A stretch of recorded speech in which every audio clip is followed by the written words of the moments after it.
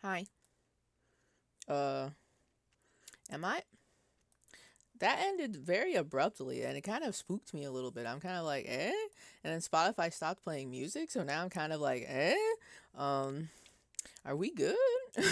um, Spotify, are you okay? What happened? I listen, I don't know what happened. I turn on the stream and sometimes we're vibing and sometimes it's abruptly cut off and I'm like a little spooked. I thought I lost internet. I think Spotify is just being weird. Hello? Music? Okay, there's music. There's music. We out here. Music is in fact real once again. We are here live with the music. How is everyone doing? How are y'all? How is everyone? How has your week been?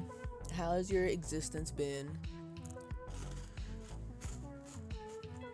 I am I am thriving and also dreading a little bit because my vacation, my 1 week vacation of doing not really anything and just vibing, my vacation from work is over. This is like the end of it. And then on Monday I have to go back, and I have to wake up at responsible hours, you know. So, I'm just here. I'm just here. I'm savoring the last bits of this vacationing for as long as I can, as much as possible. But hello, Brew, Audrey, lurkers. Hello, especially to the lurkers. Hello, welcome. Um, what else were you gonna do on my vacation? There were a couple things I did actually want to do that are more like shop and art related stuff, but I did other things that were not the things I wanted to do, but it's not terrible. So I'm just like behind on something I wanted to work on. So I'm like, I don't know how to reconcile with that. I'm just kind of like, I did some extra stuff that I didn't mean to do, but that's fine. I'm glad I did that. So I don't know. Basically, what I'm saying is, I need 2 weeks vacation to do nothing and to just vibe and exist here. Have you ever heard of cyber grind? I don't think I have.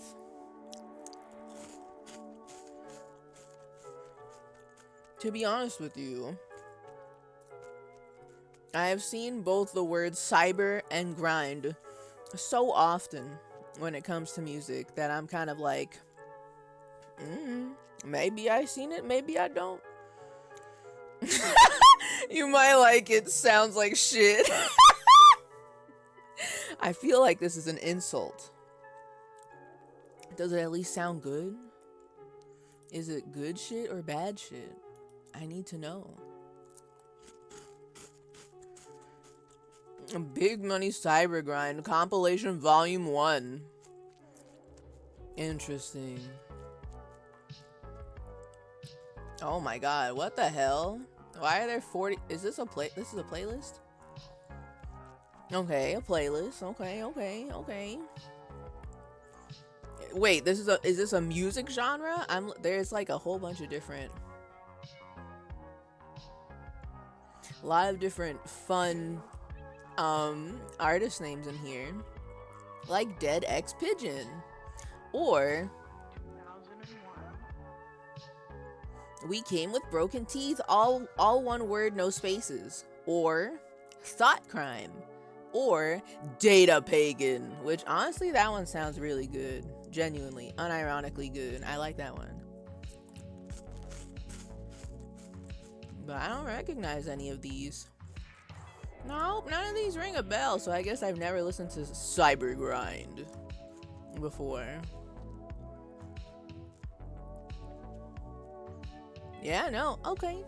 Since the band names sound interesting, I may peep at it. I may take a look at it. I may observe it a little bit. You know?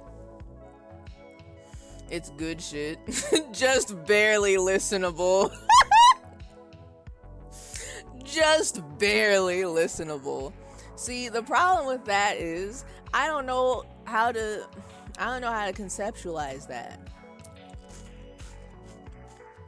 Sometimes there's songs I have on my likes that are actually barely listenable. At least I think so. Like, I would not drop this in like the coworker big Spotify playlist at work, right? I would not do that. I don't think I feel like that would be illegal. That would be a crime, and a music crime to other people. But then other people on the internet are like, oh yeah, that band, they're just baby level XYZ genre. You need to get into the real hard stuff. And then people actually like play stuff that is genuinely unlistenable. Like lots of high pitched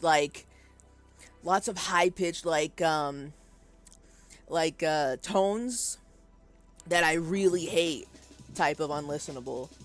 And like random noises that are definitely put there to freak you out a little bit, like the sound of what sounds like someone knocking on your door, but it's just in the song type shit. I hate stuff like that. So I hope it's not that kind of unlistenable. Yeah, it's a genre. The label's just called Big Money Cyber Grind. It's sort of the next boundary push of metal. Of metal. Unexpected. Can I be for real? I don't know what classifies as metal. So, to me, I'm like, oh no, I'm not a metalhead. I don't know anything about metal. So, to me, I'm just like, sorry, I don't know what this is. Yeah, this is prime aux cord revocation material. See? That's gotta stay in the like deep cuts, the like stuff that probably will not show up on my like Spotify Wrapped at the end of the year. Because then if it does, I have to explain to people who really want to see my Spotify Wrapped what it is. And I just don't want to explain that. Like Vaporwave, I will struggle to explain, but I will make the attempt. But like anything more than that, I'm like, nah, I can't. That's just not possible. I don't want to explain it. That's gonna take so much work, you know. Hi, Ewo. We are Dougie Jones. That's us. We're Dougie Jones. We don't know where we live. We don't know what our name is. We don't know what we do. But we're out here. We're a detective. We gotta do our job anyway. That's the neat thing about cybergrind. It sort of bends the genre like that. Okay. So what you're saying is imagine metal, but cool. I can't say that. There's probably some genuine metal out there that I could get into. But I don't know. It's called cybergrind, so I'm already really into it. Vaporwave, I just say slowed down elevator music because that's what it sounds like to normies. I guess that's probably like the fastest way to explain it for people who don't really have that big of an interest in it, right? There's always someone who asks a question, but deep in your heart, they don't actually want the full answer. You want to give them like the 5-word, 1-sentence answer. And I guess slowed down elevator music is okay. But I also like to throw in that, like, there's some 80s influences in there as well.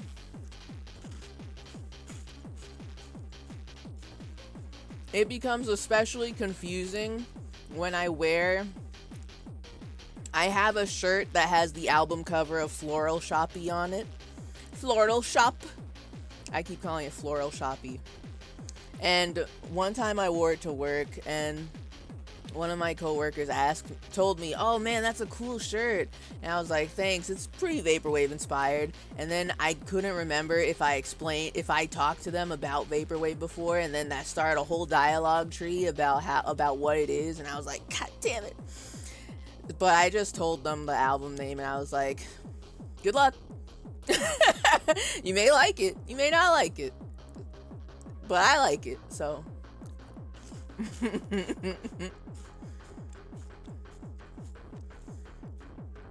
Joel's metal is good, especially Sex in Minecraft. It's called Sex in Minecraft. I don't know how good. I don't know. Here's the thing, right? Particularly in my middle school days, I was very into the emo stuff, the alternative stuff, the alt rock, the My Chemical Romances and the Linkin Parks and the 3 Days Grace and the there was another one, there was another one in there that I can't remember right now. So that's probably the most rock-pilled I've ever been, right? But I draw the line at screamo. I hate hearing screams. I hate hearing screamo. I hate it with all my heart. It's so unpleasant to listen to, for me specifically. I don't like it. So if they're screaming in it like that, I'm not really into it. And for some reason in my head, I'm associating metal with a lot of screamy vocals that I'm not interested in listening to. I will not enjoy this. Do not show me this if they're screaming. So, because it just sounds so painful. I don't want to listen to pain. It makes my throat hurt listening to it, so I don't want to listen to it.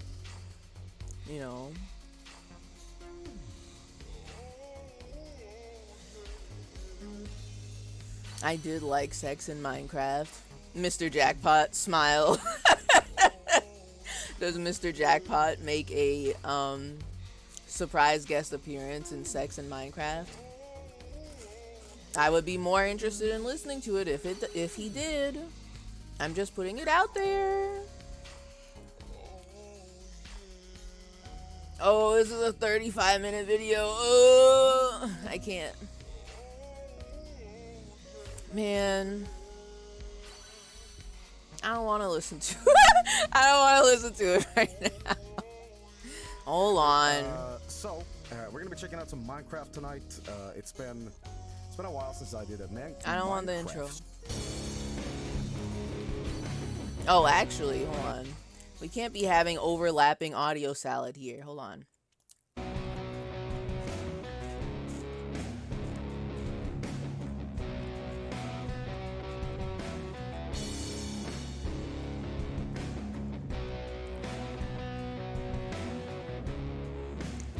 This feels like I'm gonna have to like actually sit down, not on stream, and listen to it. But so far, listenable. However, it needs further investigation. That'll just have to be for me to look at later when I have the time. Smile. And primarily, I'm probably not. I'm gonna be honest with you. I'm probably not gonna listen to it. Not that I have anything against Joel. It's just that I'm not interested in metal. I'm not interested in the screamy. Hold on, I'll be back. I forgot to get my fan. I'll be back. It's hot over here. Ah.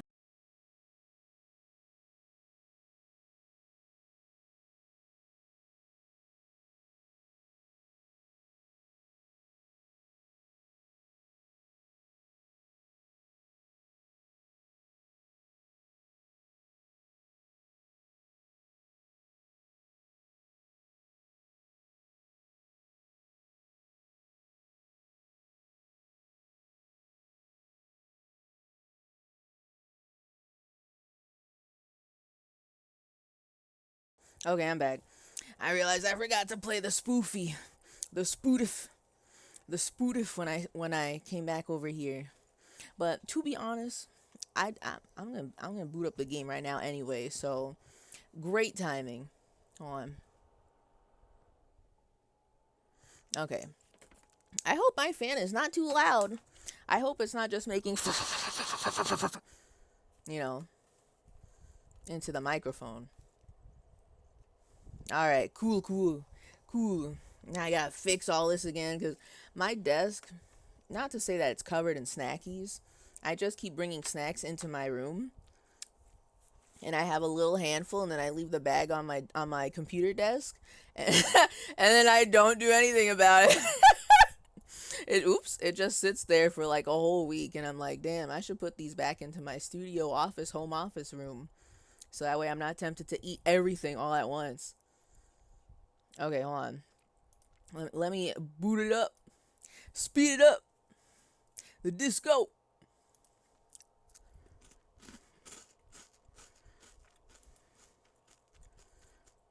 And also, let's actually show the game on screen. That'd be great. Fan is too quiet. Okay, good. Nice. That means it's the perfect mix. The perfect mix.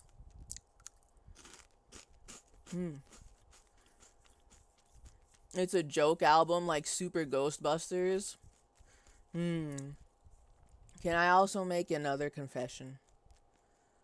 I'm not crazy about comedy music. I just kind of don't care. That's my honest opinion. Like, it's cool that people have blended together comedy and music, but I wouldn't put that in my Spotify likes.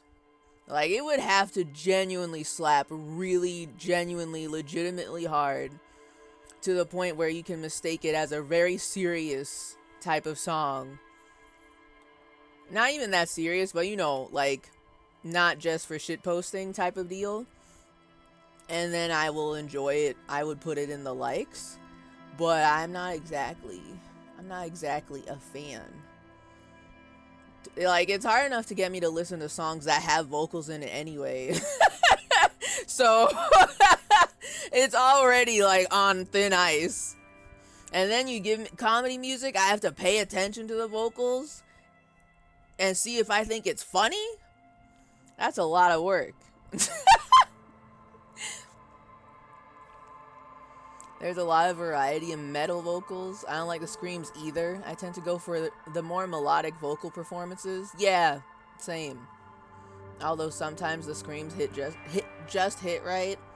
I will say that there's like a level. I've got like a limit to screamy vocals, I guess, because I do like Machine Girl. And some Machine Girl songs, they do be screaming in it. And I'm okay when they do it, right? It's not awful. It doesn't give me secondhand psychic damage to my throat. I don't feel the phantom pain when I hear them scream. But also, I don't know if I've listened to too many of their songs where they're doing the scream. I feel like I can only think of one, and I can't remember the name. You'll if you know, you know. It's one of those things, you know.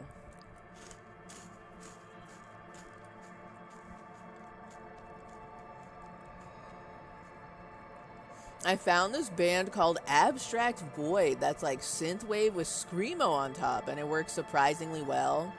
Hmm. Hmm. Synthwave screamo sounds interesting to me. I would be curious to see how that works, but again, I'm very much a non-screamo person. As soon as they're screaming, I'm leaving the building, you know. It's 30 minutes of him screaming about sex in Minecraft, jumping on the bed, and his grandma dying. Yeah. I kind of figured. Hold on.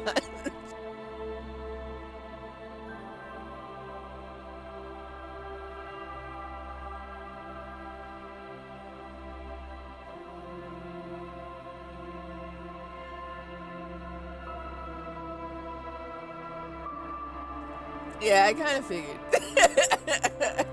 That one really got me. I was like, I am out here having a snacky, having my Snap Pea crisps.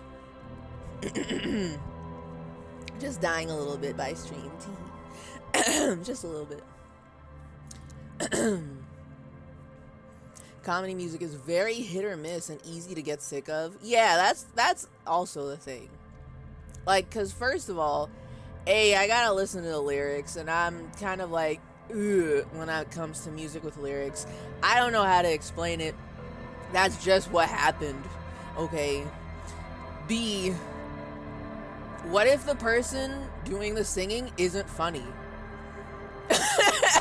So then it's just like an audible shitpost that I don't think is funny. And there's like a chance that the person is also good at producing the music itself. So it's either not funny, didn't laugh, but I danced to it, or not funny, didn't laugh, and it doesn't even slap. So I just like skip it, you know? It's just one of those things. It's not like I wouldn't be buying cassette tapes of comedy music. I wouldn't be buying CDs of comedy music. you know. You know. Where is my mouse? Oh, am I in the game? Am I out of the? I'm not. I'm all tabbed. Let me open up the game. Continue the game, please. So at least we have our wee guys to look at here.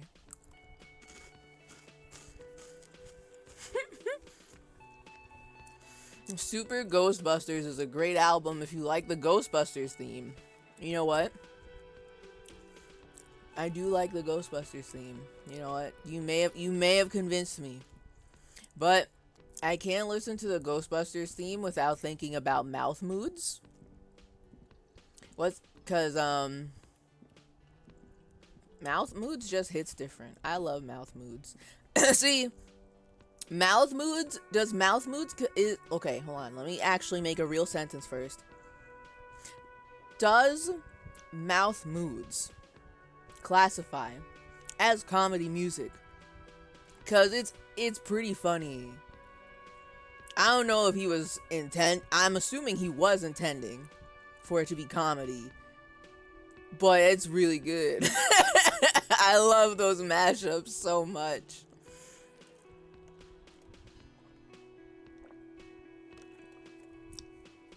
Absolutely good.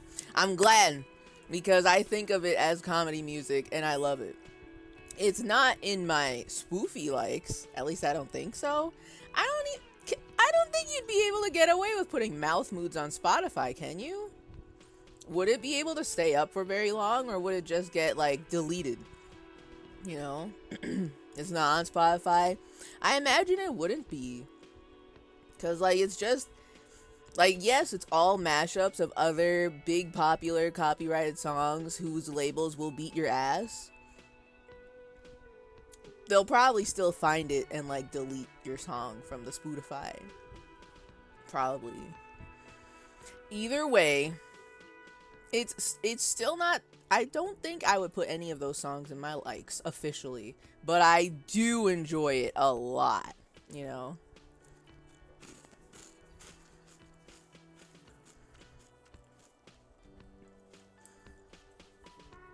Some of them have been uploaded to Spotify by third parties, but nothing legit. Makes sense, makes sense. Because, like, I don't think you'd be able to get away with that. And I imagine that the ones uploaded by third parties are just getting, like, bopped by Spotify anyway. Because they're like, hey, that's plagiarism. You can't do that. You know.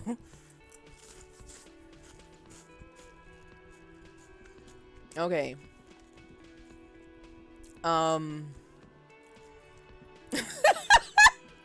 Okay, wait a minute. They're dancing together. They were very in sync. Is this normal?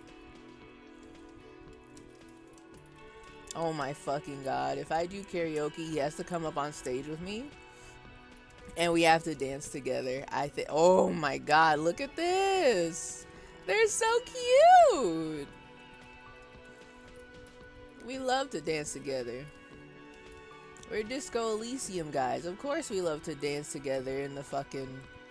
What is this? Cafeteria? Beautiful. I love it with all of my heart. Now, I can't remember what I have to do. Okay, sing karaoke? Yes. I will do that. Don't worry about that. I won't forget about that. Oh, you need to find a sufficiently tragic tape. Then play it on a boombox to memorize the lyrics. Then ask the cafeteria manager to perform, preferably in the evening.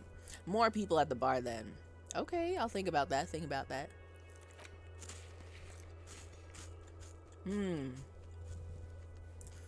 Who made the call reporting the crime? Someone reported the hanging to the RCM. Maybe if you find out who it was, it may shed new light on the events. You have an idea where to start, but the caller could have been anyone. Okay.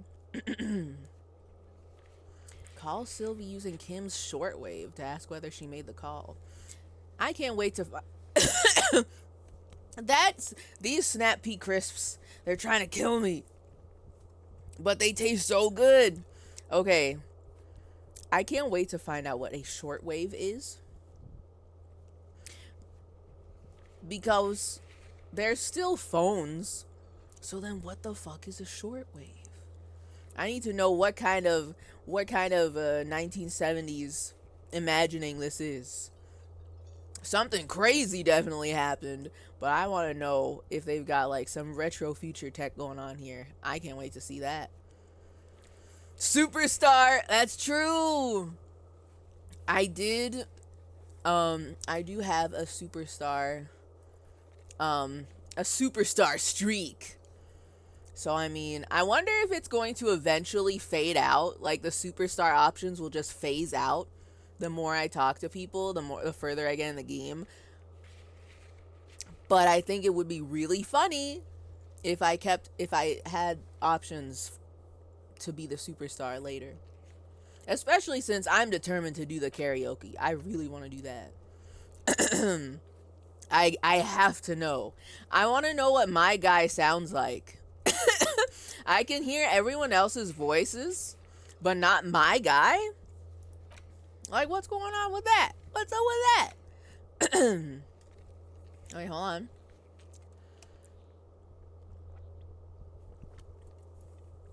I also have to pay for damages. Allegedly, I broke stuff. I didn't play that part, so that's not on me, but I guess I'll pay for it. You need to pay for the damages you caused in the whirling and rags, or you won't have a place to stay tonight. Ask around for money, and be careful with your spending.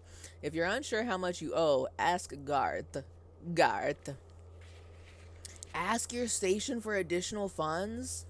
I need to know what my money limit is. Can I, not limit, but what does my bank account look like right now? I don't know where my money is. I don't even know if I know the fucking, if I remember my pin for the ATM. Do they have ATMs in this universe? Report my badge missing. Need to report it to the 41st precinct as soon as possible. The lieutenant said that you can use the radio in his motor car to call your station. Okay. Inspect victim's body. It's hanging in the backyard. Alright. Need to suppress the urge to throw up and approach it. Alright. Uh-oh, this has a little clock on it. I'm timed? End of day debrief with Kim. Kim can answer any lingering questions you may have about the case and the RCM. Join him on the Whirling in Rags balcony after 22 p.m. when you're calling it a day. I don't know what time is that in the normal. But 22 p.m., I will keep an eye on it. Find booze and drink it. Okay. I don't remember how I got this quest. Very cool. Love that for me. The hangover feels really bad. You have to take the edge off. Find a bottle of alcohol. Put it in your hand. Equip it in the held slot in your inventory. And the magic will happen by its own. I'm sorry. I have a holding spot, a held spot in my inventory? Why am I not holding, like, random objects at all times? I should be able to do that.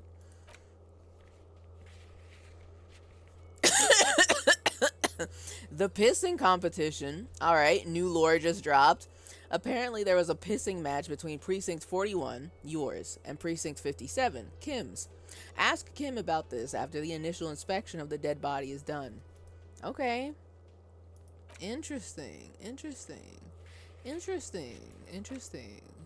Okay. I'm gonna laugh if it was like a literal pissing competition. Because this game would do it. I feel like this game would do it. Also, enjoy your lurk brew. Enjoy. What, licking the bar a little bit wasn't enough? Apparently not. I had one little sippy sip, and that wasn't enough to take the edge off. Apparently. This must be some giant edge or something. One little sip didn't do anything.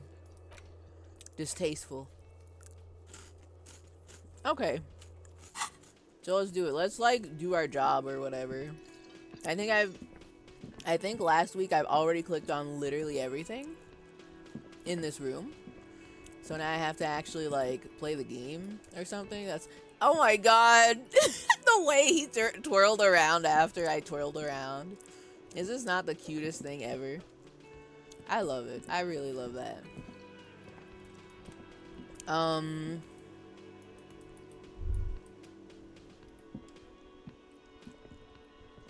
Hello? Do I have to like push it? Why can't I just go through? Did he not say it was out? It was through these doors, or do I have to go outside? Smelly. Stupid. Let me go in here. Okay. All right. You want to go outside? Let's go outside. Let's just go outside then. Oh. This didn't feel so... Okay, you know what? I probably woke up super early. And that's why it was dark. Now it's very... It looks like morning, for real. Heap of snow melts in this wheelbarrow.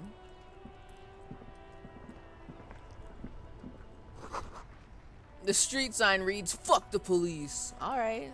Alright, that's fine. I'm not gonna do anything about that. That's fine. You can do that. A cab and all. Pigs, go home! The street name is illegible. Alright. No, that's fine. The RCM in Martinez. What can I help you with? Oh. I like her portrait. Her portrait's nice. I like that. I like the green. I like the unusual colors that everybody has in their portrait. You sound surprised. We don't see a lot of police around here. That's all. Okay, I have some questions for you. Of course. What can I help you with?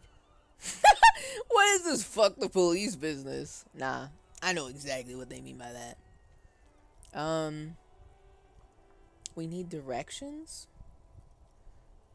Do I have to investigate and talk to her later?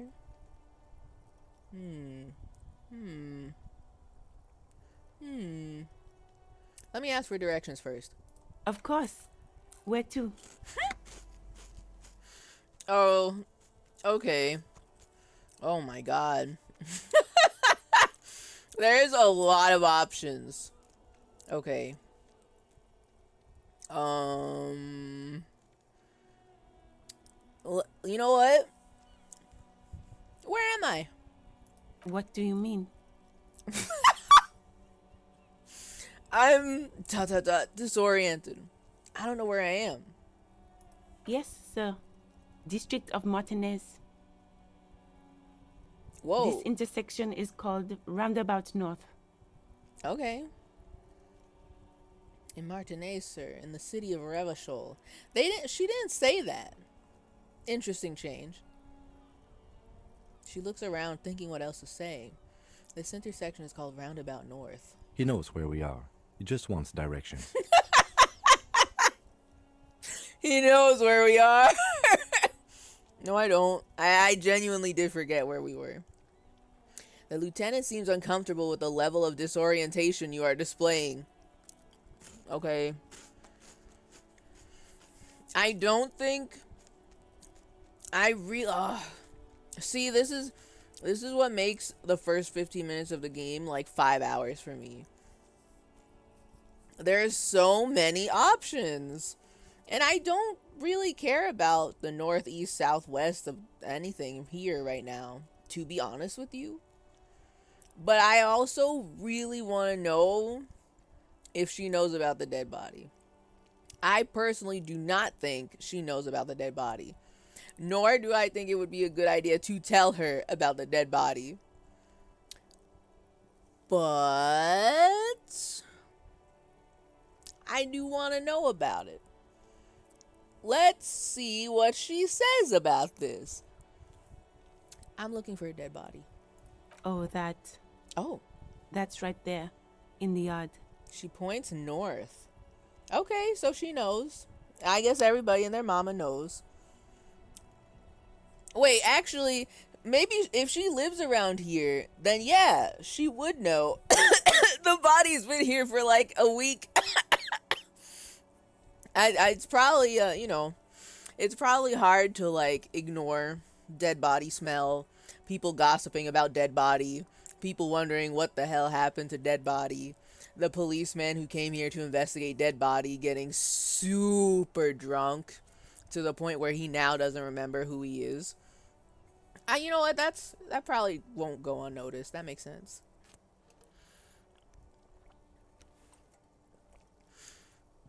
Can't wait to tune in next year for Disco Elysium. It's gonna take me a whole 365 days. Yes, sir. I have faith that we'll finish this within the calendar year. If I can finish Ace Attorney within 1 year, I can finish anything. She's relieved someone has come for it. Finally. Oh, now it makes sense. Okay. Well, now I kind of want to know the other questions, the other answers.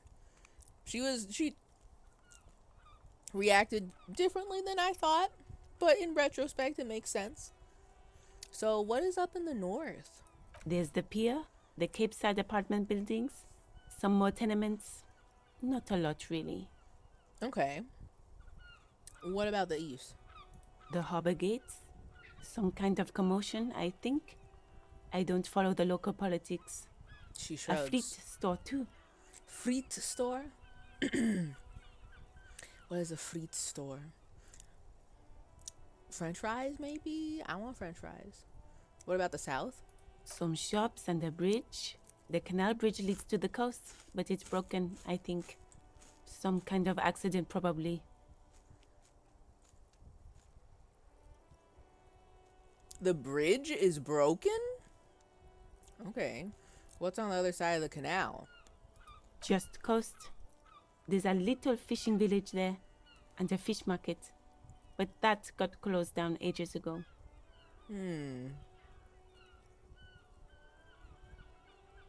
But the fishing village is still there? And we'll see, now I kind of want to know about that too. What's in the west? It's just water. No, actually, I think they call it the Martinez Inlet. There are some islands in the bay, but they're hard to reach. Okay, all right, okay. Extremely informative. All right, thanks, that's all for now. No problem. She nods, brushing a fleck of soil off of her cheek. Oh, man. Hold on, I'll save the fuck the police question for later. Who are you exactly? Me? I am just a gardener. Oh my god. These options are very good. Cool. And what are you doing here? Or, good to meet you, just a gardener. Another question then. Well, fuck. I want to say that. I want to say this answer. I want to say this one. Oh man. I love goofing around. Okay.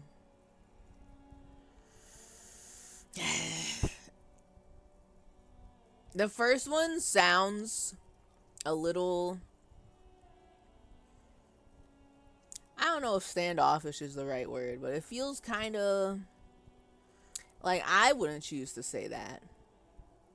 Like, obviously, she's the gardener. She probably do the gardening in the backyard area where the dead body is. I don't know. So we're gonna go a little silly with this. Good to meet you, just a gardener. Another question then. I am pleased to meet you too, officer. Fine. What is this fuck the police business? Excuse me? She doesn't understand. The graffiti. The graffito, ma'am. She's uncomfortable. Maybe you should drop this line of questioning. Ooh. Okay.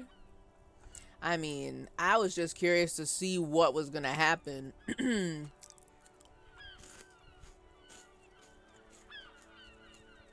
Maybe you should drop this line of questioning. I mean, I'm not gonna throw her in jail because of some graffiti that I have no proof that she may or may not be involved in. I also would not throw the graffito artist in jail. I'm just like, oh, that's fine. What's a little graffiti amongst pals, right? I will hold this, though. I'll hold this thought, put it in the back pocket for later. Does she know who did the graffiti? Is she uncomfortable because she thinks that I'll arrest her, thinking that she did it, or know someone who did? And or I'm just a super authoritarian asshole who will arrest anybody who even mildly breathes a criticism in my general direction?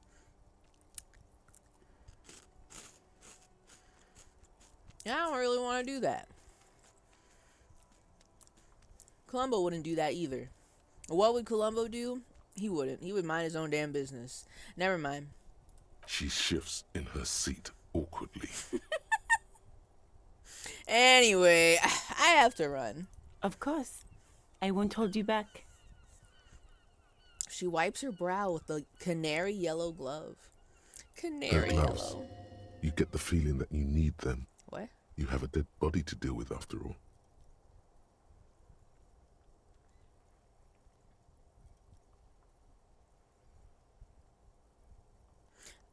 I guess, but wouldn't...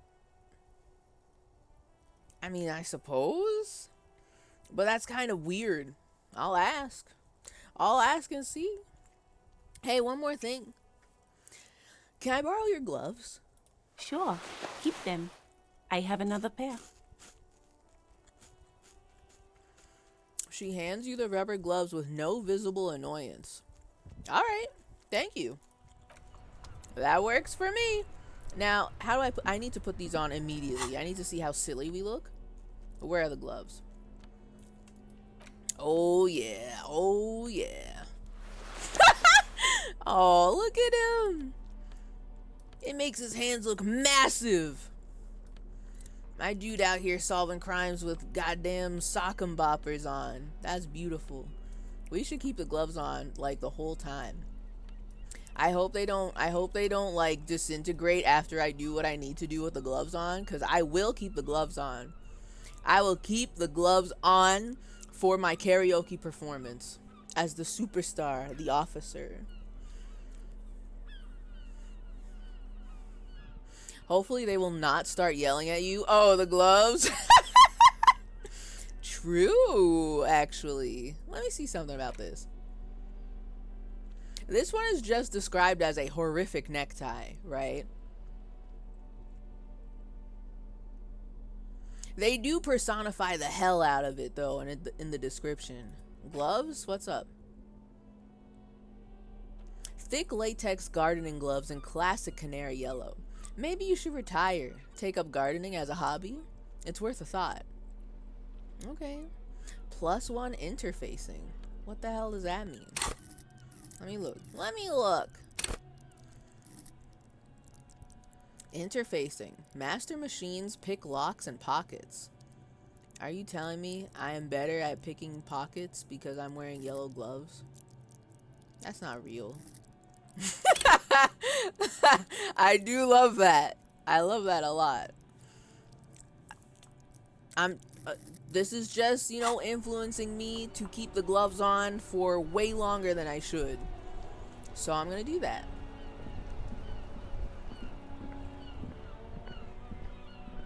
All I remember about where the dead body is that it's behind there, behind the place.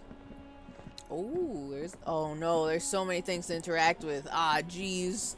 Ah, man. I want to look at everything. This is more than I thought. Ah! Okay, what's going on here?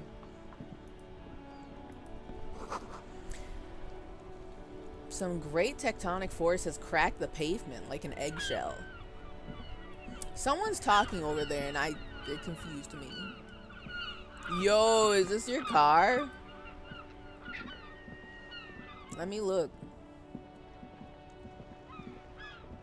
Before you stands a motor carriage. The bodywork is covered in blue and white livery, bearing the number 57. Livery? Vapor emanates from the large engine on the back of the vehicle. It hasn't had time to cool off yet. Okay. This must be the infernal machine that tore you from oblivion. I'm sorry, what? This must be the infernal machine that tore you from oblivion. Tore you from oblivion? Are you implying that I got hit by a car? Or is there something more? Please, open the door. In the cabin, you are welcomed by a set of steering levers, a radio microphone on a hook, a pull-out toolbox under the seat, and the soft glow of the fuel preheater gauge.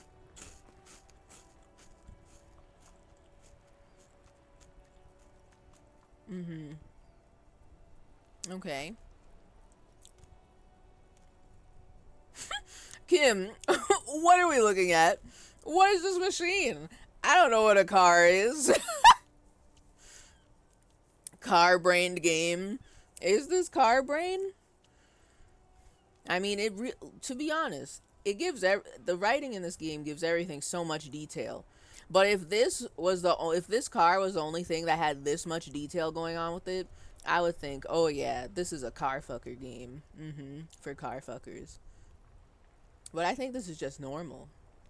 Let's take a sip of the stupid juice. Kim, what are we looking at?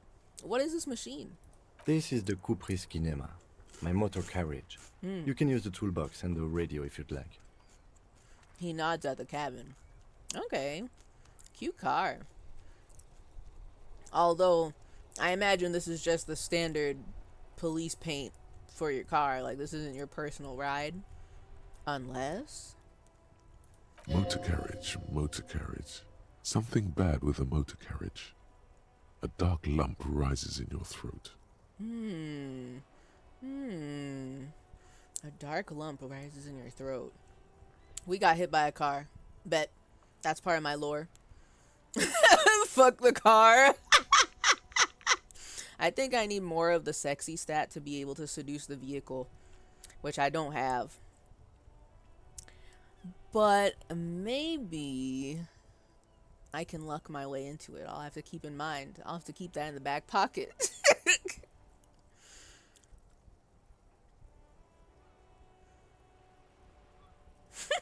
Do all policemen in the RCM have such cool motor carriages? Why does this sound sarcastic? I want to know about this sinking feeling I have with the words motor carriage. Nothing, nothing. It's probably nothing. Oh? Forget I brought it up. Please proceed with the carefree lollygagging. Well, I do like carefree lollygagging. But I'm going to be thinking about this. We got hit by a car. That's my theory. That's my fan headcanon right now. We got hit by a car. We don't want to talk about it. Or we hit someone with the car and they're dead. Someone from our past? Question mark, question mark, question mark? Alright, so do all policemen in the RCM have such cool motor carriages? The Cupri's motorcar does provide most of our patrol vehicles, yes. Capri Motorcorp. Okay. Can we turn it on and drive somewhere? No, I'm afraid not. What? We have a murder case on our hands, remember? Sure, I guess I have to solve the murder or whatever. God forbid we have a little joyride as a little bit of a break from the everyday. You know. Okay. This must be what woke me up when you arrived in Martinez. The infernal noise. I don't remember any car noises waking me up, to be honest with you. Me, in the real, I don't remember that happening. So why would I say that? A car broke his heart. You know what? That's possible too. That's part of the lore. I can see that. I wouldn't ask this, or not ask, but I wouldn't say this because I don't think a car woke me up. We just kind of woke up once we regained consciousness, you know. But I'll say it because I'm curious what Kim's gonna say. This must be what woke me up when you arrived in Martinez. The infernal noise. Yes, sorry about that. The Cupri's Kinema does have a rather distinctive engine sound. Oh? Real? And I gained 5 XP from this. I don't remember any of that. I'm gonna be honest with you. I don't remember any of that at all. But sure, I guess we woke up from the car noise. I hope they actually play the sound. Like, how weird is this car? How loud is this car? I would like to hear that in the real, please. I would like to hear this. Does it sound like a boat or something? Like, how distinctive is it? He says it with very badly concealed pride.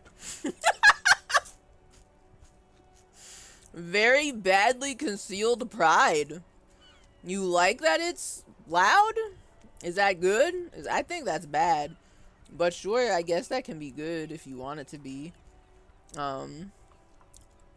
He's a car fucker. Confirmed. That's canon. Bet. That's my bet. Alright, look around the cabin again. In the cabin, you see a set of steering levers, a radio on a hook, a pull-out toolbox, and the soft glow of the fuel preheater gauge. I don't know if I want to like call my boss and be like, "Hey, boss, I lost my ID badge. Can you email me another one?" I don't know if I want to do that right now. But there's so many options. Let's meander before going to the radio, because the radio I know I have to call and find out who I am, where I live, whatever. Okay. So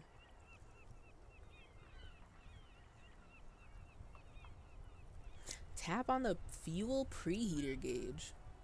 Run your fingers over one of the steering levers. Why would I want to do these things? It sounds like I'm going to start driving the car. Or I'm going to like the car is just going to fly forward, hit someone else on the street cuz no one's driving it type shit. That would be kind of Looney Tunes pilled. Not going to lie, but I feel like this game likes being silly despite the like darkness. If that makes sense. So I don't know what to expect. I don't know how silly. I don't know what their silly limit is. So let's start with the pull out toolbox. A metallic drawer slides out from under the seat and clicks into place. The tools inside are neatly organized. That's cute. Take what you need, officer. It's going to be a long case. I'm not protective of my tools, like some men are. Okay. Who are you talking about when you say that? Sure. I don't think I need anything yet. He's clearly a little protective of his tools. Right. But what can you do? Work is work. I don't think I need any. Okay. Right now, I don't think I need any of these tools. But I'm sure when I go actually look at the dead body, I need to come back here and take one of the tools. I just don't know what I need yet. I also think it would be really funny to take all of the tools and see what he says. Because I want to know if he's going to get mad. I'll come back later. I'll come back later. And I'll take all the tools. The pull-out toolbox slides back into its nest. Preheater gauge casts a warm glow on the steering levers and the radio on its hook. Okay. Tap on the fuel preheater gauge. Let's see. As you tap on the gauge, the indicator pin jerks as if startled. It's in the large orange sector, indicating the engine is warm. Next to the gauge is a red switch labeled heat. Okay. There's no use pressing the heat button. It won't start without the ignition key. Oh, he says and jingles his keys. Okay. Alright, so no Looney Tunes type silliness where the car flies down the street without no one driving it. That's fair. That's fair. That's fair. Translation. We're not going anywhere right now. Fine, whatever. Alternative translation. Don't even think you can drive my MC. Okay. I'm telling you, this guy's a car fucker for real. Bet 100%. 100%. That's my headcanon. He's proving it. Okay. So, what if I run my fingers over one of the steering levers? The white suede feels luxurious under the touch, and the metal clutch handle so very familiar in your palm. Okay. Good detail. Pick up the no. Yes. You know what? Yeah. Pick up the radio. Let's do it. Let's just do it. The frequency tableau lights up, and the green button labeled Prime Line glows like a feline eye. And then you hear something. Prime Line. Okay. The soft purr of electrical kittens. Radio waves cast far and wide over the metropolis. A woman's voice greets you through the static. The soft purr of electrical kittens. I'm gonna be thinking about that one. This is Precinct 57. Hello, Lieutenant. How may I assist you? Oh. Okay. Hi, Alice. Hi, Alice. She looks very angry to see me. Or not see, but very angry. Continue. Hello, Alice. Please assist our colleague from the 41st precinct here. I'm putting him on. Oh no. Another chance to be cringe. Oh no. Okay. How can we do this? Oh. Okay. Yeah, I lost my badge. My name is Oh god. I know for a fact if I say this is Firewalker, copy, I, I'm just gonna have the nickname Firewalker as well as the officer superstar following me for the rest of the game. And I think that's really funny. Hi, Alice. This is the officer from the 41st Precinct speaking. Nice to meet you. Good answer. Good answer. She's gonna ask who we are, but we didn't introduce ourselves, and hopefully she'll just continue talking to us as if we're a real officer. You know? Oh man. Oh man. This is stupid. I want to click both of them. This is gonna be so dumb.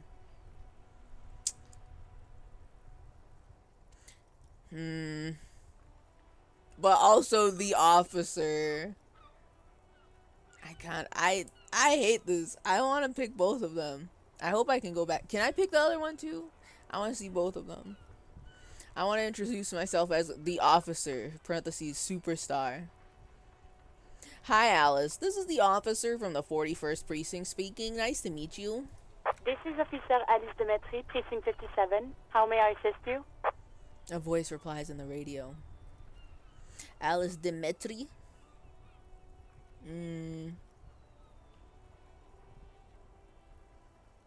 Oh, I do actually have to do that. I have to call Sylvie. Man, okay. This is actual things I have to do or whatever. Fine. I wanted to be silly a little bit. I should have picked Firewalker. Could you connect me to the 41st Precinct? I have something I need to report. Just a second, officer. She puts you on hold, the static crackling softly like a bonfire. After a while, you hear an old man greet you from the radio. His rattly voice is oddly familiar. 10-2, 10-5. This is 41st. Come in. Over. Oh my god. Oh my god, this portrait dude. He looks like he's seen some shit for real. Wow. Jules Pidieu. Hi, Jules. A scrawny old man sits in a dusty cubicle. I can see him? smoking, with a large white rectangle sewn on his vest. In front of him is a box-shaped apparatus with an array of wires and antennas. The radio switchboard. It's a video call? This is a video phone? Wow. Okay. Okay. You know what? That's fine. We've got that technology in the future. Video phone. Sorry. Not the future. The past? Hi, this is... ... Me here. I work at your station. Smile. 10-4. What's your status? Over. my status? It's not good. Yeah, so my status, 10-18. 10-20. Over. Can you repeat that? Or, please just talk human to me. These numbers mean nothing to me. Please, bro, you gotta understand. I want to have him repeat it first. Can you repeat that? 10-18. 10-20. Over. Please just talk human to me, please. These numbers mean nothing to me. State your message, sir. Over. Okay. I am in dire need of financial assistance. Damn, that's so real. Damn, he's real for that. This might sound odd, but there's personal details I'd like to discuss. I don't even know what he means by that. Like the fact that I've got amnesia, or I need to report my badge missing. Let's take it normal. Let's take it normal, because I want to click on this one, but I don't know what he means by that. I don't know what he's gonna. I don't know what's gonna happen there. I need to report my badge missing. 10-9, repeat message, over. My badge. I can't find it anywhere. Basically, it's gone. 10-4, message received. This is a very serious situation. I need to 1022 the captain, over. Uh-oh, am I gonna get detention for this? Am I gonna get suspended for this? What's gonna happen? Is it him? What does he want? Oh, I guess my reputation precedes me. Okay. All right. What does he want? A dry voice asks in the background. Is it him? Okay. Jean Vicquimar. That's probably not how you say it. So, like, continue. Says he lost his badge and needs to report it. That's true. That's true. I did say that. He what? He lost his badge? Hey, who is this? I want them to keep talking, but also I want to interrupt. Hey, who is this? This is Communication Officer Jules Pidieux, sir. Over.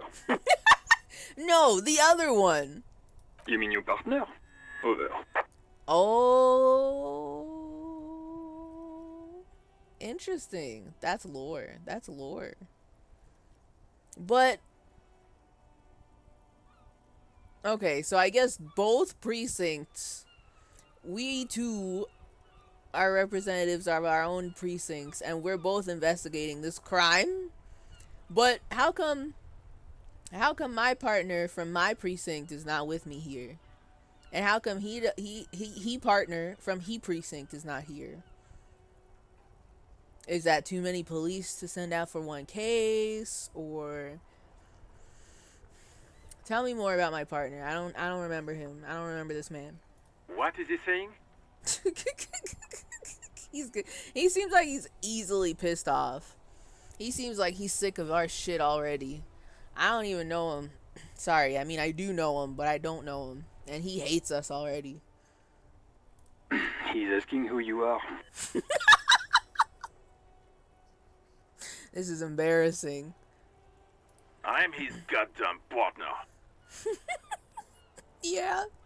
Yeah, I mean, I didn't know that. So, I mean, that's not my fault. That's his fault. That's not my fault. It's your partner, Satellite Officer Vicmar, sir. Over. Satellite officer? Okay. Satellite officer. Okay, fun title, fun title. Did he lose his memory along with his fucking badge? Why does his voice sound so weird? Like, I'm not talking about his accent. It's just the way he says things sounds so weird. I'm kind of like, why is he saying it that way? Like, he's trying to rush through what he's trying to say, but like, he has no reason to rush. The man in the background sounds like he's losing his patience. Who lost his badge? Who are you?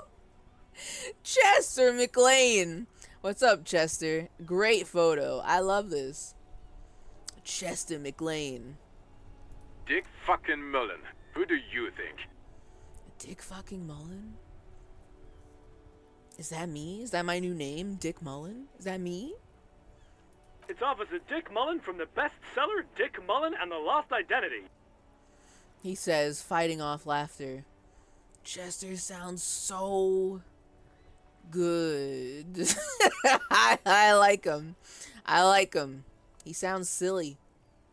Dick Mullen is not your name. It's the name of a fictional detective who would not lose his badge. Okay, he's the Columbo of this universe. Understand. But, you know, Columbo would probably lose his badge. That's what makes our guy very Columbo-esque. Columbo would lose his badge somewhere. He would be doing something silly and he'd lose his badge somewhere. I could see it. Defend yourself. Immediately. They're laughing at you. They're laughing at you. Okay. Come on, operator. Tell them to stop. This is serious. Okay. Ha ha. Officer has lost his badge. Ha ha. Like I'm the first cop to ever misplace his badge. Or, can we just move on? I want to get it reported and be done with it. I'm going with number 2. Thinking Columbo would lose his badge is world-class cope. Are you serious right now? He would. I'm not saying he would lose it all the time, but it would definitely be like one plot point of one singular episode. Not the main plot, but a secondary plot. They literally had an episode where he went to the DMV and he had to wait in multiple lines, and I thought that was the funniest thing ever. He also went shoe shopping in an episode. So, I mean, very mundane things have happened. The shoe shopping I also liked as well. That really stuck with me. So, yeah, he would definitely lose his badge in at least one episode. Yeah, episode where he avoids target practice. Episode where was the reason why he had to go to the DMV because his car needed to be inspected? Or was that a different side plot in an episode where he like stops by some officers who were doing like inspections out on the road and they're like, "Yo, your car sucks ass. You cannot be driving this." I can't remember, but I mean, it was very funny seeing him at the DMV, waiting in multiple lines just to talk to somebody, just to go to another line, and then wait until he talks to somebody, and then go into another really long line, and wait to talk to somebody. Like, that was just pure realism.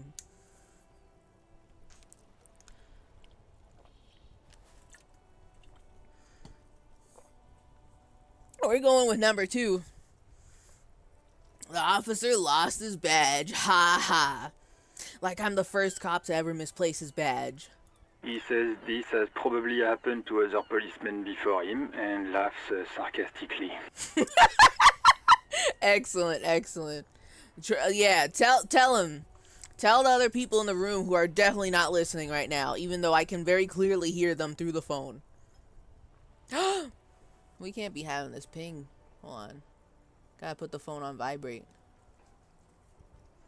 Continue. Oh, god damn it. Is he fucking kidding? The whole station's gonna be dicked for this. But why? Wait, why? How important is my badge that me losing it is a bad thing? Is it a key card? Did y'all fuck up?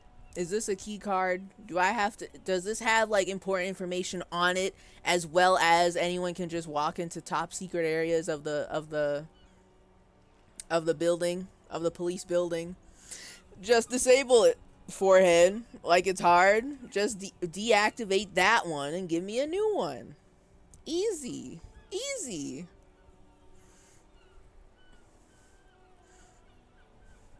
I think what you are thinking of is when he was trying to get the building plans of the architect guy. Okay, wait. So is that also the episode where he had to talk to that lady at the desk who was using this like computer thingy, and it was taking like a really long time and he was getting more and more impatient waiting for it? Because that one is also good. Every like little mundane thing. That's a different one. There are so many little like mundane things that could happen in a Columbo episode. But they're not all happening at once. It's just like one little thing can happen in one episode, and I love it. It's great. It's a great show. making Columbo just go through very mundane things. Very funny. You know, amongst all the murder plots. He's just having a grand old time evading target practice and not getting his car routinely inspected. He's just a wee guy. Satellite Officer Vicmar is wondering if you might be joking and adds that this tarnishes the reputation of the entire station. Over. Tarnishes the reputation of the entire station. How? I don't understand. How important is my badge? What happened here? Explain. Mullen dicked us.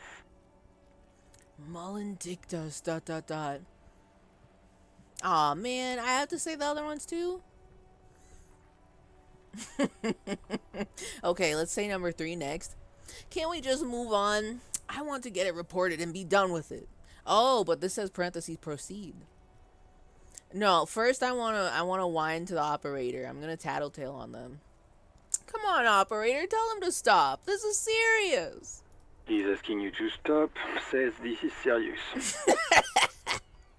Of course it's serious. He lost his fucking badge. Yeah, it's serious. What are we gonna do about it, Chief? Satellite Officer Vicmar concurs, losing your badge is serious. Over. Okay. Can we just move on? I want to get it reported and be done with it. 10-4, I hear you, officer. I'm just going to make a note here that you are in pursuit of your misplaced badge. Over. Wait. So y'all can't just turn off the badge and print me out a new one? What kind of retro future is this? Alright, so I gotta find it myself? God. Ugh. Whatever. Continue. Fuck me. Mac, come here. You've got to hear this. Dick Mullen lost his badge. Why is everyone bullying our guy for this? What a loser. This guy, he lost his badge out in the field. What a dweeb. What a dork. Oh my god. What's going on?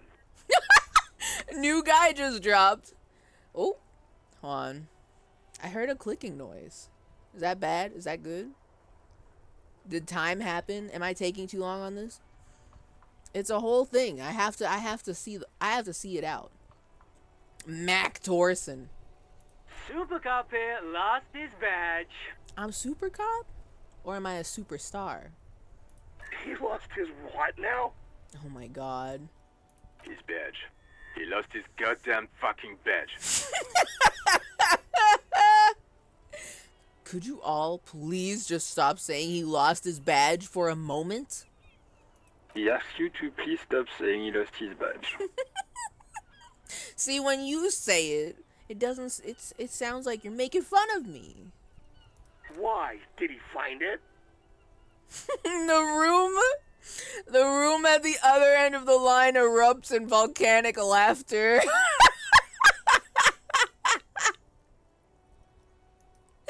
This man is getting destroyed.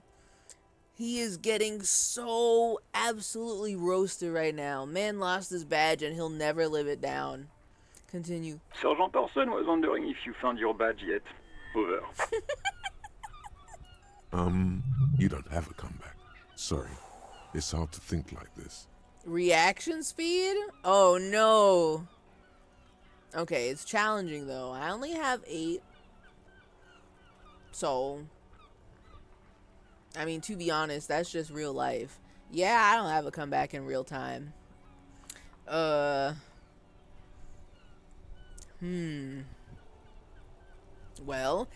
have I found my badge yet? Say nothing. But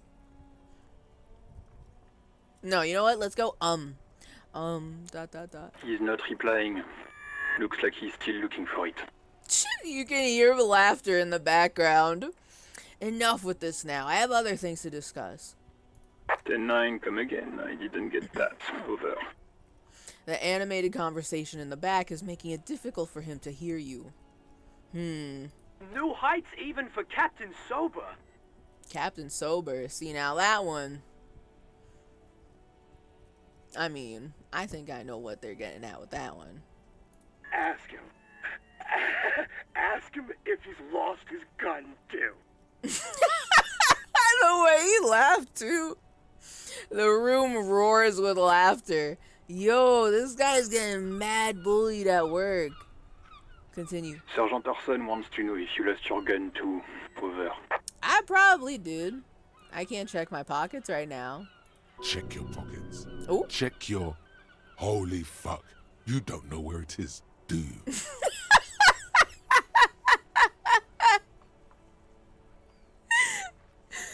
Oh. See, now, this actually is bad. The badge, I'm like, it's just a badge. What happened? But the gun is serious. Yeah, that's bad. Sorry, bro. I didn't make you lose the gun. That's your fault. Yeah, I have nothing to do with that. Hold on. What is half-light? Half-light. Ooh. Let the body take control. Threaten people. Huh? Oh. Cool for high-strung investigators. Shoot now, ask questions later, cops. Surprise haters. Half-light is your fight or flight response. It enables you to sense the way situations are about to turn. It injects palpable fear into your heart. Fear that urges you to act before it's too late to act ever again. That sentence sounded weird. Fear that makes you frighten others. It is the aggression that lets you squeeze every last drop of information out of a witness. At high levels, Half-Life makes you ultra attuned to the world. It is perpetual fear of your own shadow, of someone else's name or scent. You'll be ready, always, to pounce and physically interrogate passersby. At low levels, however, you'll find your survival instinct is lacking, and your methods limp-wristed. Those who respect violence will not respect you. Interesting. Intrigue. We're not very good at that, are we? There's only a 2 in there. Just a 2. Just a little bit. Just a little zoop.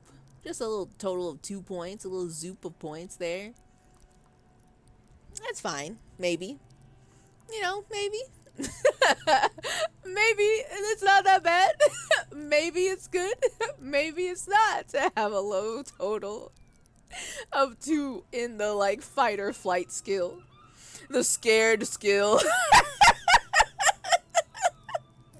The anxiety skill. Alright. Well. They gotta stop calling him names so he can figure out what his real one is. That's what I'm saying. He's bullied. He is so bullied at this place, dude. They just, it feels like they just consider him a perpetual fuck up. Officer fuck up is this guy, and they're all bullying him. I bet they put kick me signs on his back and put fucking whoopee cushions on his chair when he sits down, and they all laugh at him constantly. God, he is, oh, what a tragedy. Ultra bullied. Well, I think I'm gonna go with I don't have my gun, all caps, because that's, I take that a little bit more seriously than the badge. The boys at the station will not let you live this one down. No, it's gone. It's not fucking on you. Oh my god. Oh boy. Continue. Don't sweat it, Bratan. You don't need a gun to have fun. We can still have fun. It's not all over. Breton? Breton? What does that mean? What does that mean? What did he call me? What did the necktie call me? But sure, we can still have fun. But I mean, I kind of need that. That to me seems a lot more important. Like, you can't just leave your gun willy-nilly all over the place. So, continue. 10-9, coming officer. Did you get my question? We were wondering about your gun. Over. Oh my god. Wait a minute. I actually selected drama, right? For a little thingy I could do. What is it? I put a little extra zoop in that. Did I not? It's my signature skill. I might have a chance. Can I convince them? I'm pulling the drama here. I'm going to try my best. Even 58%. I feel like that's pretty good compared to all the other roles. All the other roles that say even and they're like at 41%. 58,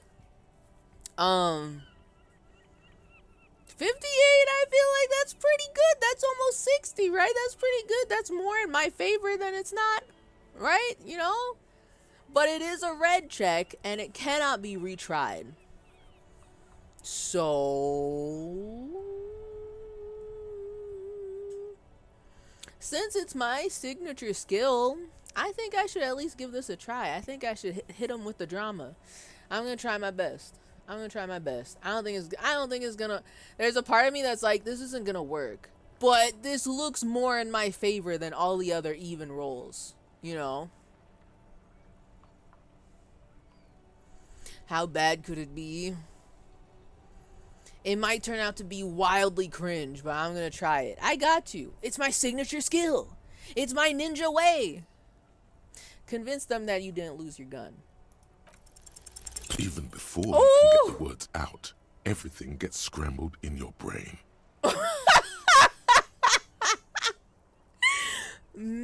Failure? No, of course I didn't lose my fun. Gun. Fuck it, I didn't lose my gun. They're gonna make fun of him. They're gonna make fun of him because he said fun instead of gun. They are absolutely gonna bully him. He's gonna have so many sticky notes on his desk when he gets back to work. And they're all gonna be making fun of him for losing his fun. Oh, brother. He says he didn't lose his gun. Or his fun, whatever that means. Whatever that means. Continue. Ask him to describe it. His gun. Not his fun. Just the gun will do. He laughs. Oh, boy. Why do I have to describe the gun? It's just a gun. I don't know. I don't fucking know. Probably a pistol or some shit. Satellite Officer McLean requests a description of your weapon. Over. Okay, continue. Oh, request a description, huh? We'll give him one. Ooh. Describe the plasma gun. Plasma gun? What the fuck? Do I have a ray gun? Why is it called a plasma gun? What is this? 58% might as well be 0% to you. You mean to tell me this goes by XCOM rules? You mean to tell me that it could say 70% and I'd still lose horribly? I didn't even have a chance. Is that the kind of game this is? Okay.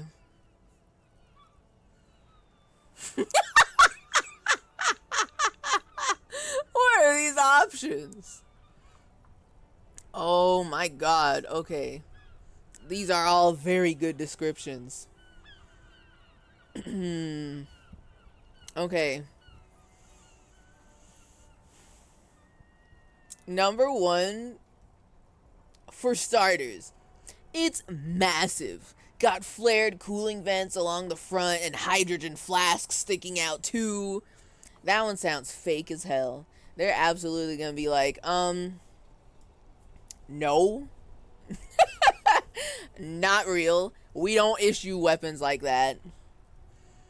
I do actually want to ask him, like, hey, what are you packing? And describe that instead. But this one would also be very funny, because imagine each precinct gives out different weapons. Like, for some reason, they don't all use the same type of weapon. So we just described Kim's gun, and they're like, nope, not real. We didn't give you that. Nope. It's a gun. What can I say? A regular goddamn murder weapon. You know how they are. Bang, bang. Look, I don't have it. All right. I don't have my gun. Okay. Listen, I'm going to ask him. Kim, what are you packing? It's a single shot kill A9. An armistice, to be precise. Armistice. Okay. But also, what if they heard him say that? That didn't sound like Kim was whispering. Kim, you're seeing this, right? They're making fun of me. You gotta whisper it back to me. I don't think so, but it's funny how unlucky you are with rolls. I didn't even do anything special. They're giving me bad rolls. Terrible, awful. But I have such good chances. 1 is your passive roll. Apparently. Why do you need to whisper when radio is push to talk? It doesn't sound push to talk to me. Because I'm hearing everything that's going on back there. When the main guy who's holding the thing is not going. So I don't think he's holding down the button for that long. I think he's just kind of like, it's just kind of on. Else, why would I whisper if it's not always on when you're in the call, like a telephone, you know? I don't think we muted. But it would be funny if we were using the mute button. So anyway, Kim, thank you for that intel. It's a single shot armistice kill A9 over. Says it's a kill 9mm armistice. I never said millimeter. Unless that's what, also an A9, but I never said 9mm. You're making things up. Armistice? What, is he a fucking... Clearly he doesn't have his Villiers anymore. Told you. I told you. They're like, excuse me, that's not your gun. We didn't give that to you. What? Dear God, he lost his gun. Oh my, I can't. I can't mentioned. Everybody drop your I can'ts in the chat. This guy lost his gun. This fucking doofus lost his gun. And his badge. What a buffoon. What a dweeb. Oh my god, what a dork. He lost his gun and his badge. The man succumbs to laughter again. This isn't really a laughing matter. Oh, now it's not funny? Okay. Mac can face a giant of Coco Noor by himself, but Disco here made him piss his pants. Coco Noor. I want to know more about that. That sounds like a fun name. You know, blam blam, a gun. Our guy's a fucking doofus, man. Oh, I can't. Fuck. He lost his ass, but he still got his wiener. Oh, man. Oh, man. He probably lost his wiener, too. He lost his penis. Continue. I'm not going to. No, ask it anyway, coward. See what happens. Ask him. Why? Sergeant Orson here is wondering if you are still in possession of your genitalia. Over.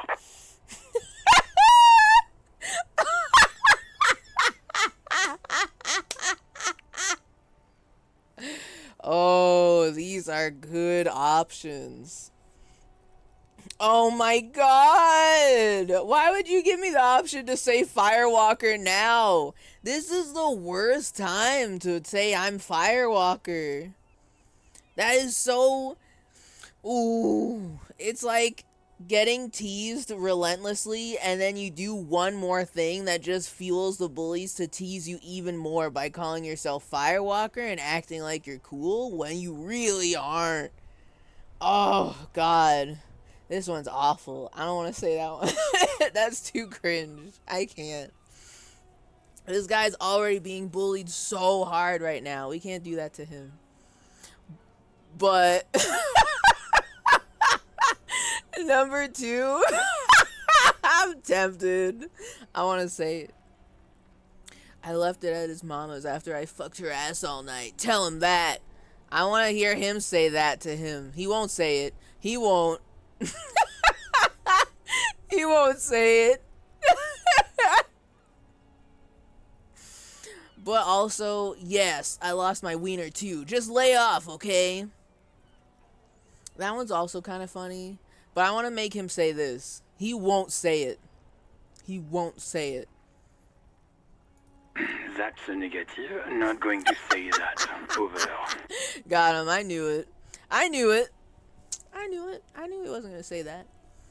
Say it anyway. Or have him come to the phone. I'll say it to his face. I ain't scared. What's he saying? Share with the class. Yeah. Make him say it. We're going to bully this old man too. We're going to make him say things that he doesn't want to say. He's going down with this. He said he sodomized your mother.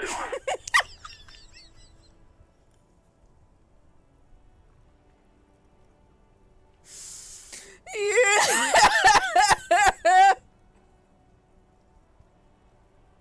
Well, you can't say it like that. It's not the same. You made it sound all clinical. Continue. I want to know what he says about that. The prick ate Mama's vanilla waffles at the captain's birthday party. Some nerve he's got.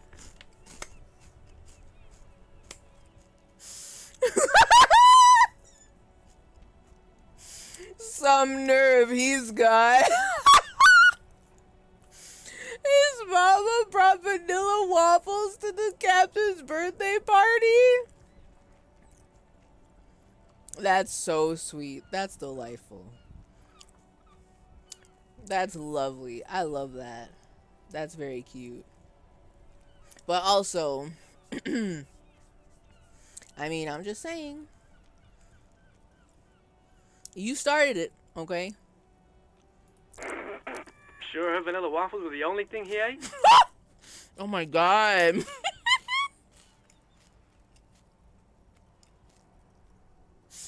Yeah, get him, Chester. Let's go. Let's turn this train around. Yeah, woo! Yeah, we're fighting. Woo! Your mama jokes. Woo! Yeah, let's go. Woo! We're insulting each other's moms. Woo! Continue. Shut up, Chester. This isn't funny. This is my mom we're talking about. Shut up, Chester. This isn't funny. This is my mom we're talking about. Continue. Tell him to apologize right now. No, I'm not gonna apologize. What are you, Gracie? I will apologize to your mother, but not to you. Continue. Sergeant Orson requests that you apologize for the claims that you made about his mother. Over.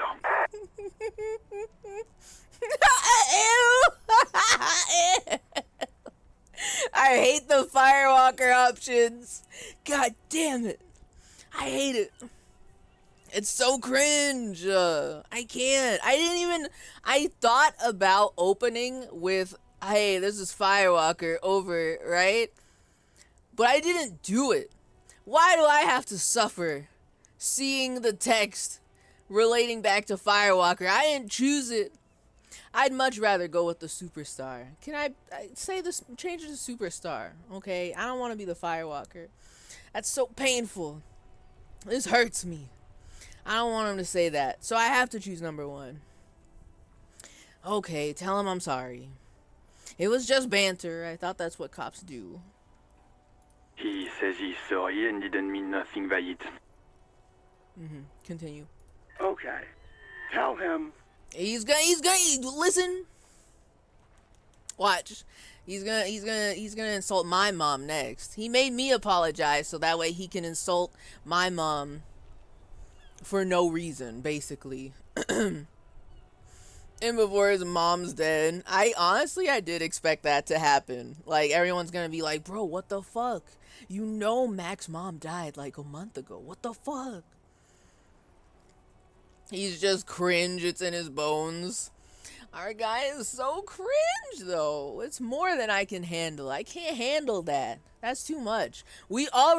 Last week, we already took psychic damage, morale damage, from being too cringe. We can't let this happen again.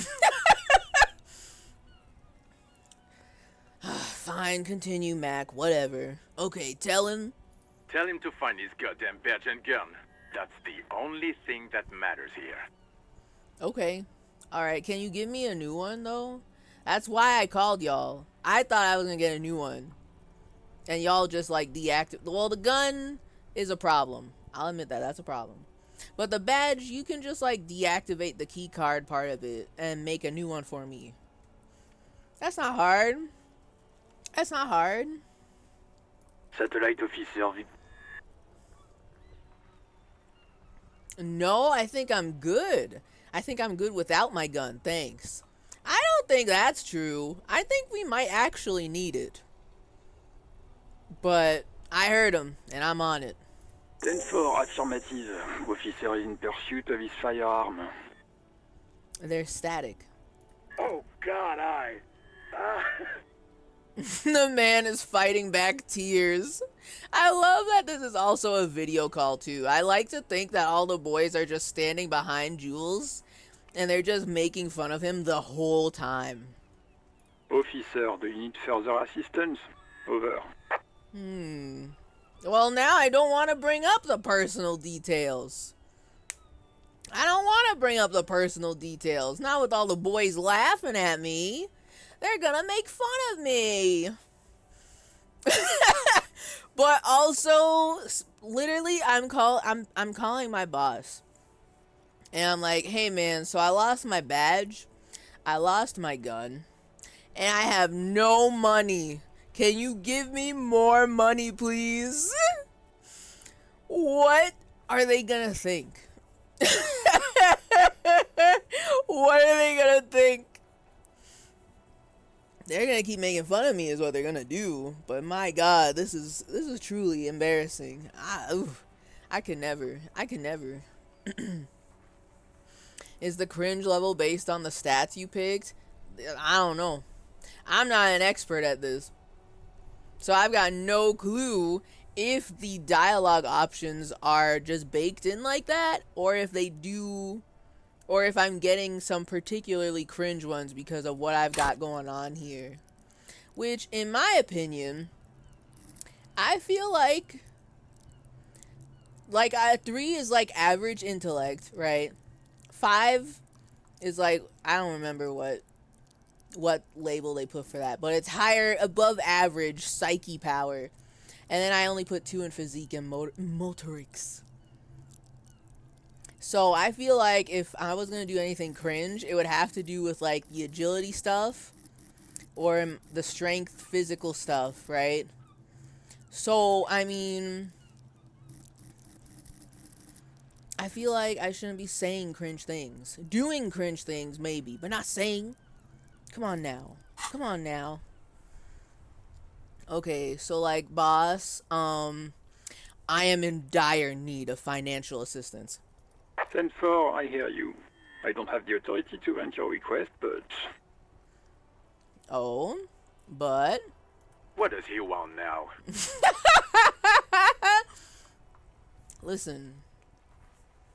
Don't worry about it, okay? He's asking for money. He makes me sound so pathetic.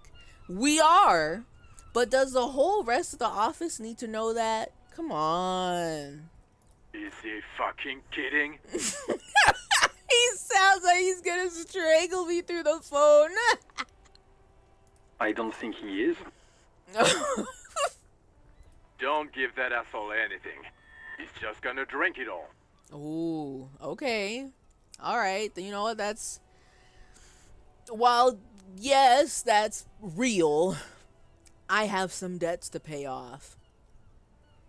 I may have destroyed part of the crime scene. Not the crime scene, but the area surrounding the crime scene, and I need to pay for that. Don't tell him that, though. Right. That's a negative on the additional funds, sir. Over.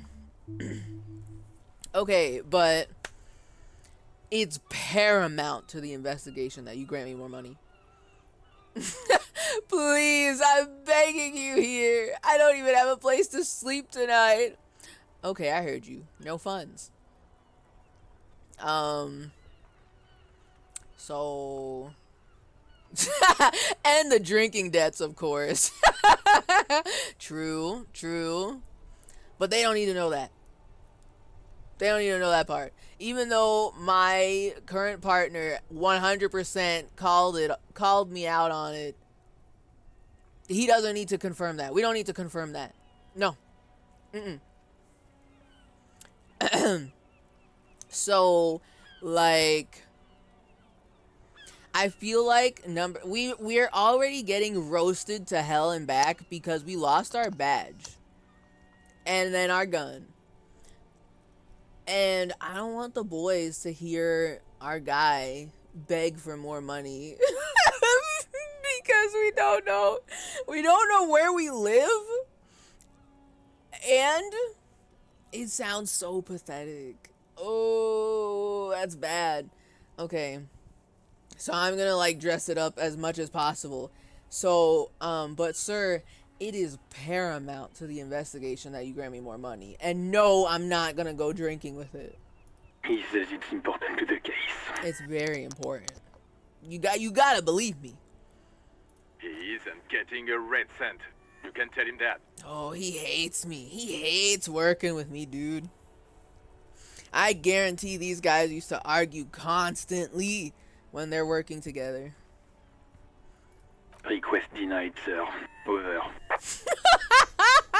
Oh no, they're gonna make me beg? Oh, they're gonna make me beg? Okay. We're gonna have to look pathetic. Again. Please. I'm begging you here. I don't even have a place to sleep tonight. He says he's in trouble. Doesn't have a place to sleep. I have to pay, please. Well, I guess he'd better crack the case before sundown then. He fucking hates us, dude. He hates us so much. He is so sick of our shit. Vigmar said... Who cares what this Vicmar said? Pull on their heartstrings. Pull on their heartstrings? Tell me more. Suggestion. Tell me more about this. Are you suggesting that I do a manipulation? Enough, officer. This begging is below your dignity.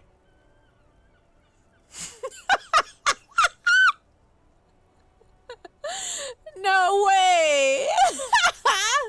See, that's even more pathetic, though. I don't want to be here anymore. I want to go home. Please come and get me. ... But I really want to select it.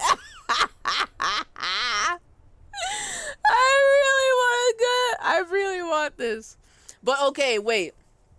I didn't investigate the case yet. I'm hoping that this doesn't just like pull me away from the case. Ain't no way that's gonna happen. What's his name?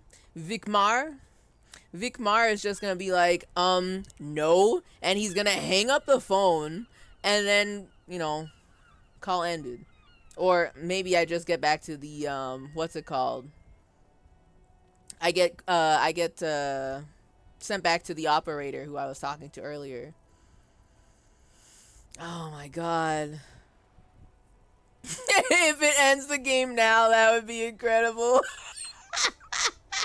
Okay, so it's still early game. But also, I really like what I built up so far. I'm attached to this now. I really don't want it to end the game. If it does end the game, it should send me back to this choice again. And then I can be like, okay, I heard you. Ain't no way. But you need money. That's true. Oh.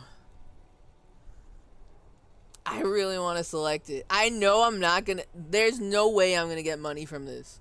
From this one? No way. I feel like my old partner, he's like, no. And that's final. I know what you're gonna do with that money. So no. And then he's gonna hang up the phone. I want to go. I want to go home. Oh man. I'm gonna select it because I really want to know what they're gonna say about this. Please don't end the game, please. Please come and get me. Da da da. Ooh. Listen, it's okay. You can do it, sir. Over.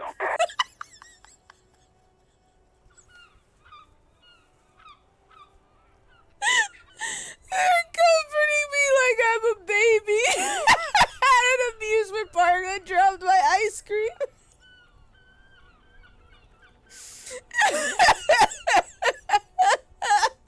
He seems to lower his voice a bit, carefully choosing his words. He thinks I'm gonna cry.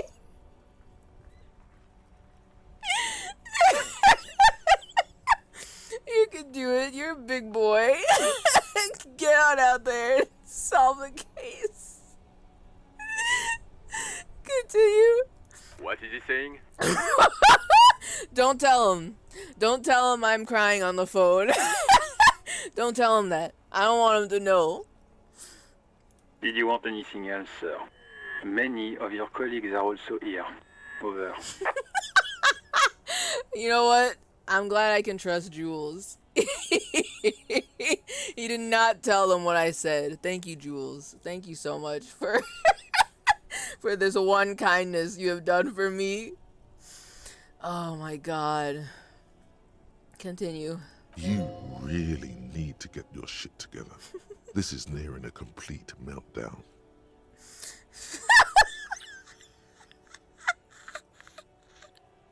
Why can I still cry?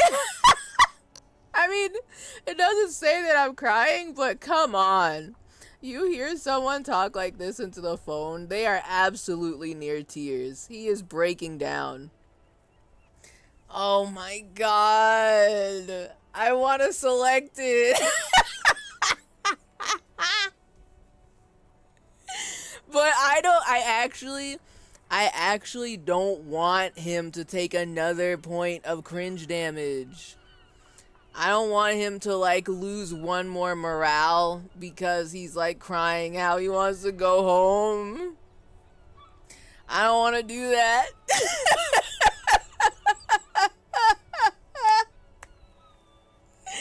I don't. Oh my god. Okay.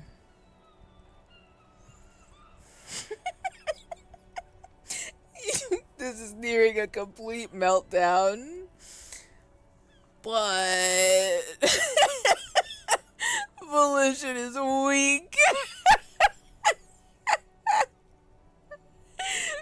Me out of work. Oh my god. Oh my god. I want to select this so bad.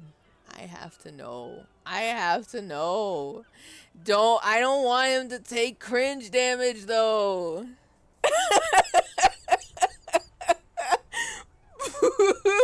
And also, Jules right now is covering for me and he's like, listen, you can do it. It's fine. You got this. You don't need to cry over this. And then everyone's gonna be like, is he's crying? And they're gonna make fun of me even more. Oh my god. Oh. I really want to say, please, I don't want to be here. Maybe Jules will give you some of his money. Oh my god. Are we really gonna cry to get what we want? I didn't even think about that. Hold on, let me look. Let me see something. Volition. Oh. Oh. Wait, what the fuck? Oh, I have less than my base amount because I took 1 damage? Is that what this is saying to me? Hold yourself together. Keep your morale up. Cool for sane people. Well-adjusted cops. The non-suicidal. Okay. Volition urges you to be a good guy. To others and to yourself. It enables you to resist temptation. Be it in a bottle, between a pair of legs, okay, or at the end of an iron barrel which promises oblivion. Oh! Volition gives you the will to finish the investigation, improving your morale. Oh. One of the 2 health pools in the game. Okay. I have been convinced. I can't cry to my boss. I can't. Oh, but I really want to know, but I can't. But I really want to know, but I can't. Oh my god. It's not betrayal. He's really having a meltdown. Oh, so it's a warning about cringe damage. That's kind of what I'm picking up from this too. Oh my god, this is difficult. This is why this stream is going to take 5 hours for the next 10 minutes of the game. Okay, at high levels, Volition makes you hyper sane. When you're about to get funky, it keeps you normal. Okay, it's a bit of a party pooper. At low levels, however, you'll have little morale. Without it, you'll be a profoundly unstable cop, falling apart at the seams as you make irreversible mistakes. Aw, man. Man, why's it gotta relate to my sanity, huh? Why couldn't it just be something I'm already shit at, you know? Damn. Fuck.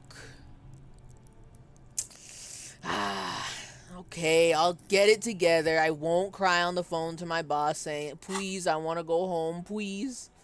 Even though I really want to.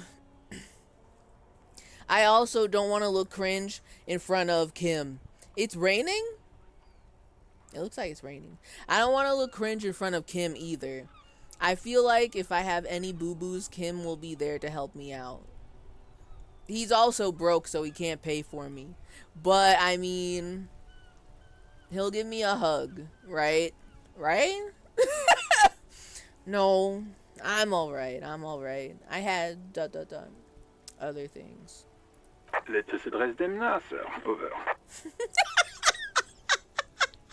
Okay, but the other things are personal details. What is he gonna talk about here?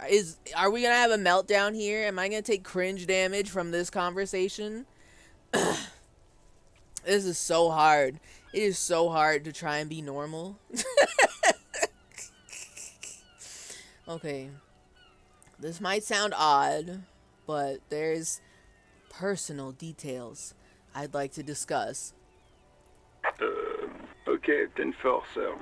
I hear you. Relay your question. Over. Poor Jules. I'm having a crisis and he's not prepared to handle this. Continue. Wait. Before you say anything stupid, think it through. Okay.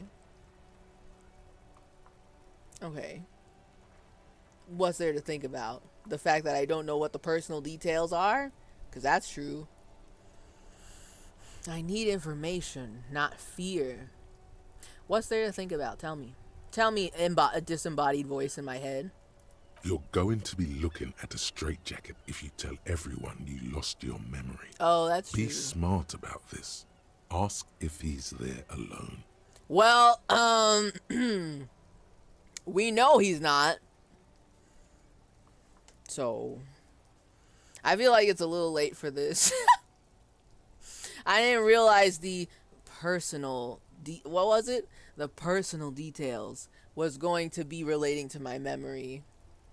I think it was Kim that called my amnesia the personal matters that he doesn't want to hear about.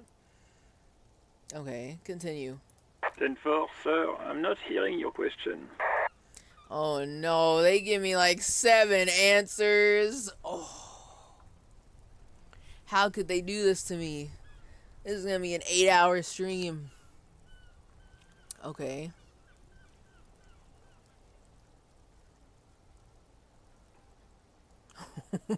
My God. Please refer to me with my full name in the future. Any news about my ... family? Wow. Okay. Are we gonna have to roundaboutly say that we have amnesia, or are we just gonna rip the band-aid off? Have I ever told you about my life before the RCM?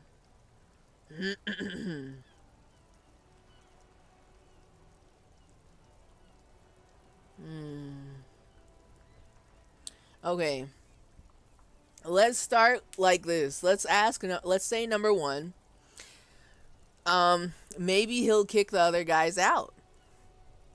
Cause they're already gonna bully the hell out of me so much when I get back. They won't let me live down the fact that I lost my badge. We're not gonna get over the fact that we lost our memory too. Okay, so hold on. Are you alone in the room? I need some confidential information about myself. That's a negative, sir. I got a 10-12 here. Over. Okay, so that didn't help. I know he is not alone in the room. I was kind of hoping he would kick other people out. Whatever. So, I wanted to know if you got my badge's description right in your report. Could you read it to me? Name, rank, date of birth, perhaps? What? What is it? He's still on the line? Yeah. Don't tell him. Don't tell him, Jules. Don't tell him. They have too much ammo on me already. Don't tell him. He wants to verify the information on his badge. God damn it, Jules. God damn it, Jules. Maybe I should have cried to get more money out of you. God damn it. Continue. But of course, it says Dick Mullen, High General of the Revacholian Cavalry Force. Revacholian. Tell him to stop wasting time. I mean, I probably am literally wasting time. I've noticed that time is happening down here. What's going on with that? Time's real in this game? That's fucked up. But I need to know what my name is. Smile. What do you need, sir? Over. Oh boy. Okay. So, like, okay, hold on. Can you, like, please refer to me with my full name in the future? 10-9, repeat message. I didn't get that. Over. Say my name. You can't show that to me and expect me not to click on it. I have to click on it, okay? I am contractually obligated. We gotta pull a Heisenberg. Stop calling me sir and just use my real goddamn name, will you? No. Say my name. Sir, I will not have you talk to me in this manner. Over. I didn't even notice either that he's calling me sir. Bro, I work for you. No need to be so super formal. He doesn't want me to know what my name is. Apparently. Please just say my name, Jules. Oh my god. Does he not know? Does he not know my name?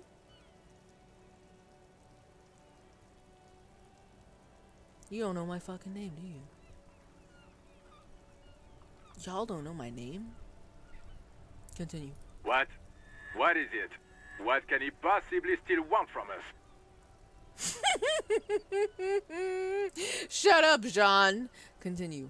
He seems intoxicated and keeps asking me to call him by his name. He seems intoxicated.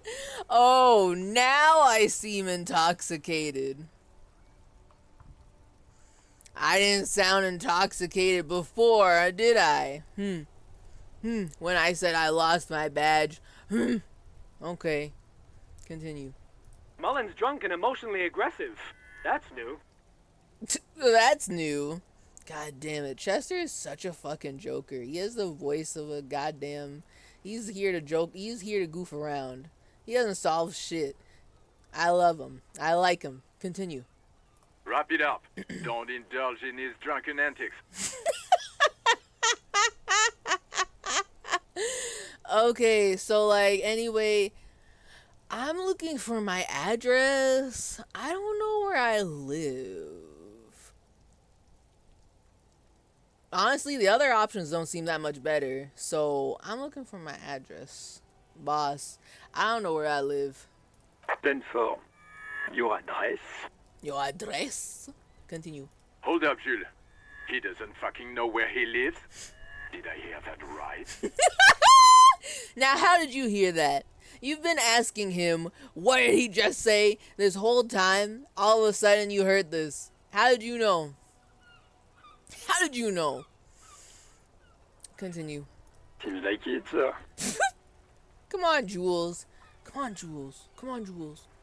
No, fuck him. Don't tell him anything. You understand? He's been hellbound for the gutter. Let him have it. I feel like that's a little weird.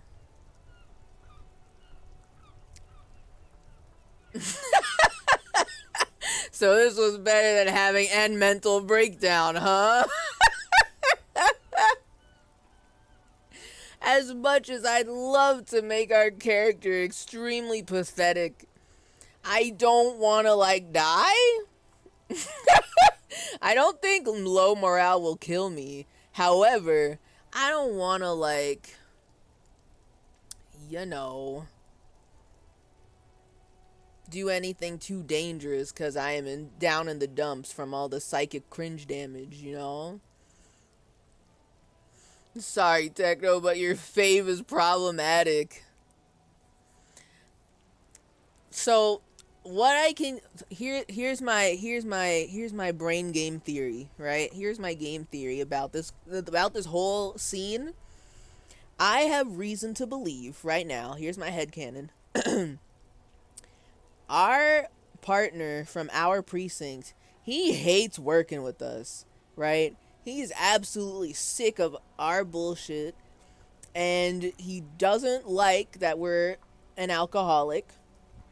And I feel like because of how he is responding to all of these things that I'm talking to Jules about, I feel like that in the past, my guy may have hit him up for money one too many times, and we did literally drink it all away, and we had to pay, like, we racked up quite a bill. So he fucking hates us. Like, this feels needlessly aggressive to me, the player who just walked into this lore, but I think they've got big history, these two. Like, there's a reason why he hates us. Though, I don't know how to feel about him, I guess, withholding my address hostage. He knows where I live, I guess, but he won't tell me.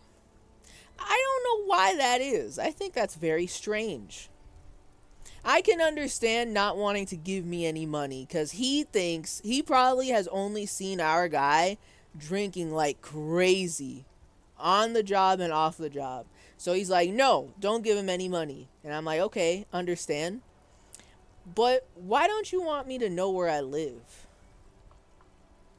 That seems particularly hateful. Some real shit happened between these two. That's my headcanon. That's my headcanon. Because I feel like this is really strange. That's a strange response, I feel like. Continue. Sorry, sir. Anything more I can do for you? Over.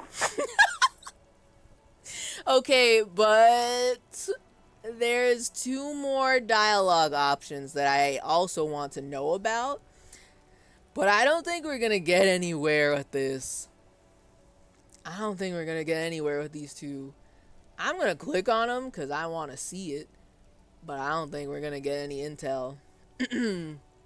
So, like, any news about my family? Like, do I have one? Or...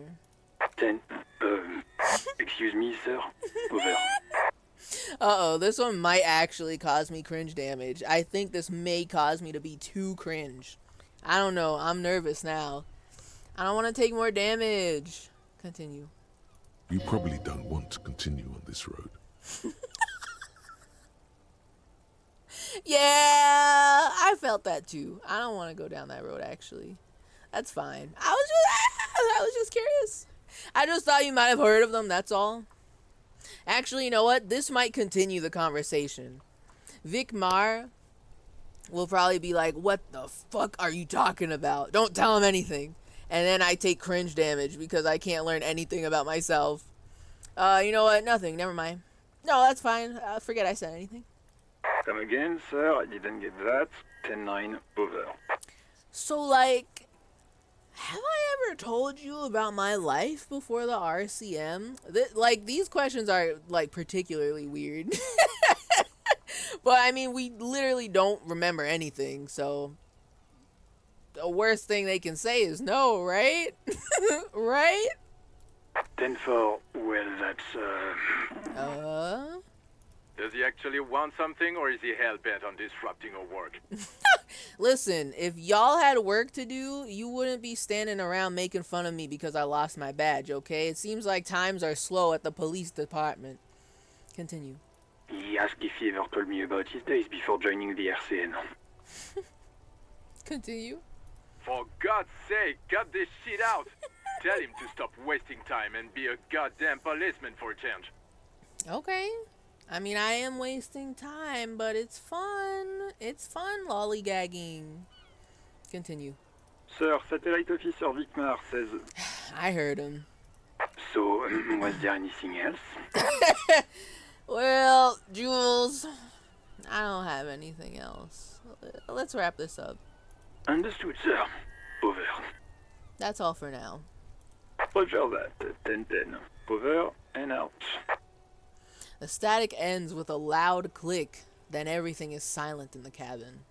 Kim, did you hear all that? That was fucked up, right? Do they bully you at your precinct? 18 kilometers to the south, in the 41st Precinct's relay booth, a small crowd has gathered around Communication Officer Jules Oldboy Pidier, around a dozen cops. Old boy. Wait. Hold on.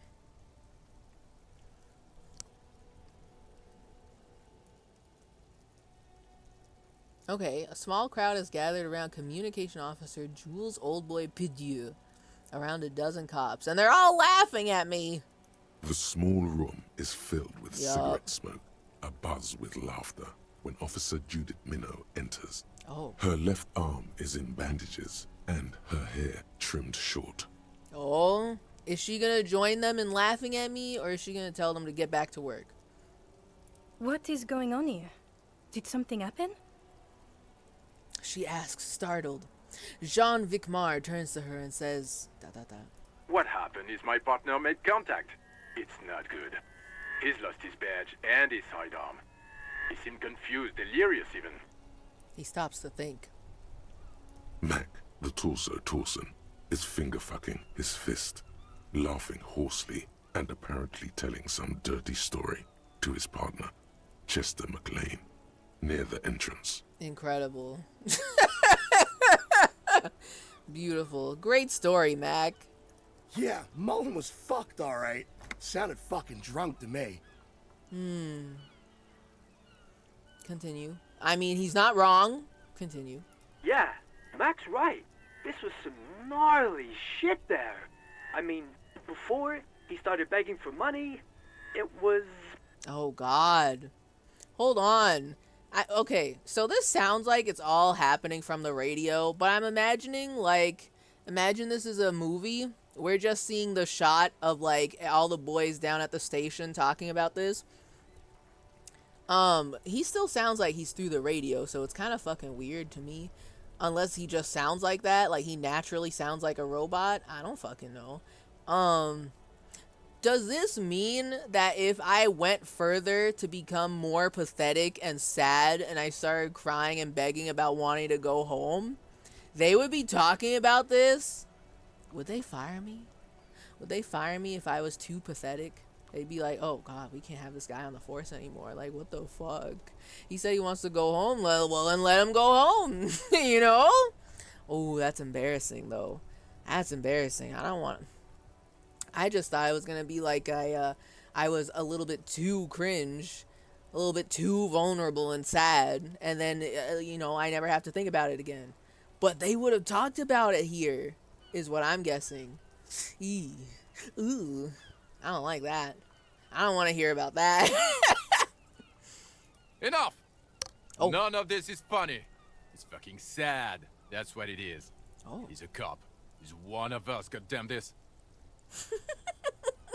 His delivery is so strange. The commotion dies down. All eyes turn to Satellite Officer Vikmar. Continue. We must help him. Oh. Minot looks down at her neatly polished black shoes. There's a quiet firmness to her voice when she speaks. Oh? Continue. Yeah? How do you fucking plan to do that, huh?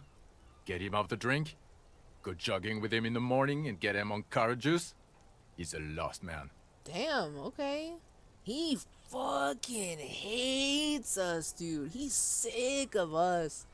I feel like we burned him. We burned bridges with him. So, he doesn't want to help us anymore. He's just like, fuck it. I don't care anymore. That's sad. That's rough. I just know we can't give up on him when he's at his weakest. Mm-hmm. He wouldn't. Mm-hmm. He wouldn't. ... The crowd in the room has started fidgeting uncomfortably. Someone's trying to slip out unnoticed. Too uncomfortable for you? The reality of alcoholism? Continue. Mac, man the door. You know what he told me? I don't want to get better. I want to get worse. Those were his words. Ooh. He sighs heavily and turns to address the room. Okay. Mm-hmm. That's how it is. I felt it. I felt it in the way that he was responding. He was like, I'm not gonna help him anymore. He got... Bridges have been burned. I don't want to get better. I want to get worse. Man's got big depression. Continue. This shit does not leave this room.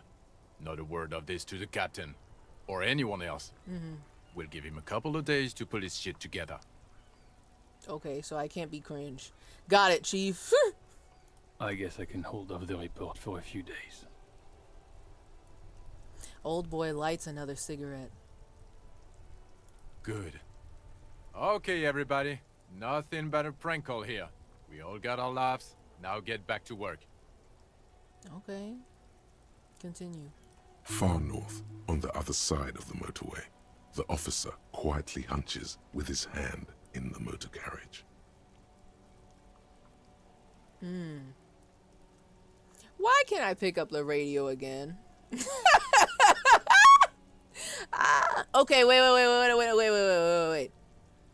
I remember. I do actually need to pick up the radio again to talk to Sylvie.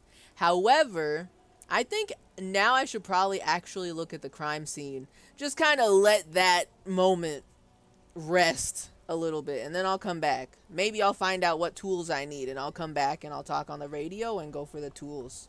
So that was real. That got real. I'm gonna be real techno.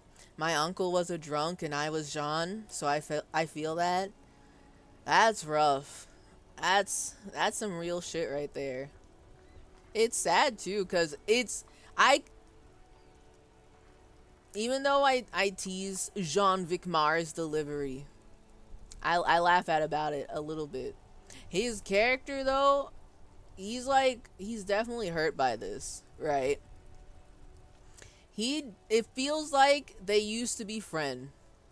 And then our guy has got some like crazy depression going on, and he's like drinking himself practically to death like constantly. And this guy is trying to help him out, Jean, but it did not work out. And so he like feels bad. I feel like he feels bad about turning his back on him like that, or like being harsh with him like that, but he still cares a little bit, you know. There's still a part of him that cares, I feel like. So I'm intrigued. I want to know more about their history. What the fuck did our guy do, huh? It says a lot about the player character. For real? I'm very curious. Close the door. Let's go look. I forgot we had this big giant yellow gloves. Oh, that's a little bit of a hee hee ha ha clown moment. Leave the car with big chunky gloves on. All right, Kim, did you hear all that? Hold on, can I talk to him for a little bit? I'm just curious. Did you hear that? Yes. Want to grow? The calcium in milk helps bones grow.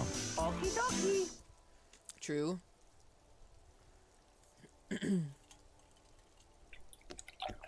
Okay, I thought it crashed. I was like, I don't hear anything.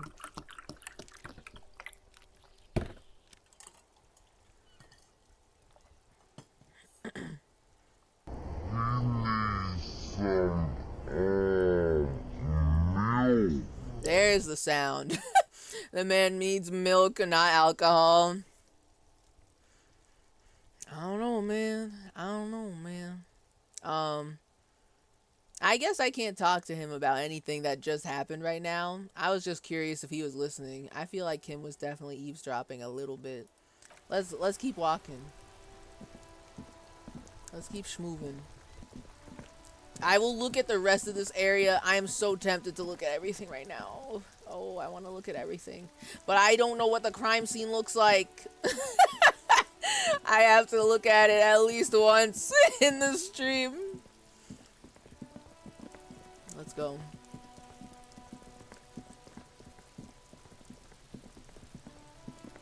What the hell? Is that an adult or a child? Smells like spoiled meat and curdled dairy. A human being what? Oh, a human being decomposes. What are you doing here? Ooh, good lord. Yup. He was hung alright. What's this? There are several footprints in the mud, left by work boots. Anywhere from 6 to 12 pairs have walked here. Several footprints. Anywhere from 6 to 12 pairs have walked here. Visual calculus? I don't want to do math. What do you think I am? Some sort of genius? What is that? What skill is that? Visual calculus. That's dumb. Let me see it. Wait, is that not a thingy? Did I misread? Oh, it's a perception thing. Okay. Perception? Oh, well, I guess I could have figured that one out on my own, you know. I've witnessed a perception before. Visual calculus, though. Get an exact count. Okay. Let me ask, what kind of boots? Heavy workers' boots with reinforced toes and hobnails all over the yard. What the fuck is a hobnail? Top right? Top right of what? This? Oh, shit. Okay. Oh, wow. Okay. Okay, so that's not something I'm stinky in. I'm average in this. Reconstruct crime scenes. Make laws of physics work for the law. Okay. Okay. Cool for forensic scientists, tactical fighters, math-minded people. Visual calculus versus you not only in... What? Versus you not only in the laws of the state, but the laws of nature. It enables you to create virtual crime scene models in your mind's eye. You'll see how a bullet shattered the glass, and from that, trace its trajectory with mathematical precision. Oh, Lord. You'll also count so many footprints, and at a glance discern shoe size and design, as well as the height, weight, and gender of the one who wore them. At high levels, visual calculus makes the world reveal its secrets to you, but you may be so absorbed by your mind diorama, you don't notice as crooks steal your pants. Okay, fair, fair. We're gonna lose our pants in this playthrough. I bet, understand? However, at low levels, your mind's eye will be blind. Reconstructing crime scenes will be difficult without outside help. Okay. Well, we're kind of average in this. So, we're not a super genius. But we could probably do it okay. However, okay. Ask what kind of boots. Heavy workers' boots with reinforced toes and hobnails. I don't know what the fuck a hobnail is. And they're all over the yard. Continue. Isn't this something an industrial worker would wear? Mm-hmm. True. True.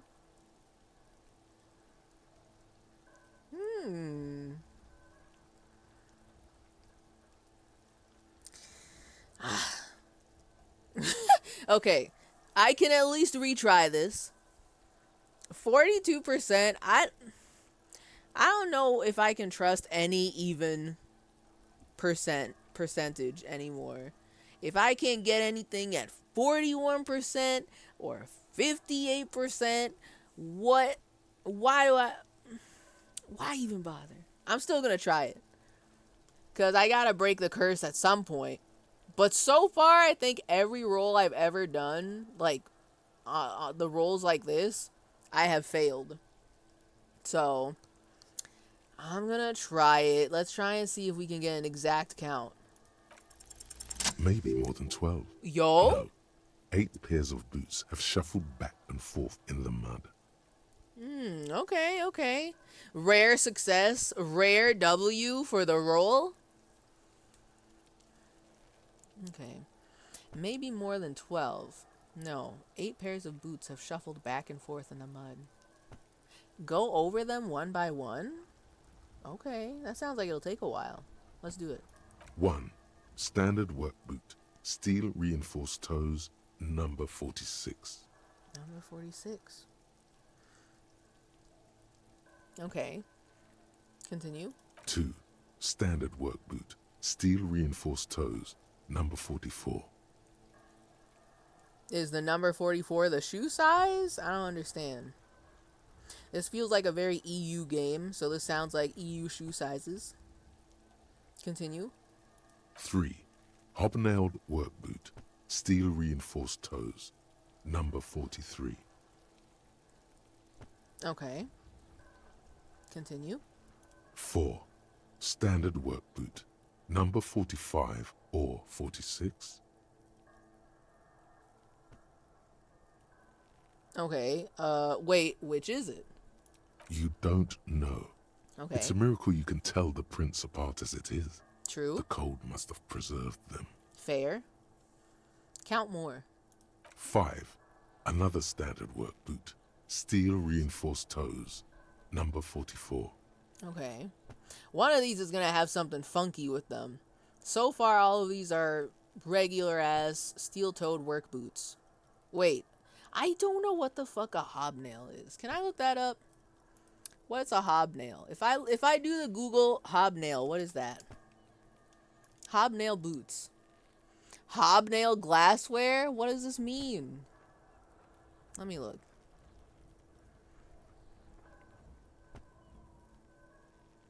In footwear, a hobnail is a short nail with a thick head used to increase the durability of boot soles or provide traction. Show me pictures. Oh. That's what they're called? The little thingies. The little, the thingies. I don't know what to call them. I guess they're hobnails. You got your little fancy little prints on the soles that give them more traction and shit. Although these look much more like, pronounced. Like very intentional, not just the design of the shoe. Like they put them there specifically for this. All right. I guess that would leave a very strange print. Especially some of these ones I'm seeing that are very spiky. All right. Okay. All right. If you say so. I'm picking up what you're putting down. I am understanding. I am viewing. I am observing. Okay. All right. So all of them, standard work boots, steel toes. But one of them so far, hobnailed. Okay. Continue. 6. An aberration, light as air, even pace, same make of boot, but number 41. Light as air. Male or female? Impossible to tell. Could also have been an adolescent. The gait is undeveloped. Okay. I'm pretty good at this, ain't I? I want to find out what happens. Tell me about this one. What are you going to say about this one? You're not bad. It's as if the whole world darkens. Everything else has a thin film of unimportance on it, and the tracks burn in the middle of it, in a strange, beautiful way. Wow, that's very lovely. I am literally seeing that right now. That's so nice. Let's keep counting. 7. The glowing outline of a standard work boot, number 46. But the imprints are twice as deep as the others. The weight exceeds 200 kilograms. Okay. Twice as deep. Weight exceeds 200 kilograms. I don't know what that is in freedom units, so y'all gonna have to explain that to me. Continue. 8. And yet another standard work boot, number 44. There's an aberration in the pattern of the sole, however. The right sole is smoother, more worn. Interesting. Just the right one? Okay. Continue. How many? Oh, the lieutenant has been tracking your eye's movements. Ah, shit, I gotta remember. 8. 400 million. 8. I was pretty off then. I counted 20. Way off. The same guys are going back and forth. I never got the hang of it. Hyperopia. Do you see anything out of the ordinary? Hyperopia? What the fuck does that mean? This game makes me feel like I'm reading a book and the author went out of their way to use some very interesting words that I've never heard another human being speak in my entire life.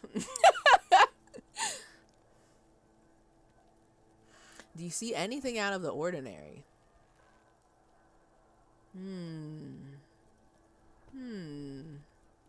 Well, multiple. Light step, number 41 shoe. I feel like that one's probably...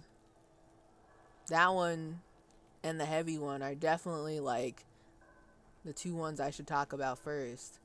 I don't know what to make of the aberration. One sole smoother than the other. Like, what the fuck does that mean? This man has just been like walking on sandpaper all day? Like, what does that mean? Anyway. Point. Light step, number 41 shoe. A woman or a kid?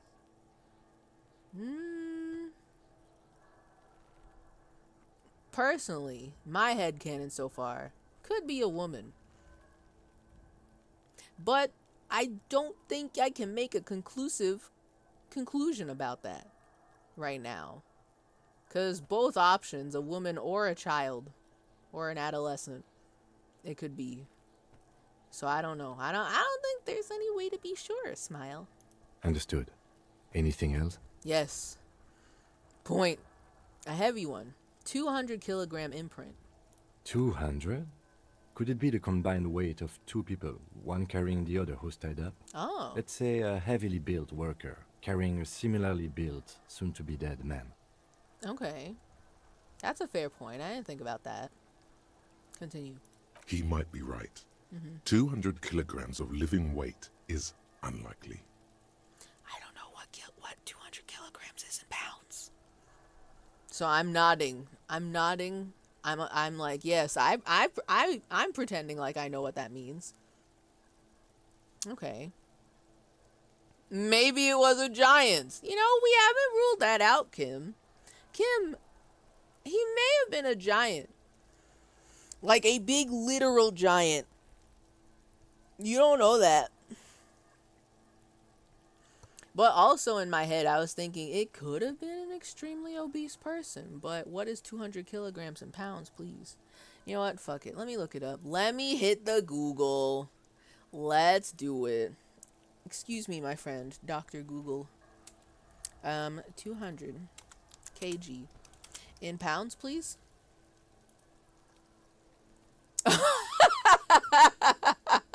Okay. Dr. Google tells me this is 440.925 pounds. So, I mean, unlikely, perhaps, but that's not completely unheard of. Maybe in this game's universe it is, but, you know, maybe. All right. Quite the loquacious game. So true. Extremely verbose.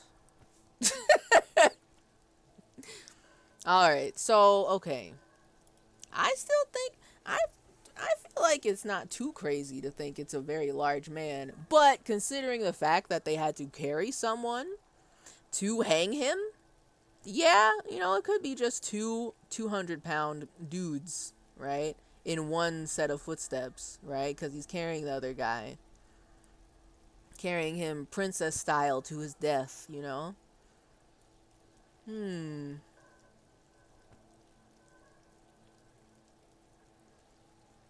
I can also say I just don't know. Will this affect me negatively later? Okay, wait a minute. I feel like Kim's idea is more likely. Because otherwise, how else did they bring him here? They had to carry him. It's not like there are wheelbarrow tracks around here. Right? Okay, so let's say this. But that sounds so definitive. I guess I believe this the most. One of them was carrying him over. I believe this one the most, other than the other ones. Possibly, yes. The lieutenant marked something down in his notebook. Alright, now, the aberration. One soul is smoother than the other. Interesting. Let's name it the Odd Soul. Odd Soul. That's cute. He gives nicknames to the footprints. That's very adorable. Do you have any ideas, Lieutenant? Someone operating a workbench with a pedal? Like a joiner at the harbor. Or maybe a drummer? Or maybe a drummer. For some reason, they said one soul is smoother than the other, and in my head, I was just thinking about the heel. And I was like, what the hell could somebody be doing where their heel is smoother than the other one? I completely forgot about, you know, the rest of the foot. So that makes sense. I could see it, I guess. A drummer, though? Tell me more about this. I want to know about the drummer. He regrets it the moment he says it. Oh my god, Kim can have cringe moments too? That is actually so good. I love that. He is more relatable to me now. We both can be cringe together. Thank you so much, Kim, for your vulnerability. A drummer? That's stupid. I can't do that to Kim. Kim was never mean to me. He was never mean to me. I can't bully him for that. Don't say anything. Just nod. I could, but I want to know more about his headcanon. What do you mean, the drummer? So one of the people we are looking for is a drummer? I feel like... Okay, hold on a second. As funny as this is, it could be possible, but also I'm presuming that everybody here involved in this crime literally was still dressed for work. So it might be a little strange if this guy wears his shoes and is like, he's a drummer. Like he wears them in his off time too, and he drums so hard. One of his soles is really smooth. He's just always drumming, you know? Always wearing those same work boots while he's drumming.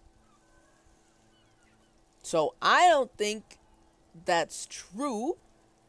But I don't know. Maybe he really does just have one pair of shoes. And he drums in his spare time. That's what he does for fun outside of work. One pair of shoes, always drumming. And that one specific foot now has very smooth soles because he's drumming so hard. We can't rule it out yet. I want to encourage this line of thinking. Tell me more. Why would you say a drummer? So one of the people we're looking for is a drummer? Tell me more. No, it's not. Forget I said it. We are not looking for a drummer. Nah, but like, I mean, you said it, so I'm just curious. What made you think that? Wait. Does Kim play the drums? Is he projecting?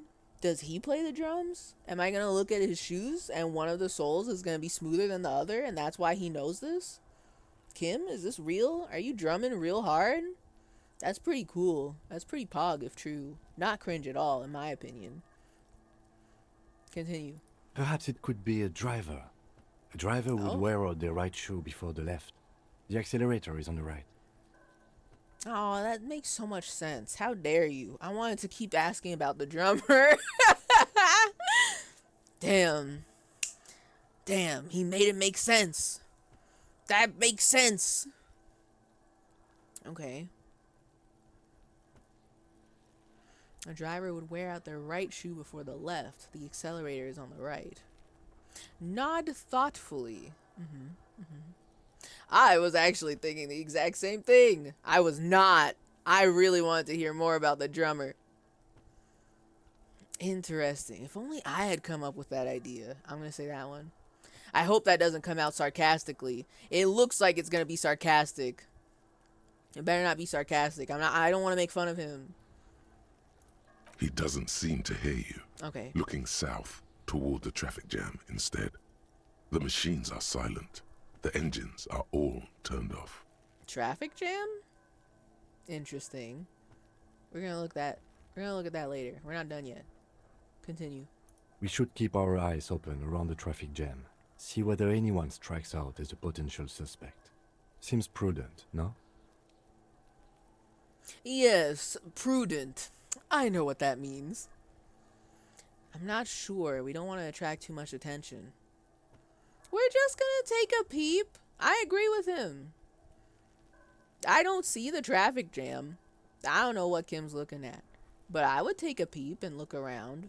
You know, just see. Just see if anyone stands out. See if the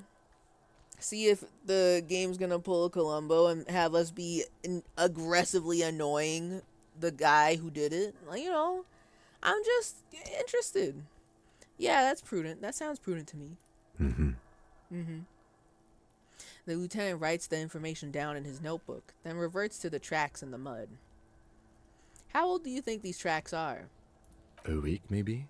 7 days would fit the time frame provided to us by the caller, who reported the hanging.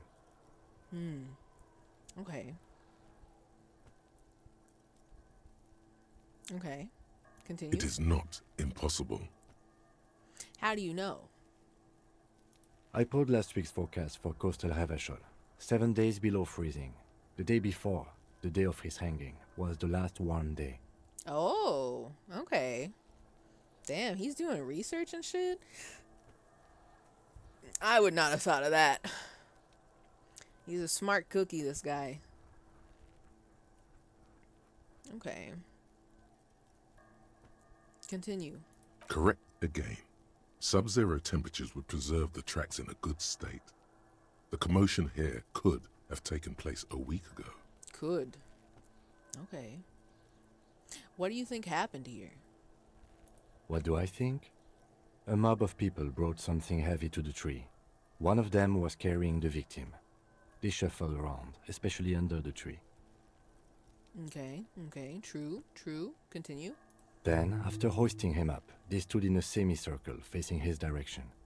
At first glance, this appears to be a lynching. At first glance? Sir, what else could it be? Indeed, they all stood in a row here and looked at the tree. In a row?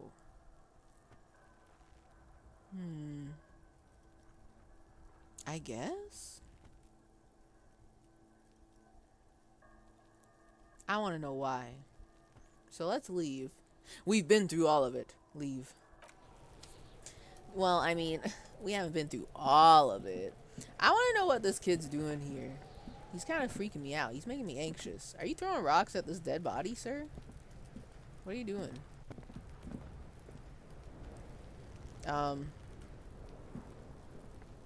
Kuno's got this. Okay. Kuno? And he talks in third person, huh? Oh, this is gonna be good. This is gonna be good. The boy throwing rocks at the dead body can't be older than 12. He looks old as hell in his portrait, though. That's not a 12-year-old boy. Here, he's a boy. But this photo? That is not a 12-year-old boy. What the fuck? That's like a 19-year-old man. I hesitated saying man. I was gonna say 19-year-old boy. Nah, but his model actually is a child. He's particularly lanky. And his ears are red as fuck. What the hell? Alright, hold on. Continue. If there ever was such a thing as an ugly kid, then this is it. He's almost exquisite in his ugliness. Like a gremlin. True. Good observation. Woo! Hi, Clued. Welcome. I don't know if you've been lurking, but hello. You're saying who's your fave? Of what? Of all the characters so far?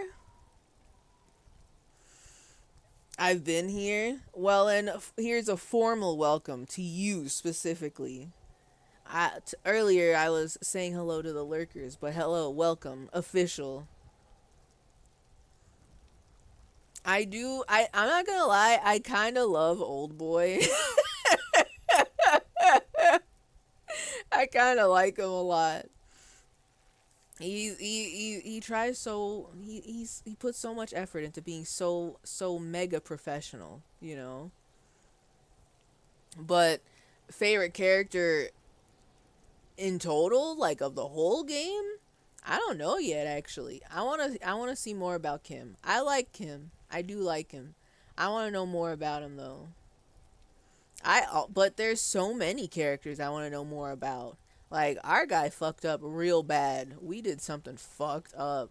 We are burning bridges. People do not like us. I want to know what he did. I also want to know what this gremlin's doing. Like, why is he throwing rocks at the dead body? He's freaking me out.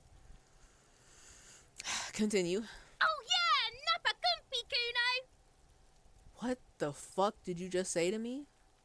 What the hell does that mean? Can you translate? Kunoesse? Kunoesse?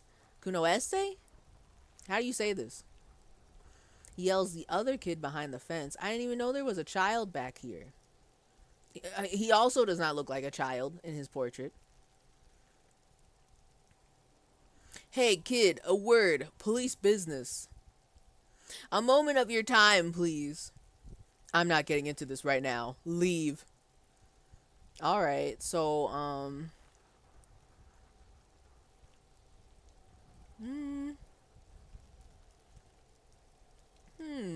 Should we be polite to them first? I guess I'll be polite to them first. I'll be polite. A moment of your time, please. Can't talk, pig. Shit's coming up strong. Throwing rocks. Shit's coming up strong. What does that mean? Explain that to me. I don't know what the fuck you're talking about here. Explain. I wonder if these two are the ones that put all the ACAB graffiti on the street signs. Bet 100%. In that case, well, I can't really disagree that hard, can I? Huh?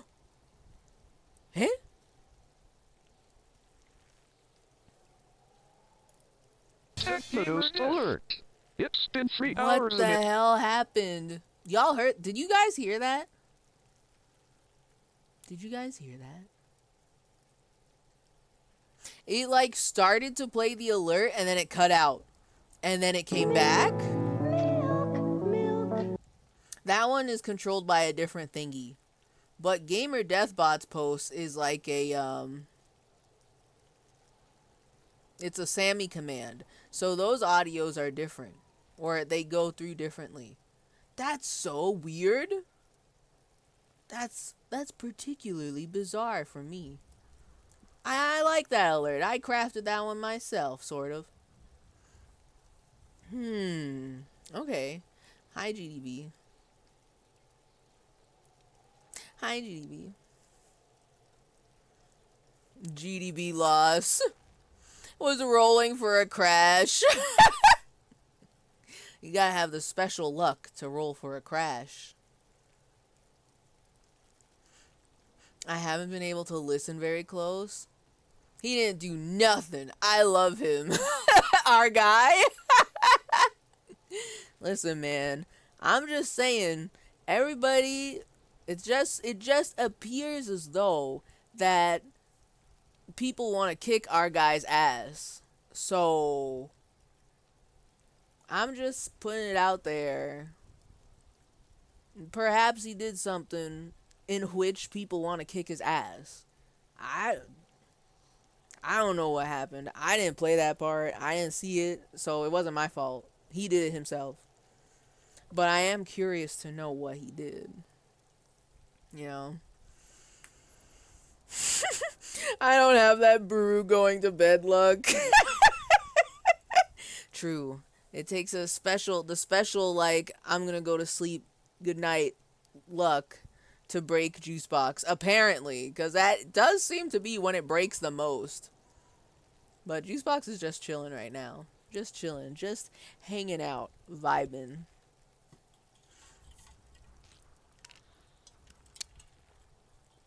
Okay. So, like, I don't know what this kid's saying to me. Shit's coming up strong. Throwing rocks. What does that mean, shit's coming up strong? What shit? Continue. Shit coming up strong. That sounds good. What? Joyous. Huh? You should hang out with this kid and see what that juicy shit is all about.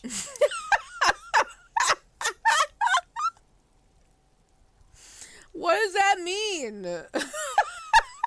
That sounds good. What do you mean that sounds good? This sounds like he's saying like something's gonna happen, but what's gonna happen? What does he mean by that? What is electrochemistry again? Okay. Okay, yeah. Go to Party Planet. Love and be loved by drugs.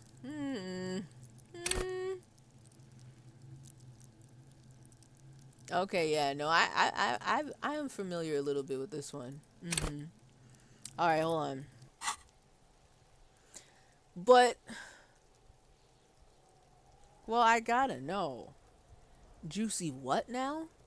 I mean drugs. The kid's on drugs. Oh, see, why didn't you just say it that way? Oh, now I understand why he looks like that. Oh, wow, that makes so much sense. Thank you. Hey, but also you should stop throwing rocks at the dead body. Does he know that guy's dead? Continue. Yeah, Kuno, ride the lightning, Kuno! Who are you? I don't even know who you are. Are you scared of the dead body? Is that why you're not throwing rocks at it? Continue. Kuno's riding it, see? He wipes sweat from his brow and sends another rock flying. Okay. Alright. Alright. The rake, Kuno! The rake. There's a rake around here? I should have taken that in my hands. I don't want him to, like... Don't mess around with the evidence, please. Continue. You should throw the rake at him, Kuno! No, you shouldn't, actually. The fuck? Does Kuno know what a rake is? Kuno's not a gardener. Why is he talking in third person? Are you kids siblings? Kid, you want to hang out? I'm not a narc. See, I don't like that sentence. What do you mean by that? What are we gonna hang out and do? We're just gonna stand next to this rotting dead body and do nothing. I don't think that's much hanging out. I'm gonna ask Kim what should we do? Kim, what should we do? We shouldn't do anything. I don't tempt such forces. We? What forces? You will see. What? That's ominous. Don't say that to me. I don't know what that means. Explain to me what that means. Are you kids siblings? What's going on here? The fuck are you talking about? He throws another rock. Man, I could say the same thing to you. I don't know what the fuck you're talking about either. What? Continue. He's calling us Kuno. He says we're fucking each other.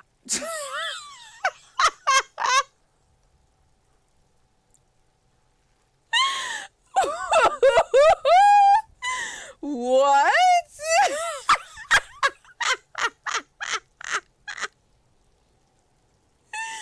For real? Wow.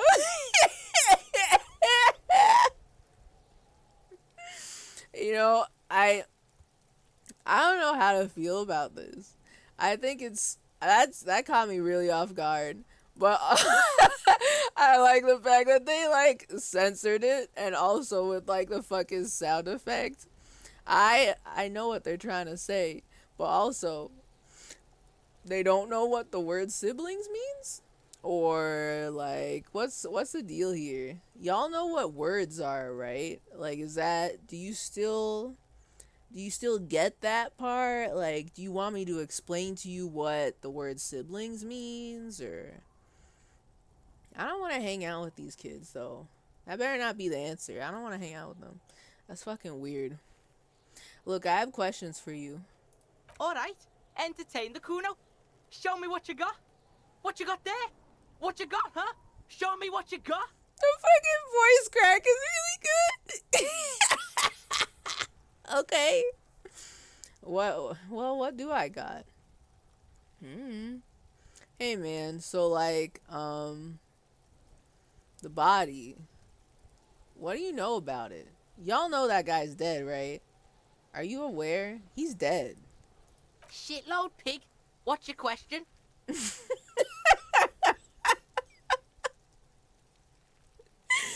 Shitload pig.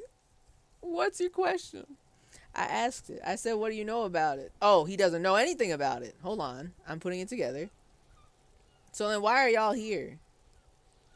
Get out. Don't tell the pig shit, Kuno. Oh, so y'all know something. Okay. Okay. Kim, help me out here. What do we want to know? If I were to want to waste my time, which I do not, I would ask them who he is, how he got there, and the usual. And the usual. Okay. So y'all know something about this? Tell me more. You have no idea what the usual is. Just ask whatever comes to mind. Alright. So, like, do you know who he was? Kuno's fuck gimp. Kuno uses the fuck gimp for target practice. The fuck gimp? Sir, I don't think that's how that works. I don't... Unless I don't know the slang, I don't think that's what those words mean. But okay. You probably shouldn't use it for target practice. Also, like, you shouldn't do that's. I mean, that's messing around with the evidence there. You can't do that. He's trying to hide the fact that he doesn't know. Okay.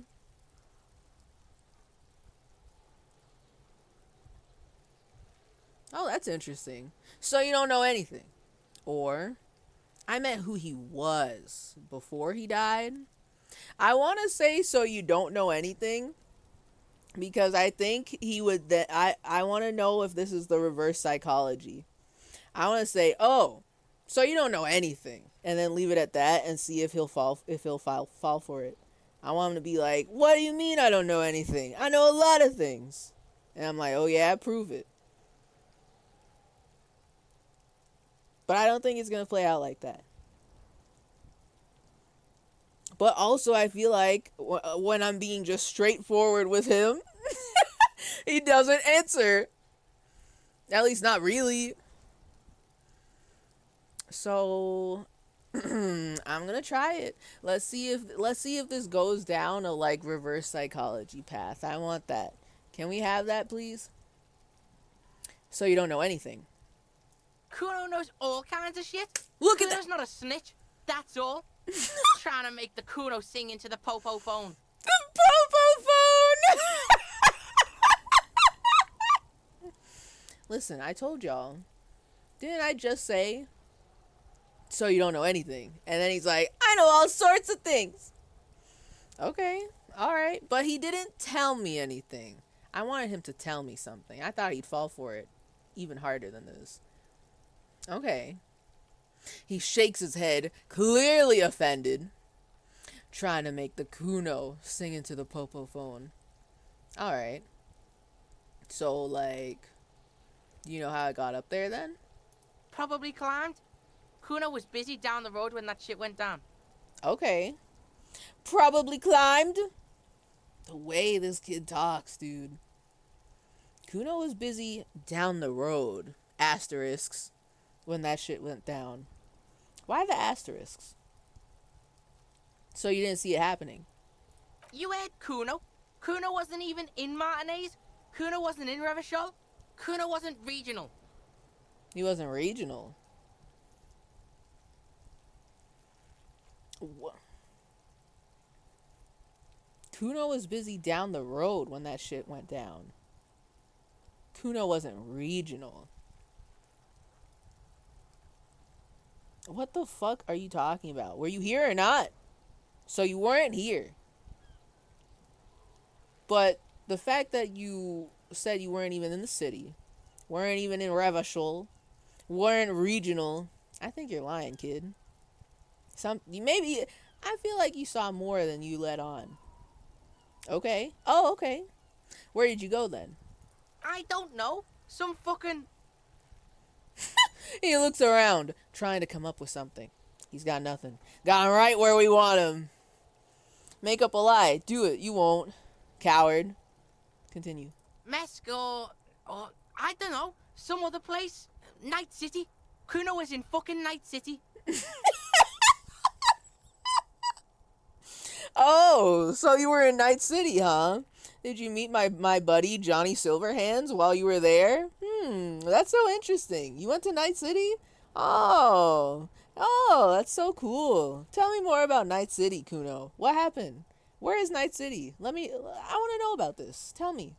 Kuno gives this info out on a need-to-know basis, and you don't need to know. Ew. Kuno didn't smoke the gimp, if that's what you meant. I didn't make any such accusation. I just wanted to know if you knew my buddy Johnny Silverhands in Night City. You said you were in Night City, right? So, like, have you seen anyone suspicious around? Just a couple of pigs sniffing around in the dirt. That seems pretty fucking suspicious to Kuno. I mean, he's not wrong. But also, we kind of gotta find out who killed this man, so we kind of gotta sniff around in the dirt, you know? Continue. Yeah, you tell the faggoty Kuno. Holy shit. Oh my god. Can I talk to this kid who's hanging out by the fence too? Are they just gonna keep dropping slurs or what? Oh man. More on this later. Right now, let's talk about something else. You're testing Kuno's patience here? Like I'm scared. I literally almost died this morning. I ain't afraid of nothing no more. I got rubber gloves on. You think I'm scared? Oh wait, I'm a police officer, huh? Okay. Continue. Get lost.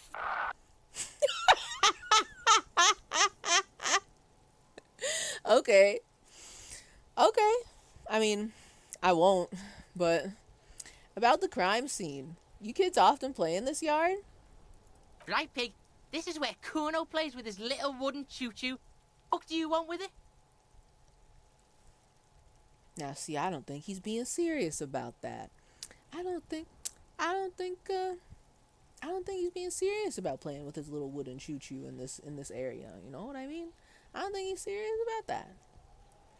I feel like I have to like look around the crime scene a lot more, and maybe they'll know something different when I come back to them, but I don't think they will. If I may be so for real. Are they saying slurs? I mean, I don't know what you want me to say when one of the characters has F asterisk asterisk asterisk asterisk T and their voice actor does not say the word, or at least it's censored with some silly haha noises when they say the word. So I mean, there's got to be a reason for that, no? I feel like we can deduce what is being said. I'm just saying. It is very yeah, you know, I could see middle school kids saying shit like this. That makes sense to me, yeah. I might have questions later, but for now, let's talk about something else. Yeah, whatever. Kuno doesn't give a shit. He spits over his shoulder, then looks back up at you. Okay.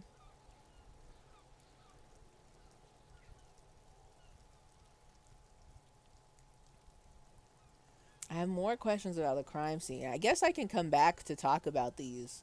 I should look around more. But while I'm here, I gotta ask. ... Who is Kuno? Kuno's Kuno, Pig? The boy points to his chest with both thumbs. Alright. So you refer to yourself in the third person?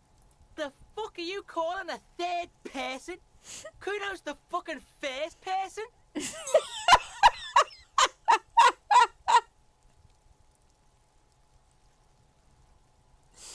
Okay. Nah, man, there's like a literal third person here, and his name is Kuno. He's like right behind you. You don't see him? That's Kuno. Continue. He looks slightly confused, but proud he came up with that retort. But right as he's getting distracted, you hear a malevolent hiss from behind the fence. Uh-huh. Is it the other kid? Don't tell me there's actually a third person. I didn't see them yet. Continue. Watch out, Kuno! He's trying to fiddle you! He's gonna put his hands on you! Oh, that's nasty. This is gonna be awful. The thing behind the fence starts squealing, shrill and violent like a fire alarm. Continue. Help! Pig's got Kuno! Help! Rape! The sound gets louder as the child shouts at the windows overlooking the yard. Bro, what? Uh-oh.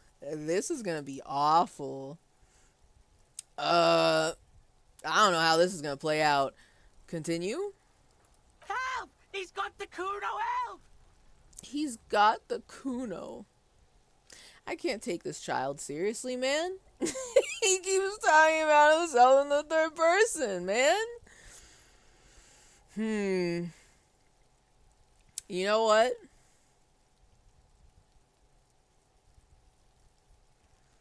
I feel like at this point, we just gotta walk away. I do not think this is gonna get any better if we keep talking to him. Like, definitely number one, I'm not doing anything. See? Nah. They're just gonna scream louder. Number two, just answer the questions. Not gonna do anything. They're going to scream louder. So, we're gonna walk away. This is not gonna go anywhere productive, as Kim would say. Yeah? Get out of here before the Kuno beats the shit out of you. The Kuno. It sounds like a fucking disease. The Kuno. I've caught the Kuno. Yeah, that's right. Drag your fat ass out of here, fat boy, before Kuno fucks you. Okay. Continue. Don't listen. Just go. Now, wait a second. I can listen? Why would you allow me to... Why would you give me this choice? I'm so tempted. That's so dumb. I want to listen. Yeah, I want to listen. But they're just going to make more stories. So, we'll just leave. We'll just fucking leave, I guess. We'll just fucking leave or whatever.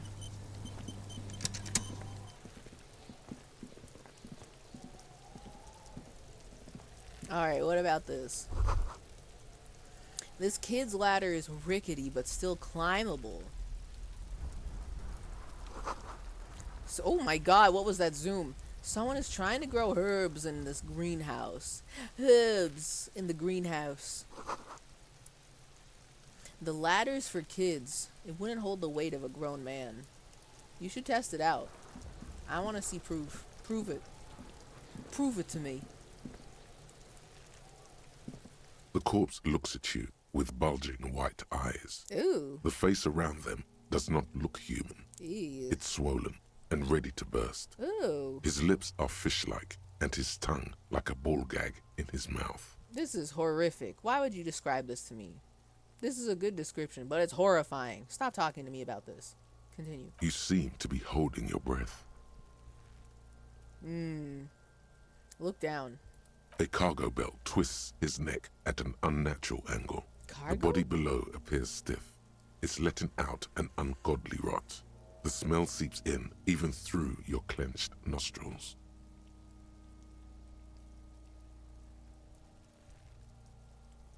A cargo belt.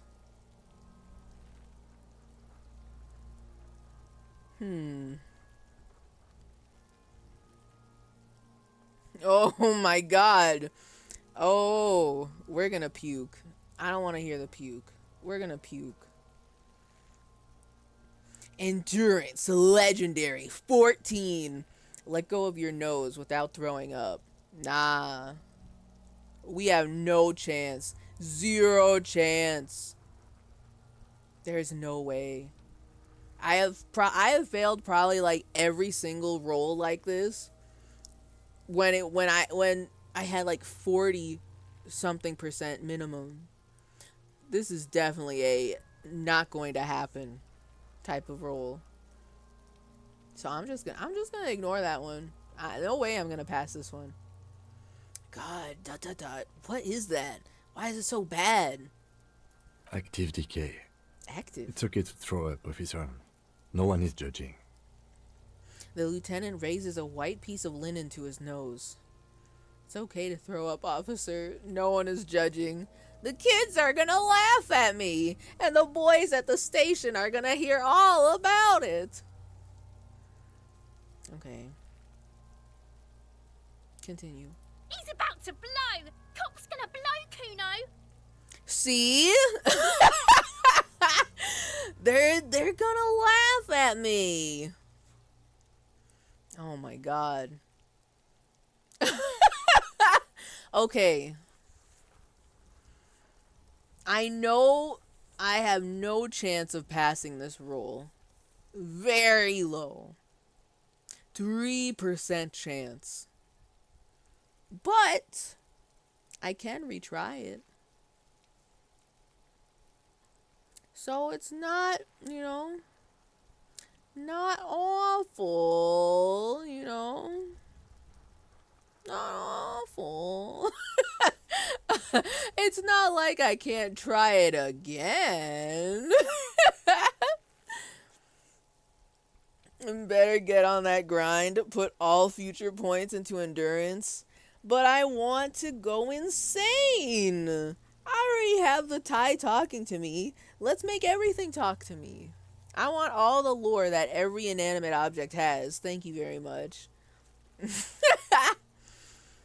And also, I do like the idea of being extremely melodramatic and causing drama when it suits me. I think that could be fun. So, I'm going to try this, and I'm going to fail. And we're probably going to throw up, honestly. And I don't want to hear it. As long as I don't have to hear it, that's fine. I don't want to hear it. But the smell is repulsive. Yup. It pushes in from your mouth, more instant and more familiar than anything you'd expected. More fever than odor. Fever? It fills your mind, flushing you from within. Ooh, this is bad. If I try to walk away and save face, I'm probably going to throw up right on the footprints. But also, I don't want to just puke. I'm going to try to walk away. No, don't make me hear it. God damn it. I took off my headphones just in time. Nope. I don't want to hear it. Too late. It's impossible to keep in. Your body curls and pushes it out, burst by burst. How come I can't hear what my guy sounds like, but I can hear him puke? Disgusting. Awful. Gonna give this game a negative 100 on Steam. How dare they do this to me? I took my headphones off, though. I didn't really hear all of it, but disgusting. Awful. Get out of my sight. Continue. Until a pool of vomit lies under your feet, and your throat stings from the stomach acid. I'm sorry. Who are you apologizing to? Are you apologizing to Kim? He said it was okay. Are you apologizing to the corpse? He doesn't mind, he's dead. Who are we apologizing to? Oh, you should apologize to me, because I fucking hate the sound of vomit. I hate the sound of vomiting. I hate it. So you should apologize to me, personally. I want a handwritten letter. Alright, so, I can't stop. I have to know who he's saying I'm sorry to. I'm sorry. It's okay. Happens to everyone. Okay. Keep it. The lieutenant hands you his white handkerchief. Handkerchief. Keep it. I don't need your pity. Nah, we're not playing that kind of character. We are very pathetic, but trying to correct our ways. Thanks. Wipe your mouth. The hangover is clearly making this worse for you. Oh, that's true. You could use some ammonia to clear your head. Ammonia? What? How does that work? Don't tell me I have to drink ammonia. As far as I know, that's not something you should drink, right? That's chemicals. Poison? What do they mean by this? What did he mean by this? You think ammonia would help? I'll do it. I don't need that shit. He's trying to play tough guy in front of the the fucking gremlin kids over here. You think ammonia would help? If you can handle the headache. Some officers use it to deal with cadaverine odor. Cadaverine odor. That is the most professional, almost over the top way I've ever heard anyone refer to dead body stink. Wow. Cadaverine odor. But not you? Yeah. Yeah, tough guy. But not you? I can't handle the headache. Okay. How bad is this stuff? I don't know what they mean by ammonia will help. I don't think that's good. But continue. It's more likely he can handle the smell, unlike you. Unlike you. Okay, voice in my head. Listen, the boys at the station are already bullying me enough this morning. I don't need this from you. Okay. So, where do we get ammonia from? There is freight nearby, east of the hostel. They usually have a small apothecary. If they don't... He points to the greenhouse. Okay, continue. There's a greenhouse here, and a gardener with a wheelbarrow on the corner of the whirling in rags. If she works here, she might have something for the smell. I don't know if gardeners usually have something for the smell of dead body. Dead human decaying body. But maybe... Continue. Acquiring ammonia will provide a modifier to the white check. Modifiers make checks easier and allow you to retry them. Oh. Okay. Thank you, tutorial wife. That's so cool of you to tell me this. I did not know this was a thing. I guess we're gonna go get ammonia. Turn away. Alright, damn. So, anything else for me to look at? Like, what's that? What is that? Magnesium. I can heal my cringe damage? That's actually so cool. Also, money? We're gonna pay our whole debt back with this one. 0.20 real. And also magnesium. So, like, charges too. I don't know what that means. Items. Oh, what the fuck? I can sell the lieutenant's handkerchief? Why is it telling me a price if I can't sell it? I don't know if I like that. Uh-oh. I can sell things? That makes me nervous. Uh-oh. Please, I just wanted to look at my medicine. Can I heal my boo-boos? Or maybe I should hold it. Maybe I should hold them. Wait, how much was it? +1 morale heal? Or is it like a full heal of morale? I'm just curious.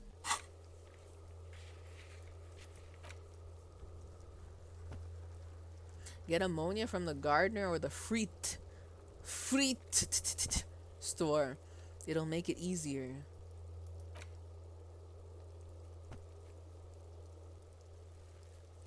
Okay.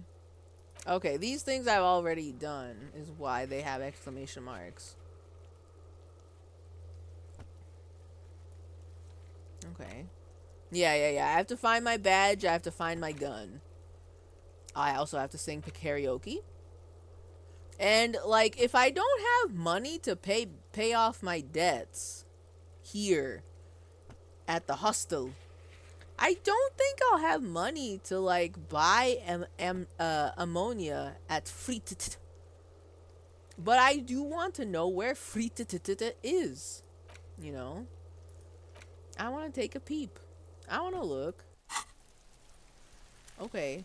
Wow, Kim is right behind me at all times. He stands so close to me. It makes me a little anxious. Alright, what's this? The winch mechanism has been oxidizing for some years. Alright. Can I look at that from here? Nah. I didn't think so.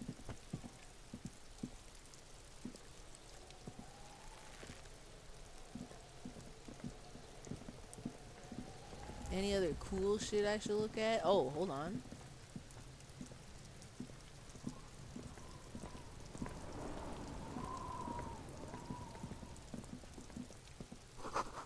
The letter R wears a crown. On the ribbon below, a light above descending. A light above descending? What is this? This trash container is Okay. locked. The sliding lid has a padlock that says, whirling in rags. Okay. There's something in there, not necessarily connected to the case, but still. I imagine it would be trash in there. Why is there something so interesting about the locked dumpster? Oh man, now I gotta look inside. I'm curious now. Why am I looking at you, trash container? You're just a trash container. The body is downwind from here. Maybe you prefer the smell of garbage to the smell of death. He might. Lieutenant, what do you think about... What do you think could be in there? The literal dumpster. Trash, food waste from the cafeteria. They lock these containers to keep the derelicts from flocking in. Could be evidence too. I guess fair, but I feel like it'd be a little silly if the people that hung this guy dropped something, I guess, important, identifying in the trash right next to the dead body. Maybe his clothes? Is he wearing clothes? I don't think he is. But I didn't actually look. Then we should open it immediately. Okay. Yes, I feel like there's something in there. Let's do that. What do you mean, feel? Oh, you know, feel. I sense that something could be in the dumpster. Something much more else. Something more than trash.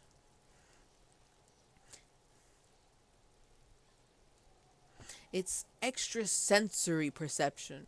Whatever is in there holds a special significance. Or it's just a hunch. Maybe someone threw something in there. I don't know. I don't think there's something special in the trash, to be honest with you. But maybe there's a clue in there. Maybe there's something in there. I think it would be silly if something really big, like really important to the case was in there. But, you know, maybe there's something in there. He leans in to inspect the lock. How do we get the lock open? We could try using a pry bar. There's one in my motor carriage, or... Oh? For us, honestly, I bet that Kim is very good at lock picking. 100%. That's my bet. Pick the lock, please. Or, Lieutenant? Or we could ask for a key from the manager of the Whirling in Rags. Boo. He probably has one. Boo. Lame. I'm gonna go get the pry bar from your car. I thought you were gonna be cool and pick the lock for me. I guess you're not that cool. Leave. Alright, intrigue. Oh, I don't want to talk to these kids again. They're weird. Weird kids high on drugs. Alright, hold on. So I did have a feeling though that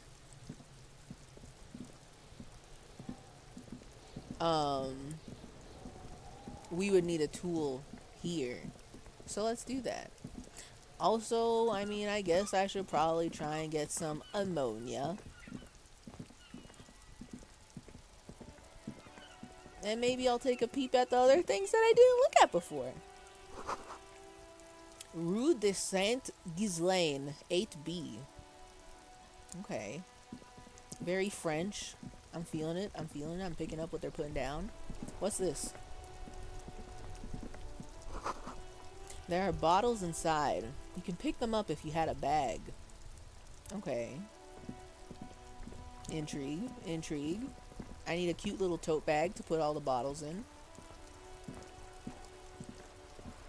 This Post Lavatorie mail collection box has been heavily vandalized with graffito. A closer inspection reveals 2 bullet holes in the front. Who the hell is shooting the mailbox? Why would they shoot the mailbox? The mailbox didn't do anything to you. Okay. Oh, unless... Nah, it's just a regular mailbox. Fuck you, mail delivery box. Kick it. Why would I kick the mail? It didn't do anything. I'm gonna pat the mailbox on the head. Good mail delivery box. He actually pets it. The box seems happy. Uh-oh. It's gonna talk to me? You can't tell me the box seems happy. Oh my god. Okay, let's go. We're going crazy. Yes. I want to talk to the mailbox. Maybe the mailbox is an eyewitness. I would like to know about this. That mailbox probably saw something. Continue. Eat shit pig, fucked by the coon, and St. G with a crown have been scribbled on it. Jenny is a whore, and best set mailbox also. Oh my god.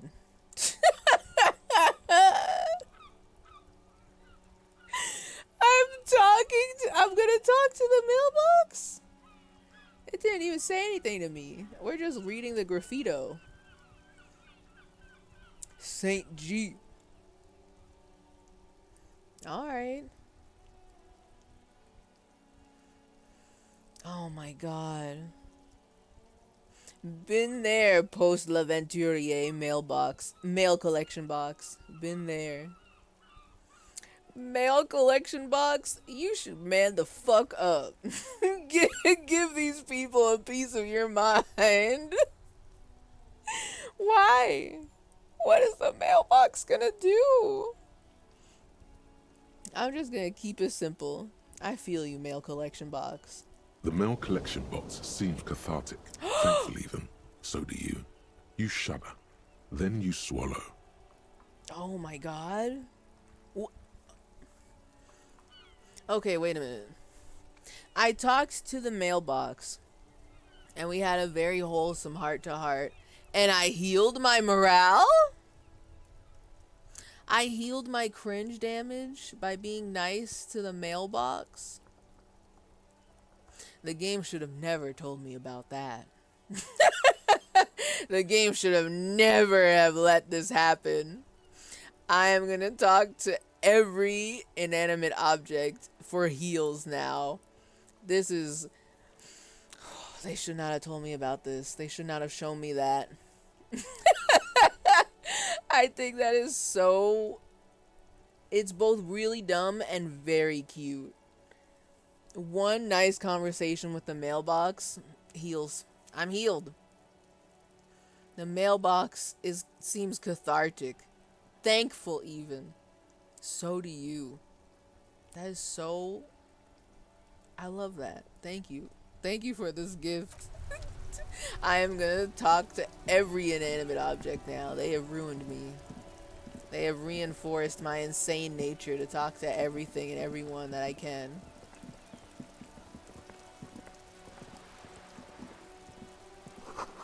This book has a rose, a pistol, and a half-naked dame on the cover. Okay, nice, nice. Romance novel. Or spy model. On the cover stands a very muscular man surrounded by flames. That's the romance novel. The other one was a spy novel. This is a book about pate. Nice, nice. This book, you don't really understand what it's about, nor does it seem important. Alright, fair. A book about Guardario culture? It promotes freedom and roaming upstream, whatever that means. A book about the future. The government reads your mind using radio technology. Damn, that's crazy. The government spying on you? That's so crazy, dude. Oh my god. That would never happen. Oh my god, that's so wild. It's so crazy. All the fiction, all the flavor text in this game. That's so unrealistic. Oh my god. Wait. I gotta talk to this person. What's up? Hello, sir. Step right in. The store is open. A young girl with chubby red cheeks waves at you, smiling. Her nose is also red from the cold. I am the law. Or, hello. Or, hi. What's... The fact that they give me a choice between hello and hi makes me nervous. I'm kind of out here like... Is this gonna affect the future? If I say hi instead of hello? Say hello. Are you interested in a new and exciting book? She stomps her feet to feel warmer. Not really. Leave. What kind of a store is this anyway? I mean, obviously it's a bookstore, but I'm gonna ask it. It's a bookstore, sir. Yes. We sell books, postcards, and some board games. It's called Crime, Romance, and Biographies of Famous People. That's the title of the store? I saw this and I couldn't tell what it was. The whole store's name is called Crime, Romance, and Biographies of Famous People?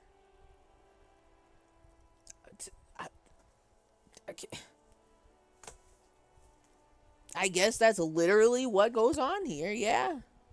Whoa. Hold your horses, little girl.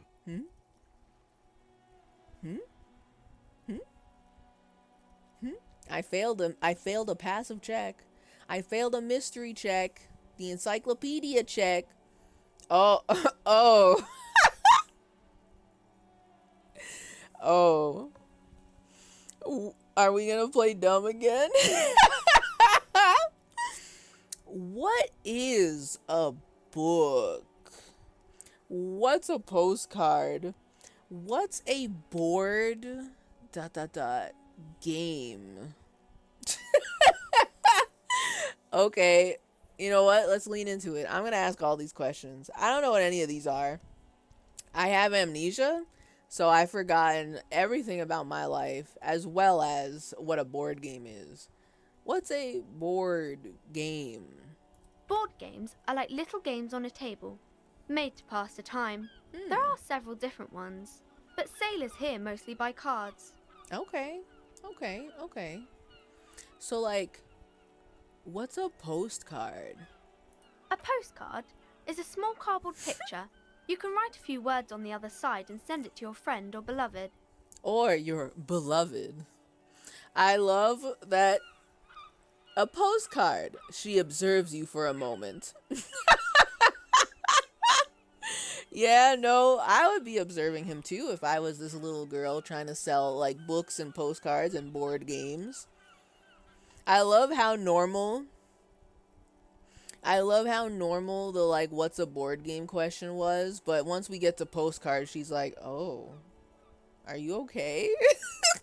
She is unfazed by your questions. Unfazed. She would consider it impolite to point out any perceived weirdness. All right.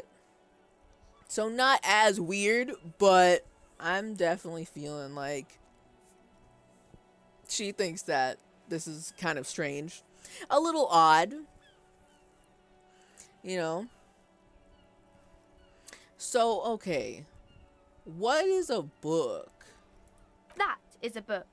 They have stories inside them. It's like someone told you a story in a really long letter.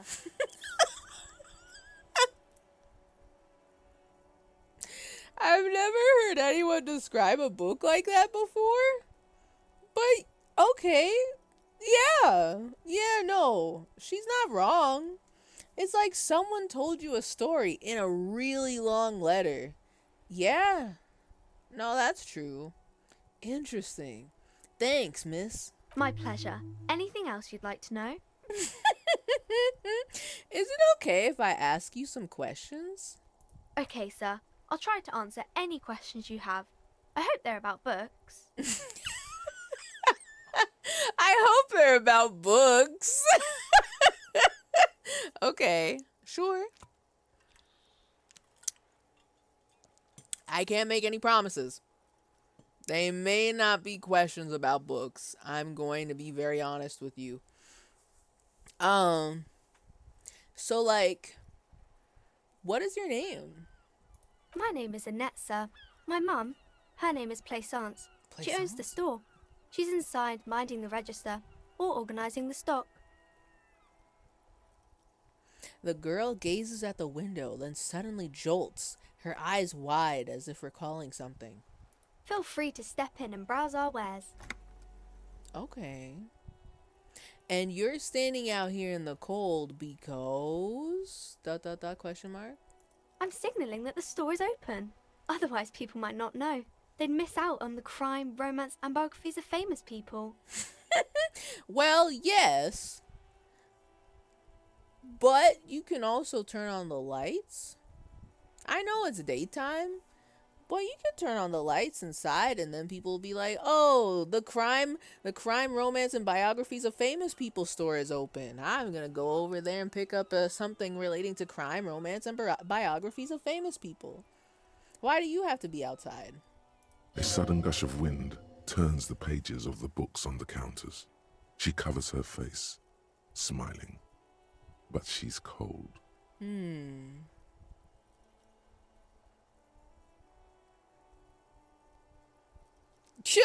I could help by brutally dismantling the free market.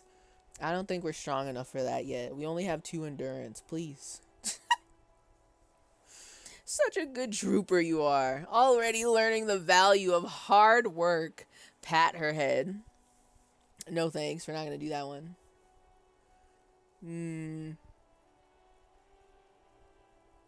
I mean, I don't want to accuse anyone of anything yet. But I do think it's really weird that her mom owns the store. But there's a whole bunch of like books and board games and biographies of famous people that are outside in the elements getting rained on. I feel like that's kind of weird for a bookstore, right? Like, that's not normal. You don't want the rain to ruin your merchandise.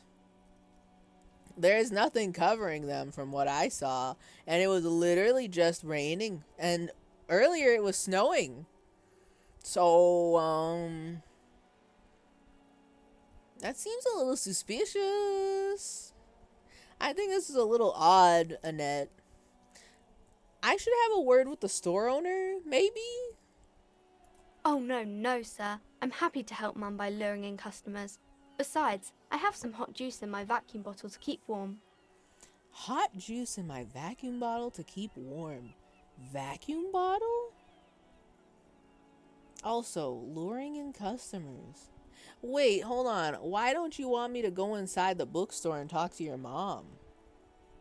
Also, another good question. Shouldn't you be at school or something? Good question, good question. What is this crime business? Who are these famous people? Nah, I kind of want to know more about what are you doing here? This doesn't make sense, Annette. Something ain't right here. Also, you seem very cold. So, like, shouldn't you be at school or something?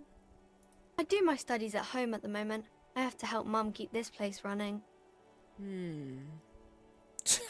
What is school anyway?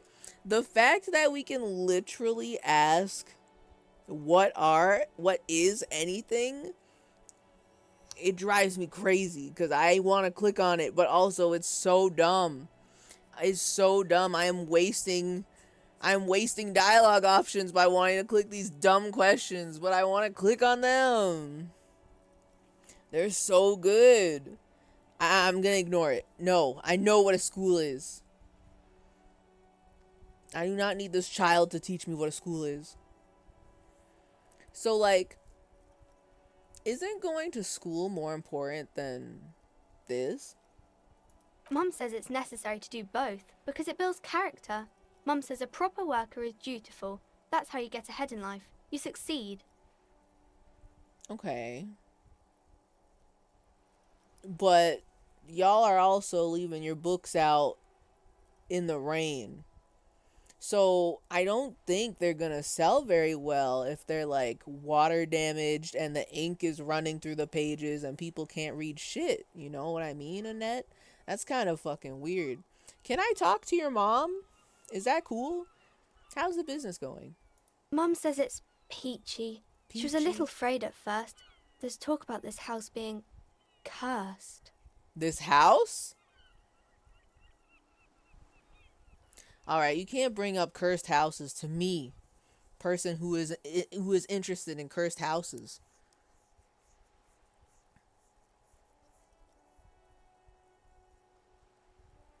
There's talk about this house being cursed. So do they live at the bookstore too? Like, is one part the house and the other part's the store?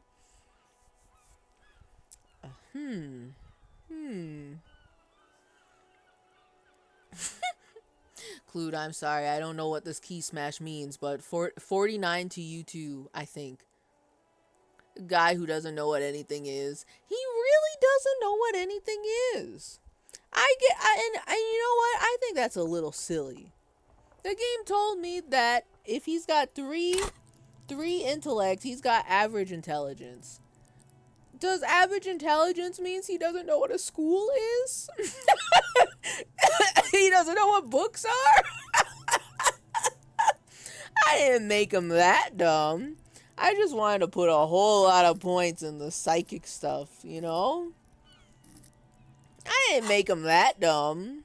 He just has amnesia. You know, just a wee little bit of amnesia, you know? He knows what a book is. He knows what school is, right? Alright, tell me about the cursed house. Behind her, the window has been boarded up.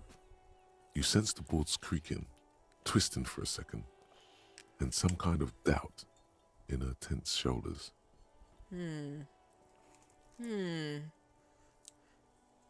Cursed? Good to hear that it's going well. I'm sure there is nothing to worry about. Smiley face. Cursed? In what way? Cursed in the way that makes them say that no business has ever really thrived here, sir. That they all go... That they all go... She's looking for the right word. Ass up? I can't do this. She's a child. That they all go bankrupt is what you are looking for, right? Exactly. But we've been doing fine so far. True. Okay. Fine. Cool.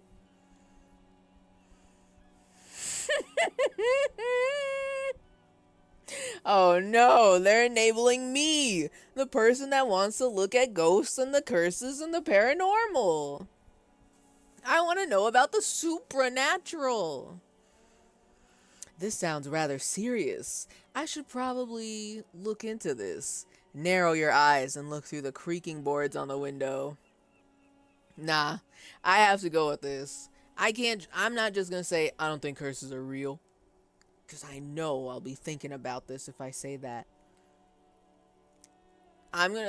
Here's my guess. I'm gonna say I should probably look into this, and Kim's gonna be like, what the fuck is wrong with you? We have a murder to solve. I'm gonna do it. We can go into the bookstore and ask about the case, but I don't see much more to look into here. The lieutenant makes a note in his notebook. Well, what did I say? I told y'all. Continue. Yes, please do look at our wares inside. The postcards and board games you asked about are also there, sir.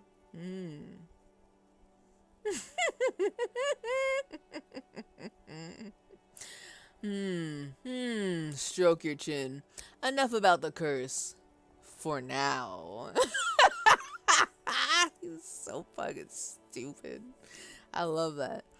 Alright, no, I'm gonna indulge just a little bit more. What do you know about the other failed businesses? Nothing really, sir. Mum doesn't allow me to sneak around in the back rooms or the cellar. I don't really know what's there. She looks a bit disappointed. Okay.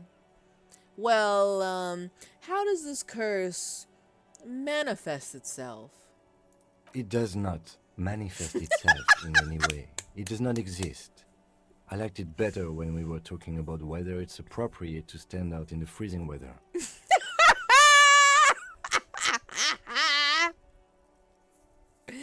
Oh, he hates this. He does not like me talking about the supernatural. He is very against it. But Kim, the plasmic manifestations. No such thing. The lieutenant stands at your side, stern and serious. Continue. Anything else you wanted to talk about, sir?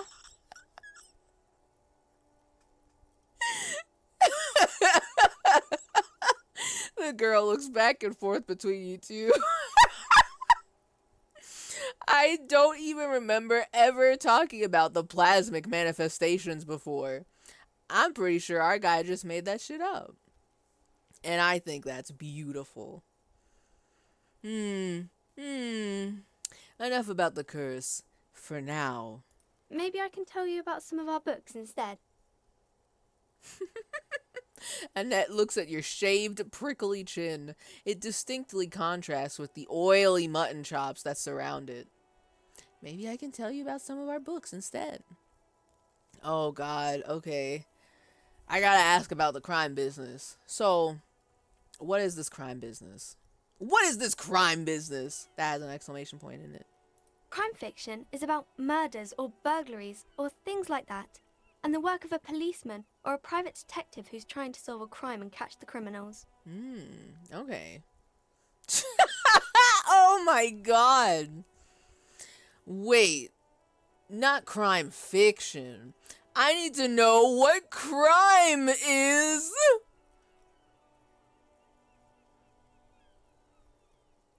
He literally doesn't know what anything is. Why can I do this? Why can I do this? I didn't make him that dumb. Also, I really don't think you lose the... You don't... Am I gonna end up doing a deep dive on amnesia after this stream and being like, do you just forget the concept of crime, the concept of books, school with amnesia? I don't even know how bad his amnesia is. Like, I really want her to explain crime to me.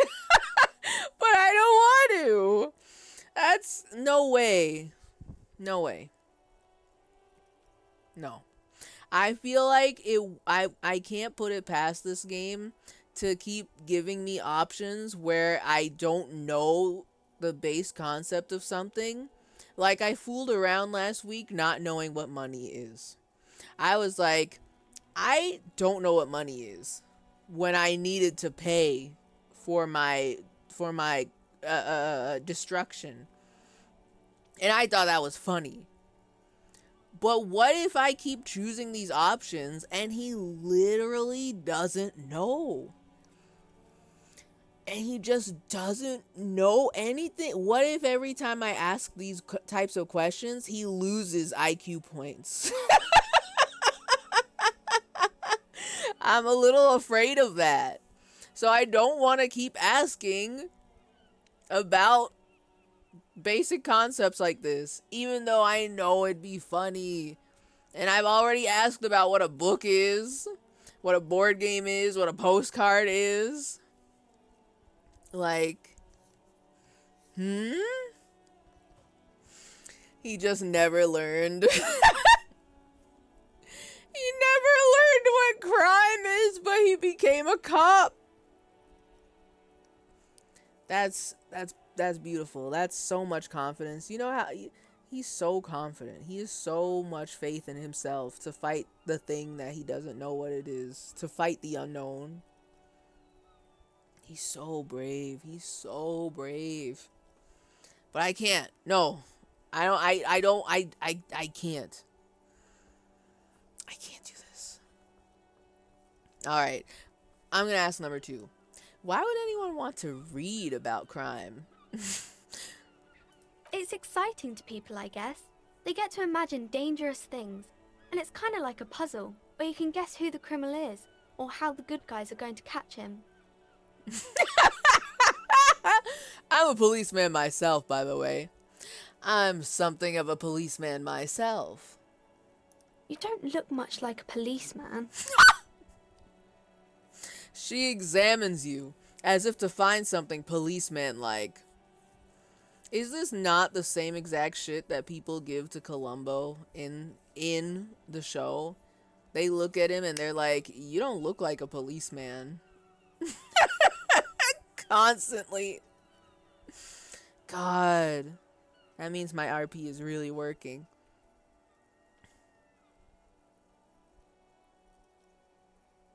Okay, then maybe I'm not a policeman? Or should stop being one? No, I might actually end up quitting my job and like I end the game from this one dialogue option. Huh? Well, what does a cop look like then? Didn't mean to offend, sir. Sorry, sir. It's just that you don't look like Dick Mullen. There's that name again. Dick Mullen. You know what? Maybe I should pick up the book Dick Mullen. Maybe I'll learn a thing or two about being a detective. She points to a book cover on which you see a strapping Vespertine officer. Vespertine? He stands grimly over the body of a dead woman. I used to be exactly like that Mullen guy. Then I decided to live a little. You know, nobody actually looks like that guy in the picture. That's just a stupid fantasy of a man. This the number 2 dialogue option feels very Redditor pilled. Why am I gonna argue with this like probably 14-year-old girl about depiction of cool manly men detective in a fucking media? Why am I gonna argue with this child about this? She should be in school right now.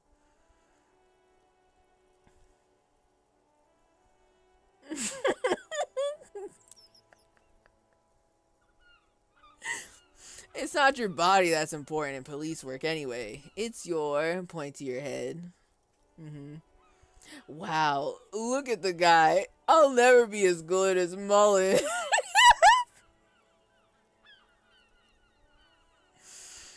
Oh my god. Okay. These are so dumb. These are all dumb answers. They're all so stupid.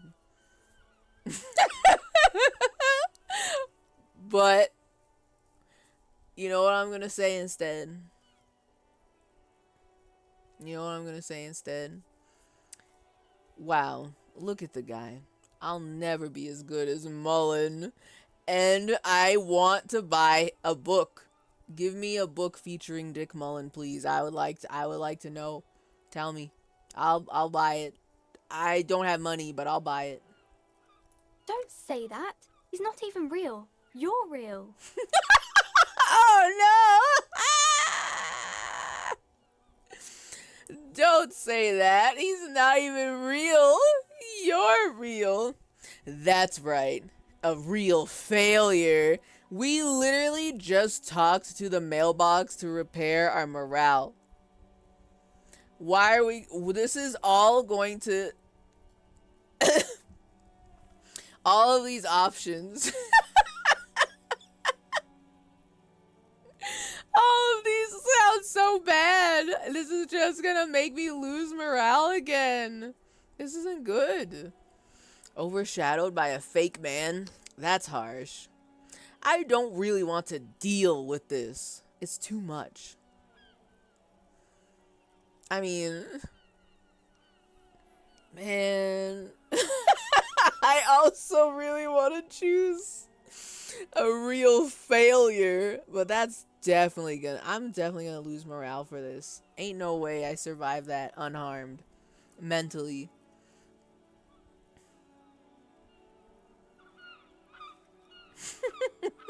But I don't want to make the little girl feel bad. She's just trying to she's trying to cheer me up, but she shouldn't have to. I'm just a weird old man who doesn't know what anything is, and I had to have a little girl explain what a board game is to me. She shouldn't have to make me feel any type of way of anything. She's just out here doing her job. I guess I can choose number 3. I don't really want to deal with this. It's too much. We can talk about something else if you want. Something nicer. Okay. So, like, what is romance? And I hope this doesn't get weird. It's the type of book where there's a rich lady and she has to choose between the good man and the bad man.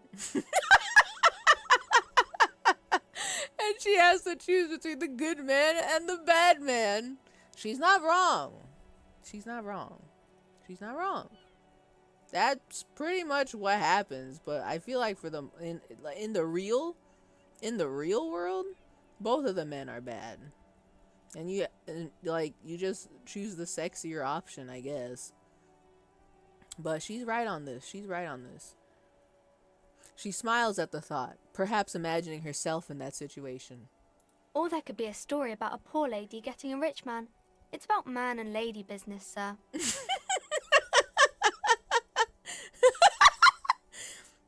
What about when both of the men are bad? Oh my god. Oh my god, these questions, dude. What about when everyone is poor? Or what about a poor man getting a rich lady?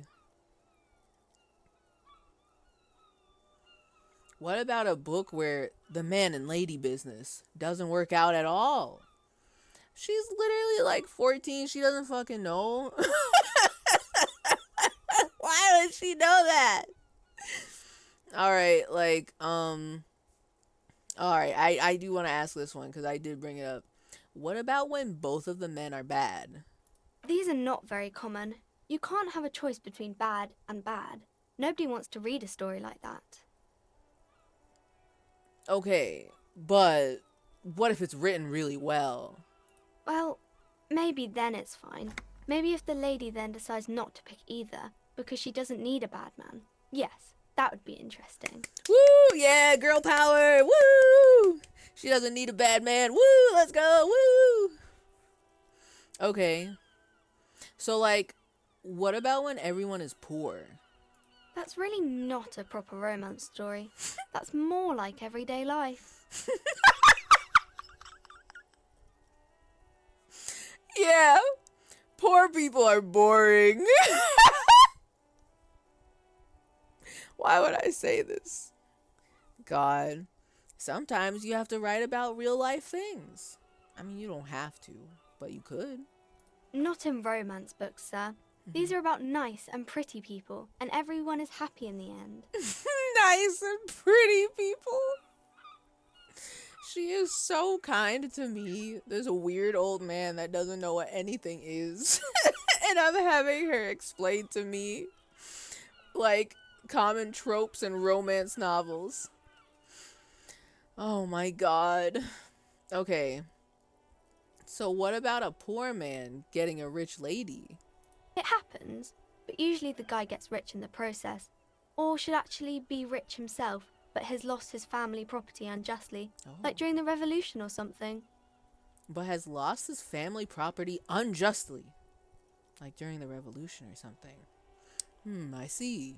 Those are unhappy books, for most of the pages. People sad about what they have lost, but then it all turns out just fine in the end. Alright. Alright, okay, Annette. Alright. So, like, what about a book where the man and lady business doesn't work out at all? I haven't read many of those. Maybe you should ask Mum. Yeah? You think she has one about an excruciatingly painful breakup? God, our guy is so divorced. It's unreal. Alright, so, I don't want to talk about a painful breakup with her. But That's the problem with these options. I want to click on them because they sound so stupid. Like, what could she possibly say about an excruciatingly painful breakup? Because maybe I will probably just bring me to, like, all the other questions. Like, that's the, like, let's go back to all the other stuff. So, I mean, when am I gonna approach this again? I have to know. Yeah? You think she has one about an excruciatingly painful breakup? I don't think it's a romance story if the main characters break up, though. She pauses, trying to figure out the appropriate answer. No, think about it. One where they plunge into a torrid spiral of pain and recrimination, only it's really long and drawn out, scarred for life, phantom limb. Oh my god. But I want to know. What is she going to say about that? She's not going to say anything about that. She doesn't know. But I gotta know. What is she gonna say? What is she gonna say? What is she gonna say? No, I don't know. She looks at you with puzzlement. Gee, I wonder why. Doesn't ring a bell? Alright, I'll ask your mom. Yes, she knows books. Definitely. She nods, relieved. Continue. What was that? An idea for an unfinished novel stuck somewhere in your forebrain? Okay, so like if we're gonna make a plan to like do karaoke, if that's one of my tasks, can another one of my tasks also be like, can we start a novel? Can we start this novel about my excruciatingly painful divorce? You clearly have issues you need to address. Well, he's not wrong. That's enough romance for me. I had other questions. Maybe some about other books? She rubs her chilled nose with her fist. Who are these famous people? Oh, kings and queens and generals of old, or artists and writers, or musicians, those kinds of people. There's usually something extraordinary about them. Extraordinary? She scratches her cold reddened cheek, then continues. I think that's why people read them, to find the secrets of their fame. Seems like most people who read those books fail to get more famous from reading them. Reading those doesn't make the readers more famous, does it? But it does make the famous people more famous. She smiles gleefully. Well, yeah. These famous people sound like a bunch of dorks. Fame is for vain people. I have better things to do. Fame sounds delicious. Maybe someone will write a book about me one day. I swear to God, if I clicked on this one, it's gonna bring up the superstar tangent again. She's gonna be like, oh, why would anyone write a book about you? And then I'm like, you've never heard of me? The officer? The superstar? Oh, I can't do that. I can't let them do this to me. I can't lock myself into the superstar tangent. I'll never get any murder solved. I can't do this.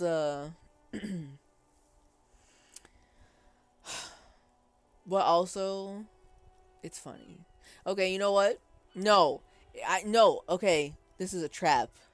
If I click on number 1, I'm gonna have this like, it's gonna intensify the superstar desire, but also what if I actually just want to be famous after this?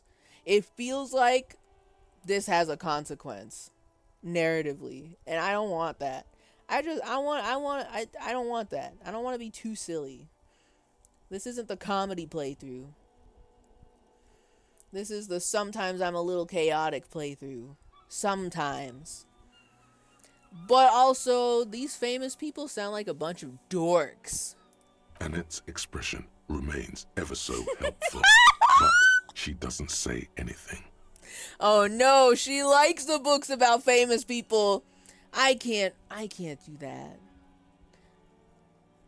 I can't be mean about the famous people books in front of the number one fan of the famous people books. She seemed so happy.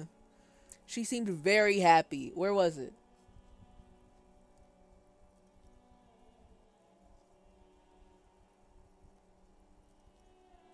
To find the secrets of their fame.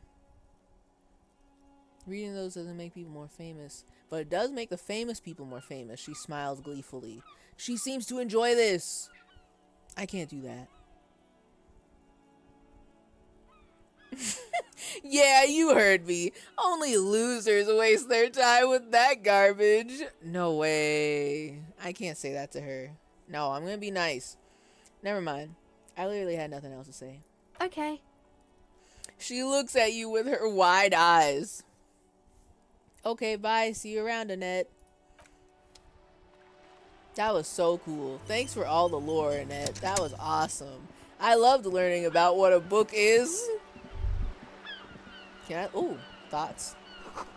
It takes willpower to even read the author's name.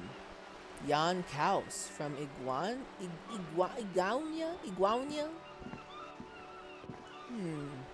Why did that take effort? Tell me more about that? Let's go inside. We're going inside. Woo!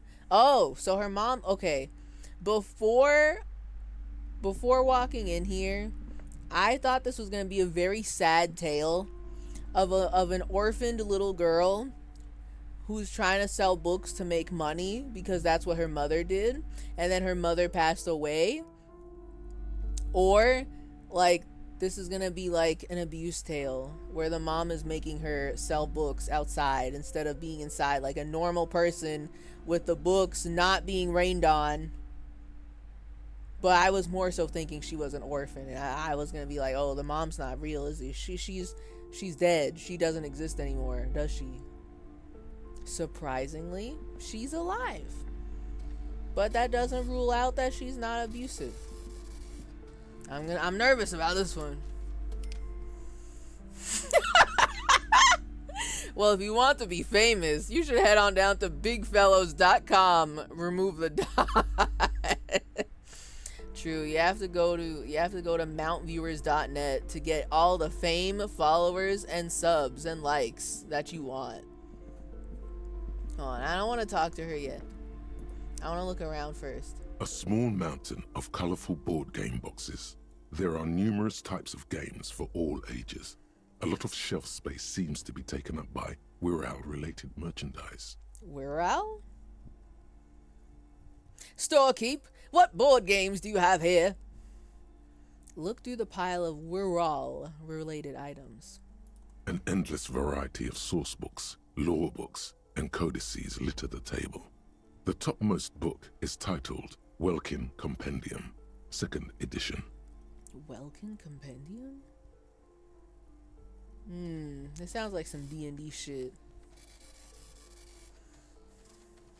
It would be cool to get one of those that have been following for more than a month. Could you imagine? I just had like some sort of sleeper agent bot that's been following me for more than a month, and they still do the same want to become famous? Go to bigfollows.net. That would, honestly, that'd be really good. I retyped that message 3 times because I could not mention the website or the website with capital I's instead of L's. What's so funny about that is that it's not like that showed up. Like, if you pressed enter on those, I didn't see those. I didn't see those previous messages. So it's not like it was an auto mod hold, and I didn't add that website to like a blocked thingy because I'm lazy. So I just have Nightbot timeout all links for the most part. So that sounds like a Twitch thing that they set up. Maybe. Because those bots were really rampant for a really long time. I want to say. Like, much longer than you would expect, right? We got like tons of those, like every stream it felt like. At least twice. At least twice. And then they like adapted and started doing mountviewers.net and there was some other one. I can't remember. But you know, they were there. I like that it's been blocked. That's very funny to me. There's also a large hardbound tome with intricate cover art, The Hunters of Katawak, Boreal Creature Compendium, and a Pick Your Path adventure gamebook titled Tales of Wirral, Cavern of Velkrag. Cavern of Velkrag. Okay, I'm not gonna remember any of this, but I do like to look. Books in a board game section? Who wants to read books? Who wants to read books? Maybe I'm not into all this Vinoclard stuff. Anything that really catches my eye? There's a box that says Wirral, 3rd edition Mega Setting Supplements Module. What the fuck? The side panel notes, a fantastique adventure board game, new maps and miniatures. A sticker on it displays 25 real. 25 real. See, but I don't want to buy the board game though. I want to buy the Dick Mullen novel, and I want to get a cool one. But I like that I can actually literally buy this. That's very funny to me. Who am I gonna play it with? Kim? Does Kim play board games? I want to ask him. If we can play board games with Kim, then I guess I'll be a board game girly. But if not, no thank you. Storekeep, what board games do you have here? Wonderful board games, sir.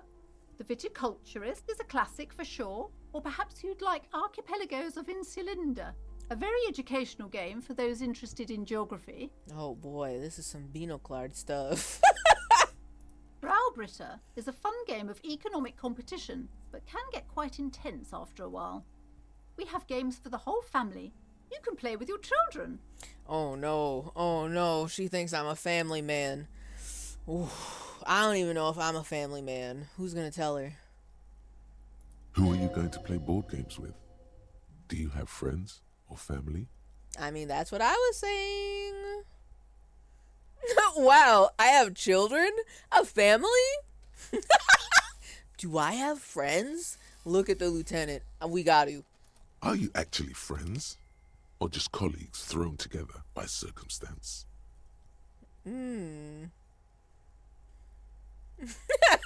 Yes, kids, friends, chicks. I have all of those. Look at me.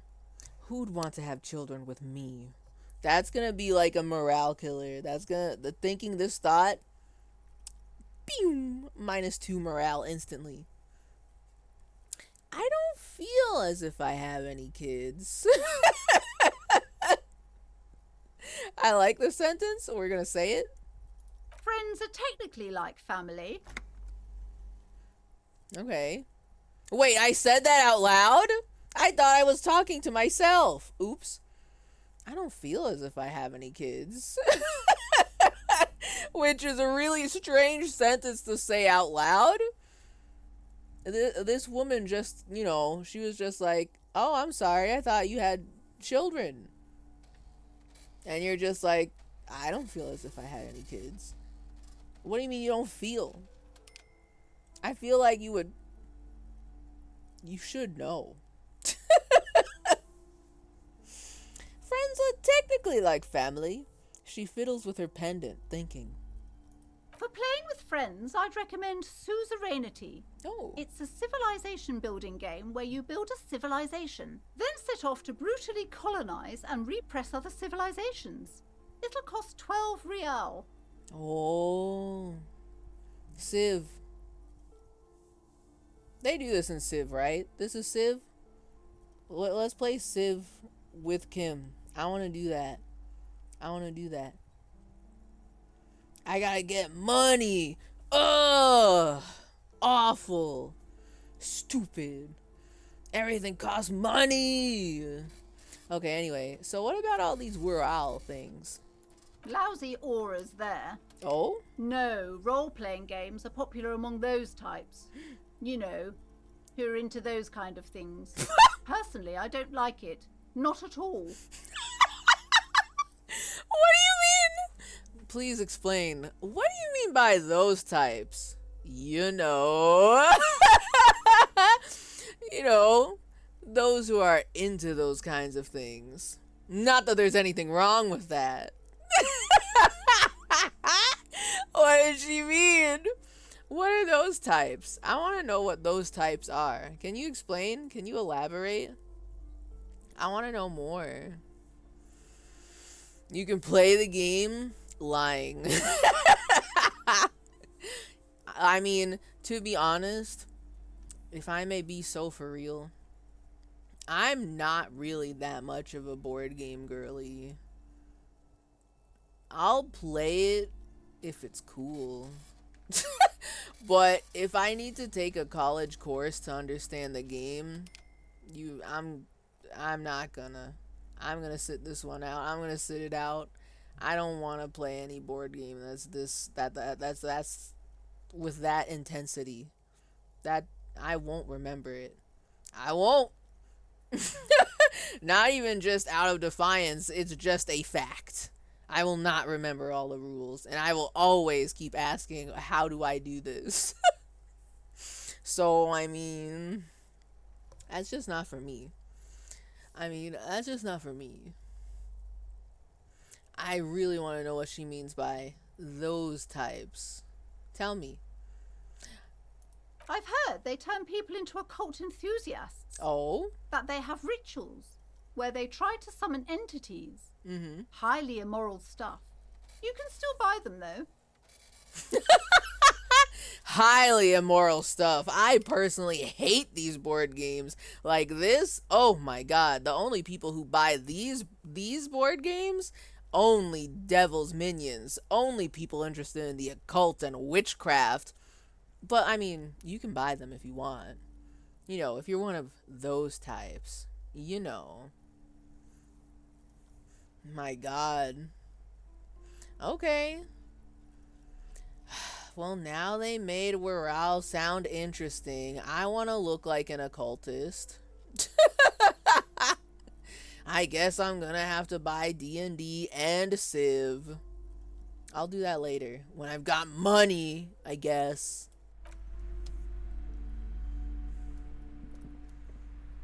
Alright, so what's going on here?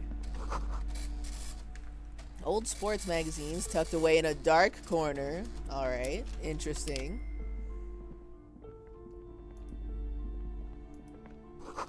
The book collects the national recipes of Arda. They are all about lake trout. Alright, cool. Nice. What about here? The display rack is brimming with worn paperbacks featuring an extremely muscular, sword-wielding barbarian on the cover. Nearly all the titles contain the word Heimdall somewhere. Heimdall? Okay, hold on. Let me look through all the books first, and then I'll ask her about it. Look through the display of books. Rows and rows of Heimdall men blur your vision. Heimdall men? You make out some titles. Man from Heimdall and the Mammoth Riders. Man from Heimdall, Return to Heimdall. And the solipsistic Man from Heimdall and the Heimdall Man. Oh, good. I should get that one. I should get the Man from Heimdall and the Heimdall Man. I feel like that would be a good book. I need that one. How come Annette didn't tell me about the Man from Heimdall series? Is this crime? Is this romance? What is it? Is the Man from Heimdall going to fall in love with the Heimdall Man? I need to know more. Give me the synopsis on the back cover. Good God, how many are there? Maybe 100. Man from Heimdall and the sages at the end of the world. Man from Heimdall and the false god. Man from Heimdall and the scorched earth. Man from Heimdall, the Heimdall colonies. Man from Heimdall and the swamp beast. Man from Heimdall and the snow crabs. I love hearing the narrator say Hjelmdal. Is that all? Tell me more. I want to hear you read all the book titles. Tell me. Not even close. Man from Hjelmdal in Hell. Oh, yeah? Man from Hjelmdal and the Forest of Slaves. Mm-hmm. Man from Hjelmdal under the lake. Yeah. Man from Hjelmdal. Hjelmdal burning. There's even The Trial of Death, a pastoral combat game book set in the world of Hjelmdalaman, and so much more. More books! More books! Oh my god. A pastoral combat game book set in the world of Hjelmdalarman, and so much more. Pain threshold medium 10. Do any of the books call out to me? Why is this pain? I personally would love to know more about the man from Hjelmdal. Tell me more. Where's pain threshold? Oh no. We're not good at this. Oh my god. Shrug off the pain. They'll have to hurt you more. We only have a 2 in this. Cool for unstoppable fighters. Guys who won't die. Masochists. Pain threshold ignores damage so you can push on, bloodied and crawling to the bitterest end. It enables you to negate damage you would otherwise take, even mental pain, heartache, and loneliness. In fact, these things can become a thrill you seek out and perversely revel in. At high levels, pain threshold turns in on itself in seriously unhealthy way, with full-on self-destructive behavior, With a low pain threshold, however, you will suffer too easily. Even a slap from a teenager will make you whine and complain. That's a very specific alternative. I wonder if that's going to happen. I don't think we have very high pain threshold, if I may be so for real. But they gave me 42% even. And I can retry it. I personally would like to know which of the Man from Hjelmdal books call out to me. I really like that. I want to know.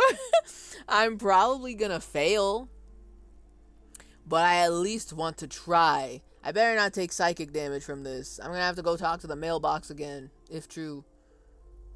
Do any of the books call out to me? Nothing of interest. Only silence and the cosmic background pain radiation. Pain radiation. God damn it, man. God damn it. Alright. Storekeep, tell me about the Muscle Man books. Oh, Man from Hjelmdal. A very popular series of adventure novels. They're awfully immoral and violent books. They're awfully immoral and violent books. She looks at the book with some disdain. Why are they so popular? Blood and violence, scantily clad women, epic narratives, all those mystical things he encounters. They're bound to grab those with little imagination and nothing to do. Sounds good. Which one should I start with? I really want to say that. I really want to.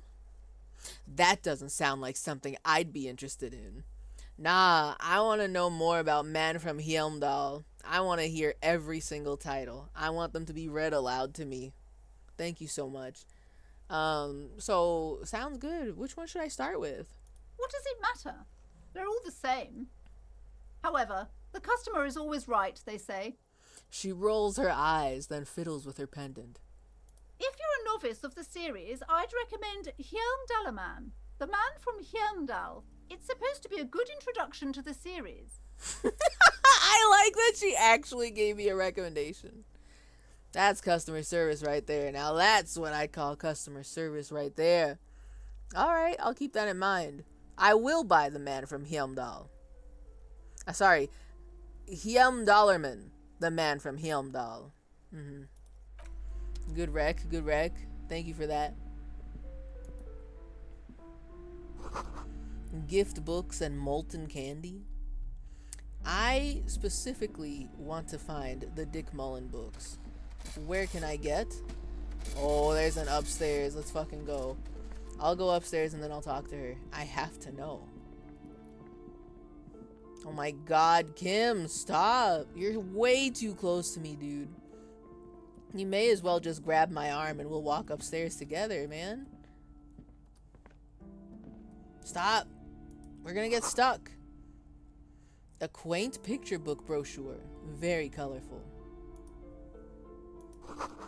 It's a tome of fascist magic. Rather candid. Okay. The plaque on the shelf reads, Biographies of Famous People. You see a large variety of names, none of which ring a bell. Tell me about the superstars. I specifically want to learn about the superstars, please. Look through the display of books. Browsing through all the books with all their names makes your head spin. None of these seem important or relevant. It's all just vapid egoism. Well, continue. Suddenly, a particularly odd title catches your eye. It reads, High Speed Love, the tragic true love story of Jacob Irv and Alfie Delatraz, by one Cecilia Averbrook. Irv? That's two V's together, not a W? Question mark, question mark, question mark? What's it about? High Speed Love chronicles the romance between two of the finest tip-top tourney racers in history. Tourney? One of them is the madcap driver, Jacob Irv. His blonde mane graces the cover. Okay. Madcap driver. Continue. Next to Irv's life story, you see a slim biography of an Occidental rock star called the Anti-Star. He's famous for shooting morphine into one of his eyeballs and cocaine into the other. Oh yeah, no, that's so cool. Is he, so the rock star, Occidental rock star who shoots cocaine. Cocaine in one eyeball, morphine in the other. Is he still alive? I'm just curious. Is he dead? Next to that, Revacholian radio personality Guillaume Bevy stands in front of a rundown drug den. He's a permanent fixture on Channel 8, reporting on real-life crime and ruining cops' days. Oh? Well, I gotta know about that. I really must insist you buy one of the books. Reading them is not for free. Do still browse, though, but not too long. Uh-oh, is she gonna kick me out because I'm just looking around? I'm looking. I want to see what calls out to me, miss. Ma'am, you can't rush me. I just learned what books are like an hour ago, man. Continue. She understands she has erred against the customer and immediately corrects course. I'm sorry, I did not mean to rush you. See? You are browsing. Go ahead. Take your time. Time is commerce. Exactly. That's what I thought. I don't know why you're rushing me. I'm part of the reason why the store looks even open right now. So, storekeep. Anything of note in this shelf? I would say The Greatest Innocence. Yes, most certainly. It's an important educational tool delving into the depths of history, religion, and their relation to innocentic power. Innocentic? Hold on. The Greatest Innocence. Delving into the depths of history, religion, and their relation to innocentic power. Now, what the fuck does that mean? I thought I knew what innocence was, but now I don't know anymore. Who or what is an innocence? A very influential historical figure. But surely I don't have to tell you that. You're a law officer, and law officers have at least some education. Who's gonna tell her? Some education? I didn't know what a book was before walking to your store, ma'am. I don't know if you're ready for the truth. The book is also very daring. The author aims to re-examine the universal understandings of the innocentic system, creating a fresh vantage point and a shift in the tired order of things. What? The book is very daring. Yeah, Tell me more about the inocentic system. Tell me more about this. I thought it was about which of these innocences is the coolest and greatest. Perhaps for a layman, deep analysis is necessary to peel back the multi-layered meanings. Okay. Do her words seem vague and abstract to you? Yep. Yeah, they sure do. I don't know if she knows what she's talking about, or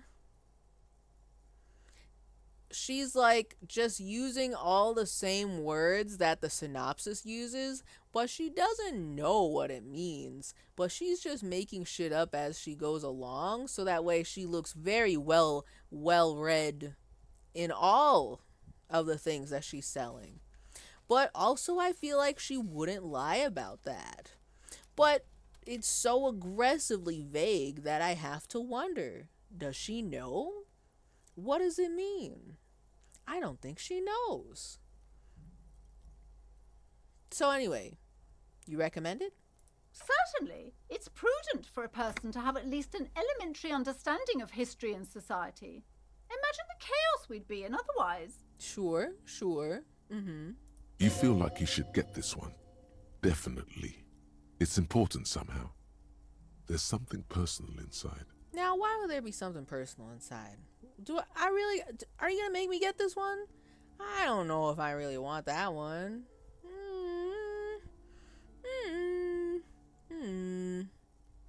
I don't know. I'm still looking for the Dick Mullen books, okay? I'll think about that later. Leave. I'm still looking. I want to find the crime. Now, what's this? This bookstore is not strictly about crime, romance, and biographies of famous people. There's also a wide range of paranatural literature. Paranatural or supranatural? Look through the shelf. Amidst the various books, you find one written by someone named Matthias W. Dundas. It's about wholeness, unity, balance. Dundas? The point of the book, and many others on this shelf, is to give people medicinal advice in situations where they don't have access to paid health services. In a regular real-life context, I would be immediately uncomfortable and be like, uh-oh, is this natural medicine? Is this gonna tell me to buy crystals and wave it over my broken arm to repair it? How bad is this? But in this game, how does that work? It serves platitudes, while also telling everyone that traditional medicine, the kind people don't have access to, and which costs more than this book, is garbage, and would only give you cancer anyway. Without even curing your cold or anything. Oh no, it's exactly as bad as I thought. They're gonna tell me to like ingest essential oils to cure my headaches. Oh God. Wholeness, unity, balance, on the other hand, can basically take care of anything. Though it is important to note. When it's up to your mind to heal yourself, then it's because of your mind that you're ill in the first place. What? Does the book say anything else? The book features chapters on topics such as how to find magnesium. Okay. It even lists plants you can harvest magnesium from. How to continue drinking if you're an alcoholic who has destroyed his liver. And oh wow, this book seems really pertinent to me in my situation right now. How convenient. there's even a chapter on the ancient Seraïs tradition of using duck gallbladder preservatives to treat and prevent sexually transmitted diseases. Pre and post factum apply. Nothing worth buying. Nothing worth buying. Okay. Sure. This is just mundane garbage. What's even paranatural about this? What the fuck? Wait, hold on. So of course I've got the purple stat. That's my highest stat. Inland Empires out here. Very high. 97%. +1 heard about the curse. So I'm boosted because I've heard about the curse. But the action is find something truly otherworldly. In the paranatural section? Well, I mean, this is probably... I have never seen a roll this high before, I don't think. I gotta do it. But what if I fail this one? I'm gonna just assume that this is XCOM rules and the game hates me if I fail a 97% roll when this is in the set of skills that I'm the highest in. You know?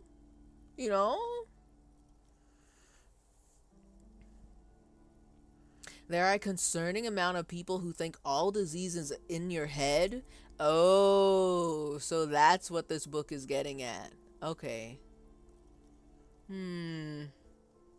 Yeah, then in that case, that just triples down on the, oh no, this is exactly what I thought this was gonna be. The paranatural. Me, I'm Pliny maxing? What is a Pliny? Do I want to know? Or is it more of the, like, natural medicine misinfo? I didn't know what else to call it. Anyway, I'm gonna find something truly otherworldly, because why not? The throbbing in your head increases with every passing moment you gaze at this shelf. That sounds bad. I did a success. Suddenly, as if out of nowhere, a small green book becomes apparent. The title of it reads, Medicinal Purposes of the Pale. Of the Pale? What's the Pale? The book contains very little explanation on the matter. This knowledge seems to be taken for granted.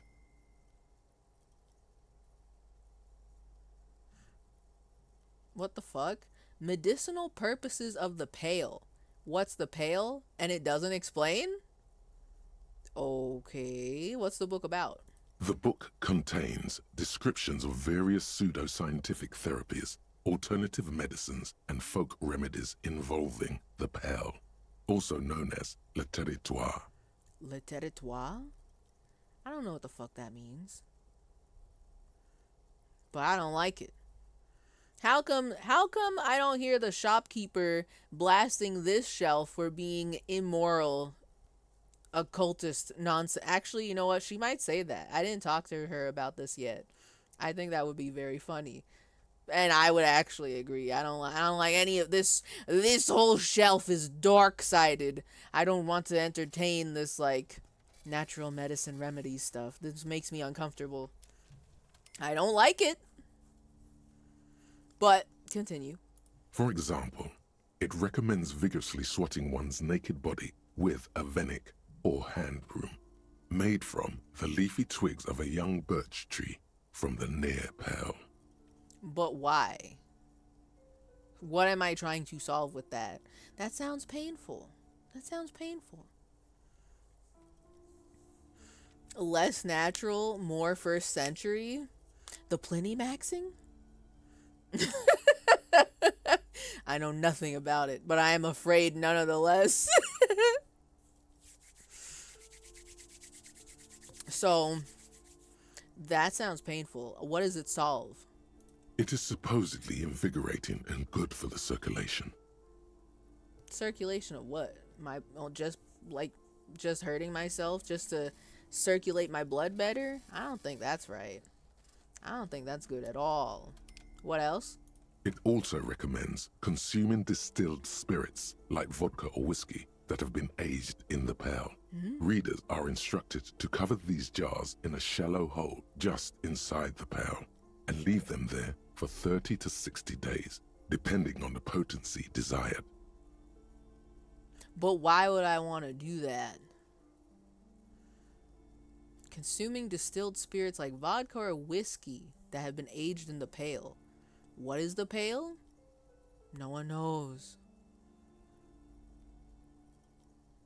Yeah, and what does this pale-aged liquor do? Among other benefits, it is alleged to restore a damaged liver to perfect health. Wow, there sure is a lot of talk about damaged liver in this section. I wonder if that'll ever become relevant to me. Probably not. They're not talking about me at all. Me? The alcoholic? No, this is not about me at all.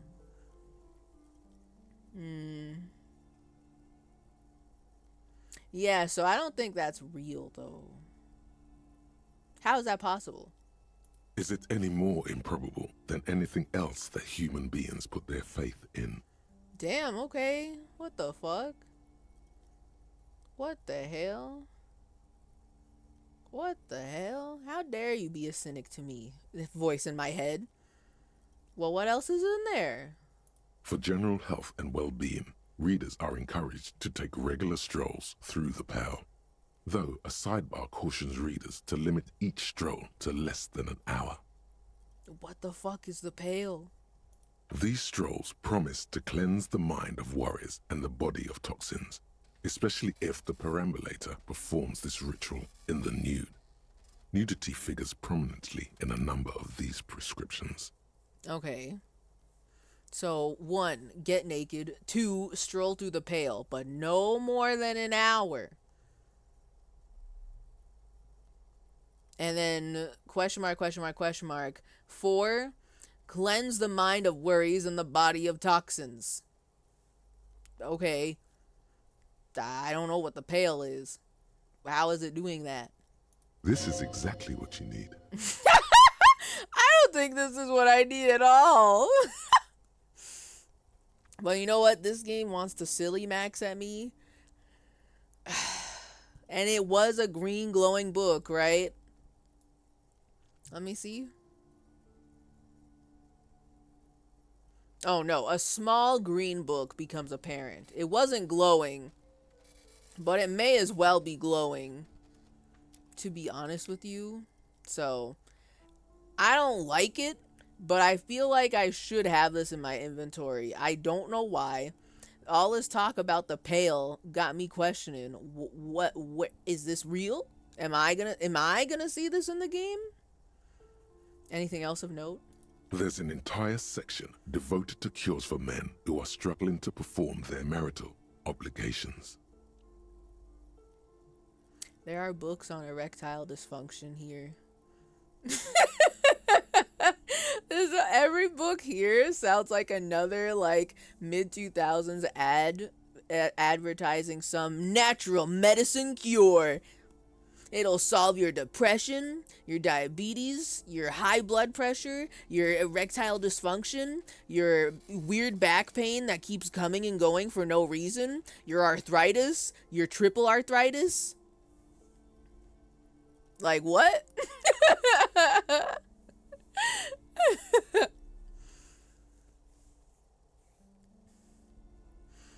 Pliny the Elder is a guy who wrote about all sorts of wacky old medicine that existed at the time, as well as many, many other things. Okay.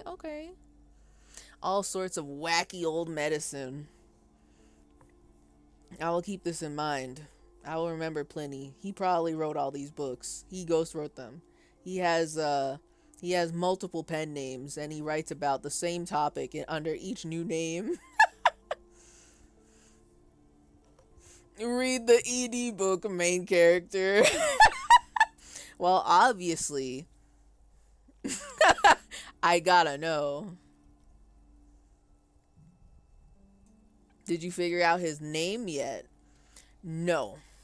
Nobody wants to tell me my name.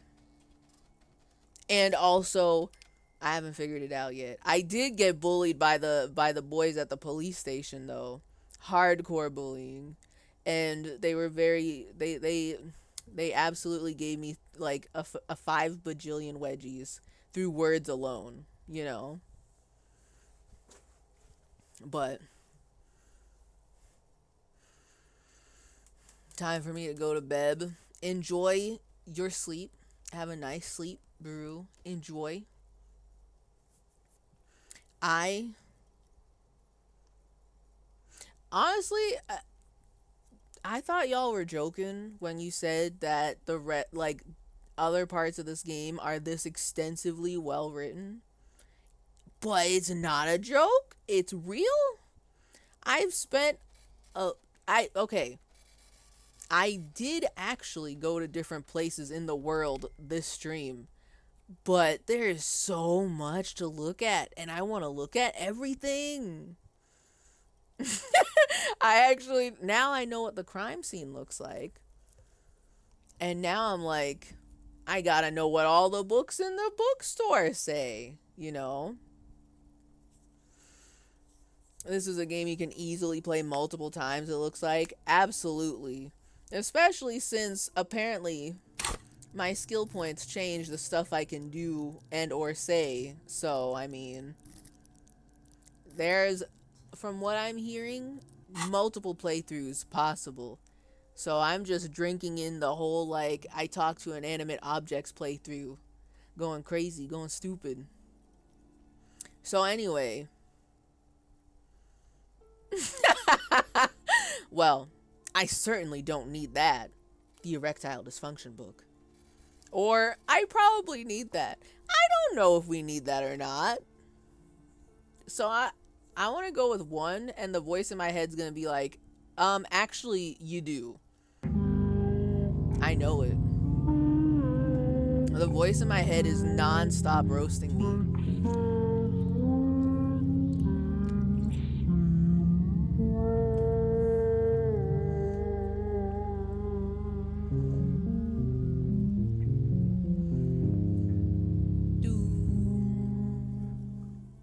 So true. His drinking makes the thing don't work. Oh, I'm aware. But I want to know what the game's going to say about this. He's going to be like, well, I certainly don't need that. And the voice in his head's going to be like, actually, you do. You close the book and return it to its place on the shelf. Wait, really? The one time I expect the game to roast me and it don't? Hold on. I kind of want to know. I want to know.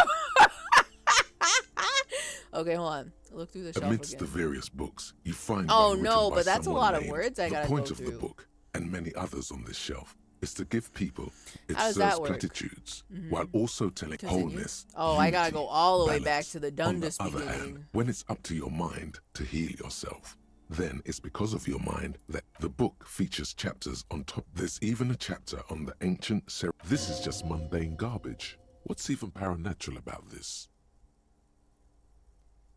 Wow, okay. I can't go back to that option. Ooh. This is what's gonna I'm gonna be thinking about this moment whenever I get another like, oh, this option seems silly. I'm sure the game will let me do this if I do the opposite. No, they did not, in fact, let me read about the erectile dysfunction book. Natural remedy. I thought they would. But okay.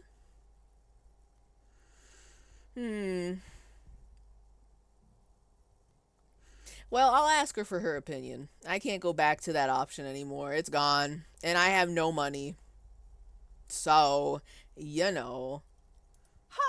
Sir, please, no browsing in that shelf. That wisdom is not for free. Oh? Now, why is that? I said, storekeep, what books are these? And she says, no browsing over there? Wisdom not for free? I can't have you end up, like, opening a police store next door and stealing my customers. Oh, no.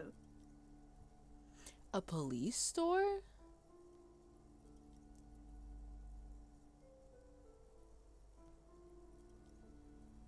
What? I can't have you end up like opening a police store next door and stealing my customers. Ma'am, this is the like natural remedies shelf that cures all of your ailments. Alleged. Citation needed. What would I do as a police officer to steal your customers? What the hell? She stun locked me with that one. I don't know what to do about that. Where's all the Dick Mullen books? Another boring book just discarded here. I want to read about Dick Mullen. I want to read the book and learn how to be a more cooler police.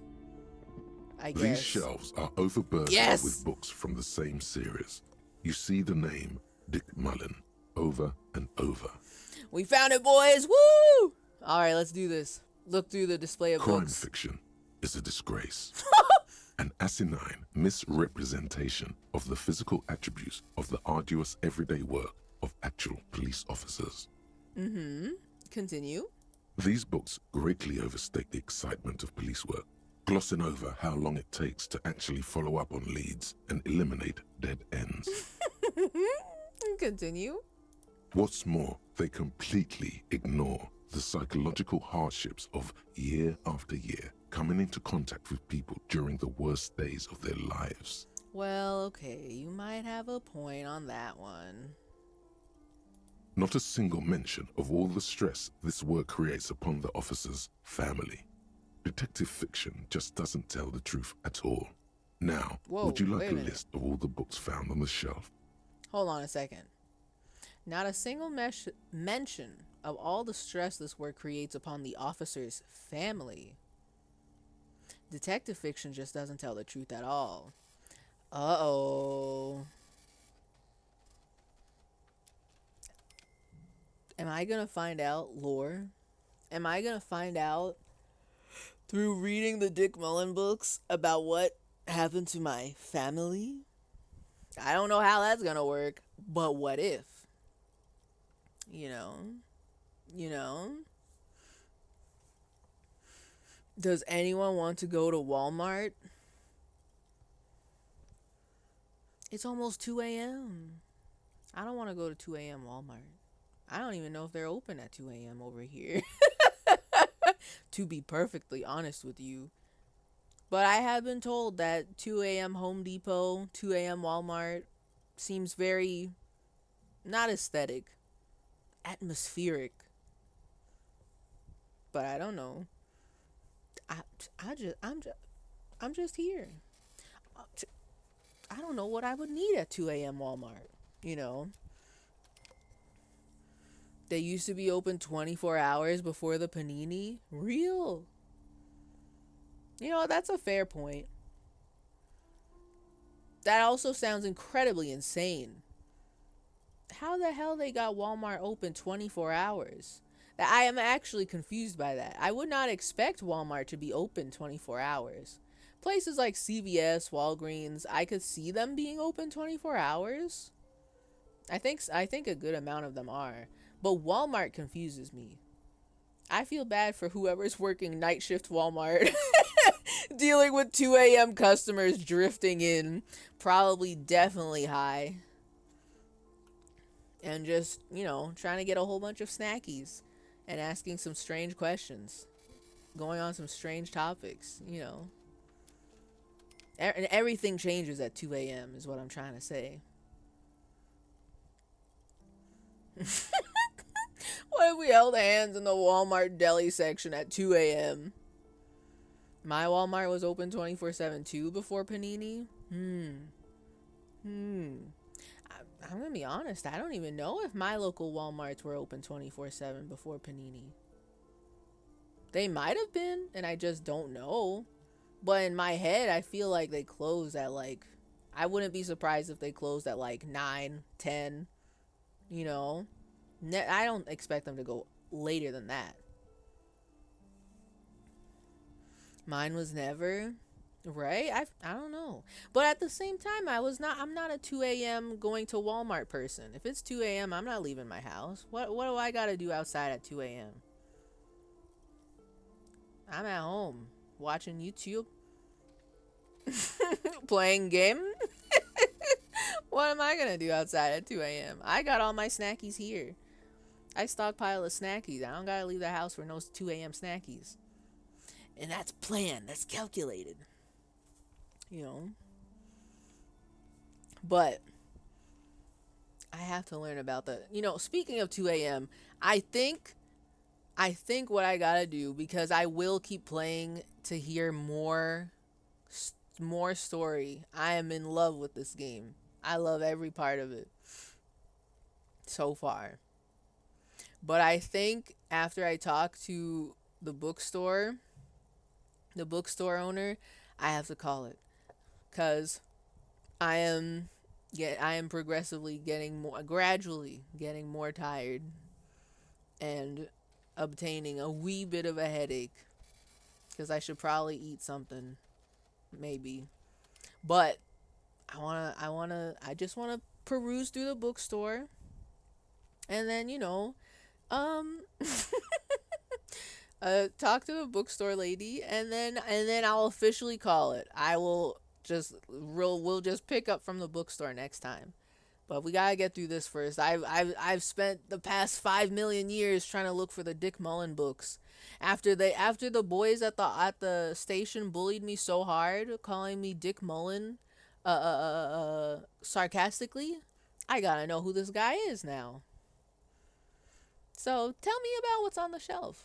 You see, Dick Mullen on the job. Get me Mullen. The stalwart adventures of Richard P. Mullen. Mm-hmm. Dick Mullen and the murder in the orchard. Mm-hmm. The sordid affair of Dick Mullen. The sordid affair? Like, affair as in just like a thing that's happening, or an affair? I just want to know. I'm just curious. I miss it because no one was in there.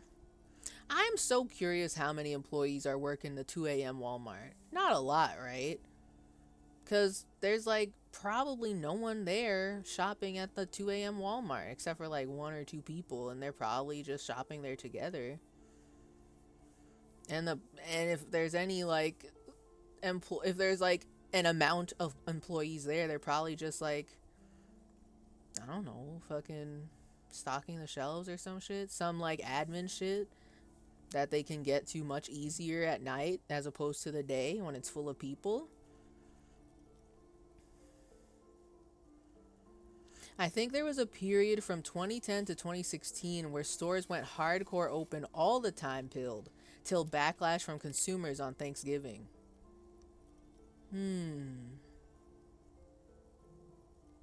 I guess. Maybe?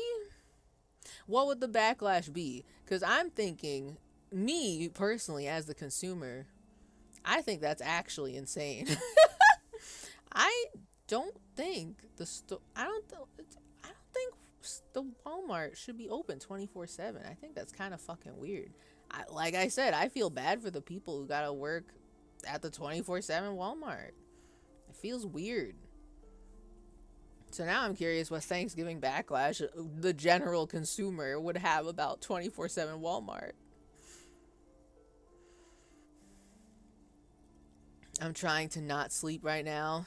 We'll make it through. I also am trying to not sleep right now. I want to know. I will conclude the bookstore section, or at least as much of the bookstore as I can,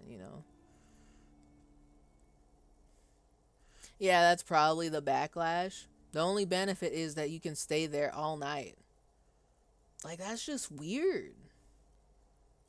It lasted way up to 2020. Then they used COVID as an excuse to stop being open 24 hours a day.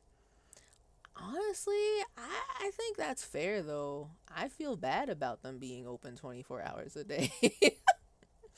Not necessarily. I don't feel bad for John Walmart, CEO of Walmart. I feel bad for the people working the 24/7 Walmart who are just like, man, I just gotta have money. I gotta make rent, To speaking of like just changes that have occurred during the COVID to stores, my local CVS, And I don't know if this is all the CVS's, but my local CVS had like starting around 2020, they had these signs up around the pharmacy area saying that the pharmacy will be taking a break around, I don't remember the exact time, but let's say from 1 to 1:30 for a lunch break. And then I was like, wait a minute. Did they not have lunch breaks before? What happened? So the signs are still there and they're still not available during that time, which is fine, right? But it makes me wonder, what the hell were they doing pre-COVID? Like, surely they let their peoples there have lunch breaks, right? They didn't just forbade them from eating, right? They can't do that, right? Right? I've been too afraid to ask, but I have been thinking about it ever since. I gotta sleep. I have lunch with the fam tomorrow. Have a good night sleep for real. Have a good sleep. And I hope you enjoy lunch with the fam tomorrow. Saturday is a very good having lunch with the fam kind of day. So good choice. Good choice. I tried to stay overnight in Michigan, but I couldn't find anywhere but the streets to hang out. Oh, you mean overnight at the 24/7 Walmart? I don't know if they have 24/7 Walmarts over there in Michigan. But like, would they try to kick you out of the 24/7 Walmart if you're clearly just staying there? Like, for example, what if your Walmart has a Subway, right? Not like a Metro, like a Subway, the restaurant, and you just kind of hang out in that seated area. You eat your sandwich like extra slowly, and you're just scrolling your phone, hanging out until like 3 a.m. and you got there at like 10 or something. Would they try to kick you out?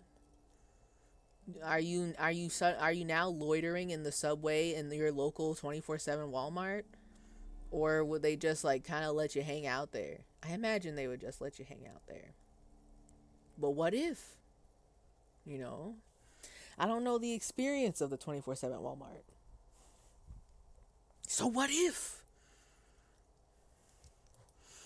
Okay. A killing is declared. Dick Mullen in the murder house. The final case of Dick Mullen.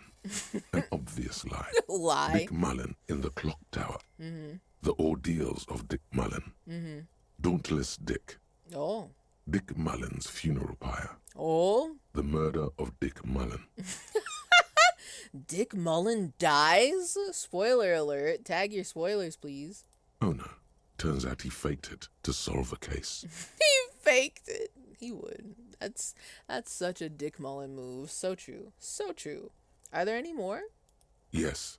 There's also the dame who did it. Farewell, my Mullen. Faking death seems to be a common trope in the Mullen series. The morbid tales of Dick Mullen. A dark tide turns. Tell me more. Tragedy calls for Dick Mullen. Another one with fake death. And, of course, Dick Mullen, the murderer. In order to catch a murderer, Dick Mullen must become the murderer. What the hell? Okay, that's an actual twist. Can I buy that one? What do you mean? He has to become the murderer to catch the murderer. What kind of a sick freak would do such a thing? I must know. Continue. Come on. This is not the way real police solve crimes. The real police are some 20 kilometers away, sitting in an armored motor carriage. True, fair. But also, I gotta know. We gotta buy a book. Continue. Come on, Chester. Tell the story again. Oh shit, what's going on here? Mac Torson. Wow.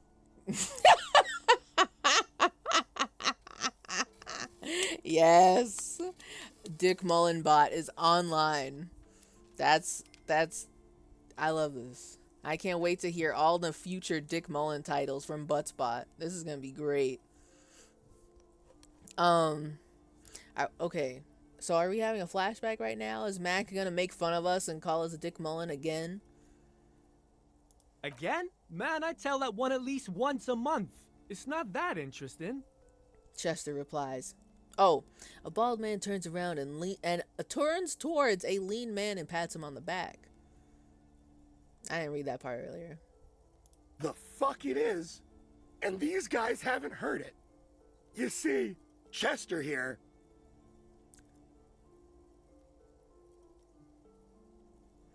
Why didn't it keep reading? Okay. He motions to the civilian sitting in the back seat. You see, Chester here. He pokes his finger at the lean man. Chester faked his own death once. Gosh, why? One civilian looks on, amazed. The bald man bellows a reply. A very fucking dangerous case, ain't that right, Chester? They almost got you that time. Who's they? Yeah, sure came close. Chester. Alright, so I was tailing this guy called Francis the Shoe. The inside of the motor carriage is thick with cigarette smoke. Outside, it starts to rain. Is he lying? I don't know how real this is gonna be. I mean, we literally just went through a whole bunch of Dick Mullen titles where he allegedly fakes his own death multiple times. And all of a sudden, Chester is talking about the time where he faked his own death to solve a case. Really, Chester? Chester mutters in return, then turns to the rapt listener. Okay. After all this, you still haven't found the answer to the one question that matters. Who is Dick Mullen? Reaction speed? Who is Dick Mullen? Reaction speed. I'll come back to that. Storekeep, what's all this crime fiction? Oh, crime, robberies, murders, even sexual crimes. We're fortunate to have Dick Mullen and his stories to sort all that out. Okay. Sure. You're a police officer, apparently. You should buy all of these. Oh? They really do teach a person how to be a proper detective. Now, I don't think that's true. But go off, I guess. Well, what's reaction speed again? Motorix. The quickest to react, an untouchable man. Cool for shot dodgers, thinkers on their feet, pinball heads. Okay. The agility of your body and mind. Okay. So, like, I'm not good at that. But 42% even. Can I make it? I'm gonna try it. I'm losing the fight. Thank you for stream. Good night. Good night, Clune. I hope you have a good sleep. I too will be joining the sleep soon. Though to be fair, most of this week I've been staying up till 3 a.m. Almost embarrassingly easily. So I mean, I should cut it off at a certain point before it gets there. All right. Have a good sleep. Goodbye. I must at least know who is Dick Mullen. Let's see if I pass. Your quick eye notices a small caterpillar crawling across the spine of a book. The title reads, Dick Mullen and the Mistaken Identity. Oh, rare. I succeeded a 42% even roll. That's rare. We'll never see that happen again. Okay, Dick Mullen and the Mistaken Identity. What do we have here? Mistaken Identity, ... A worn paperback from Dick Mullen's classic Hard-Boiled Phase. The premise seems to be that Dick Mullen is framed for the murder of his best friend. And there's just a few days to prove his innocence. Oh, Why does this speak to me? Could it be the motifs of unstable identities and shocking betrayals? Maybe. That's probably right. I'm a complicated guy, full of contradictions. Or, no, it's gotta be something else. The gotta be something else is calling out to me, and I really want to select it.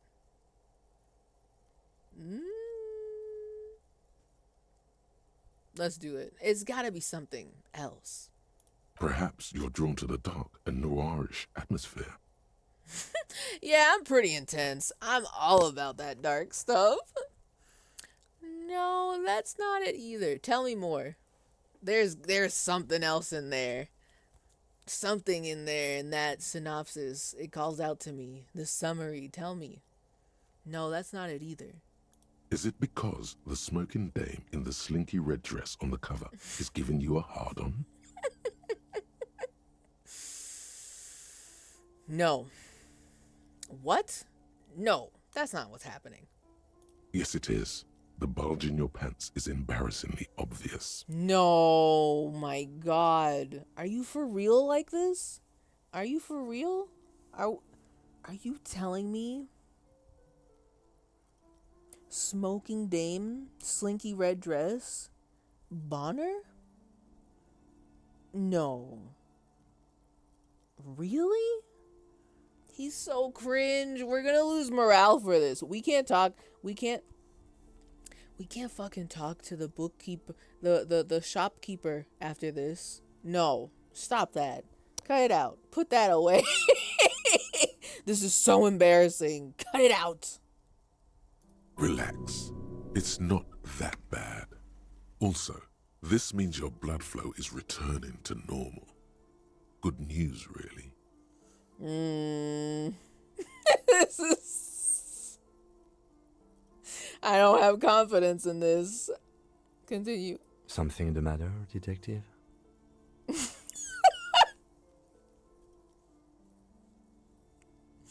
Oh my God.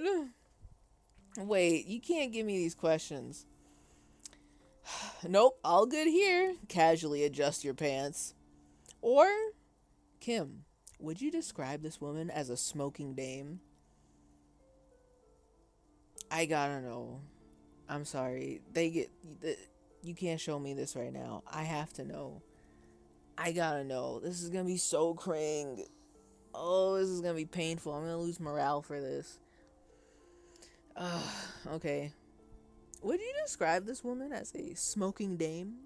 The lieutenant narrows his eyes and contemplates the book for a moment. He's considering it. I would certainly say she fits the description, providing that's your type.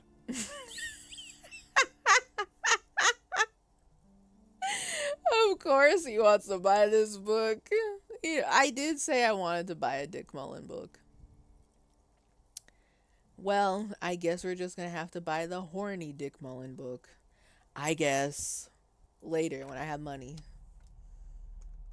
Okay. Anyway.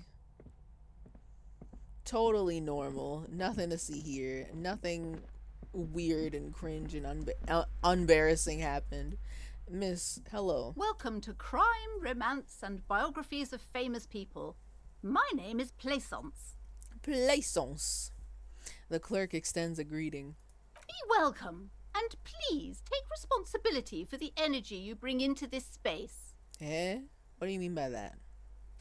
A golden pendant hangs around the woman's neck in the shape of what looks like a tiny fish head trapped in amber. Okay. Holy shit. Before we go on, you seem to be well off enough. Can you give me some money? I feel like there won't be an opportune moment to ask later. What the fuck? We're just begging everyone now? What? That's not gonna work out. Come on. No way. She wouldn't give me any money. She's trying to sell stuff, not give away money. Nah, that won't work. Oh God, but it's so stupid that I want to try it. Let me ask something else. I think this... Okay, hold on. Let me see something.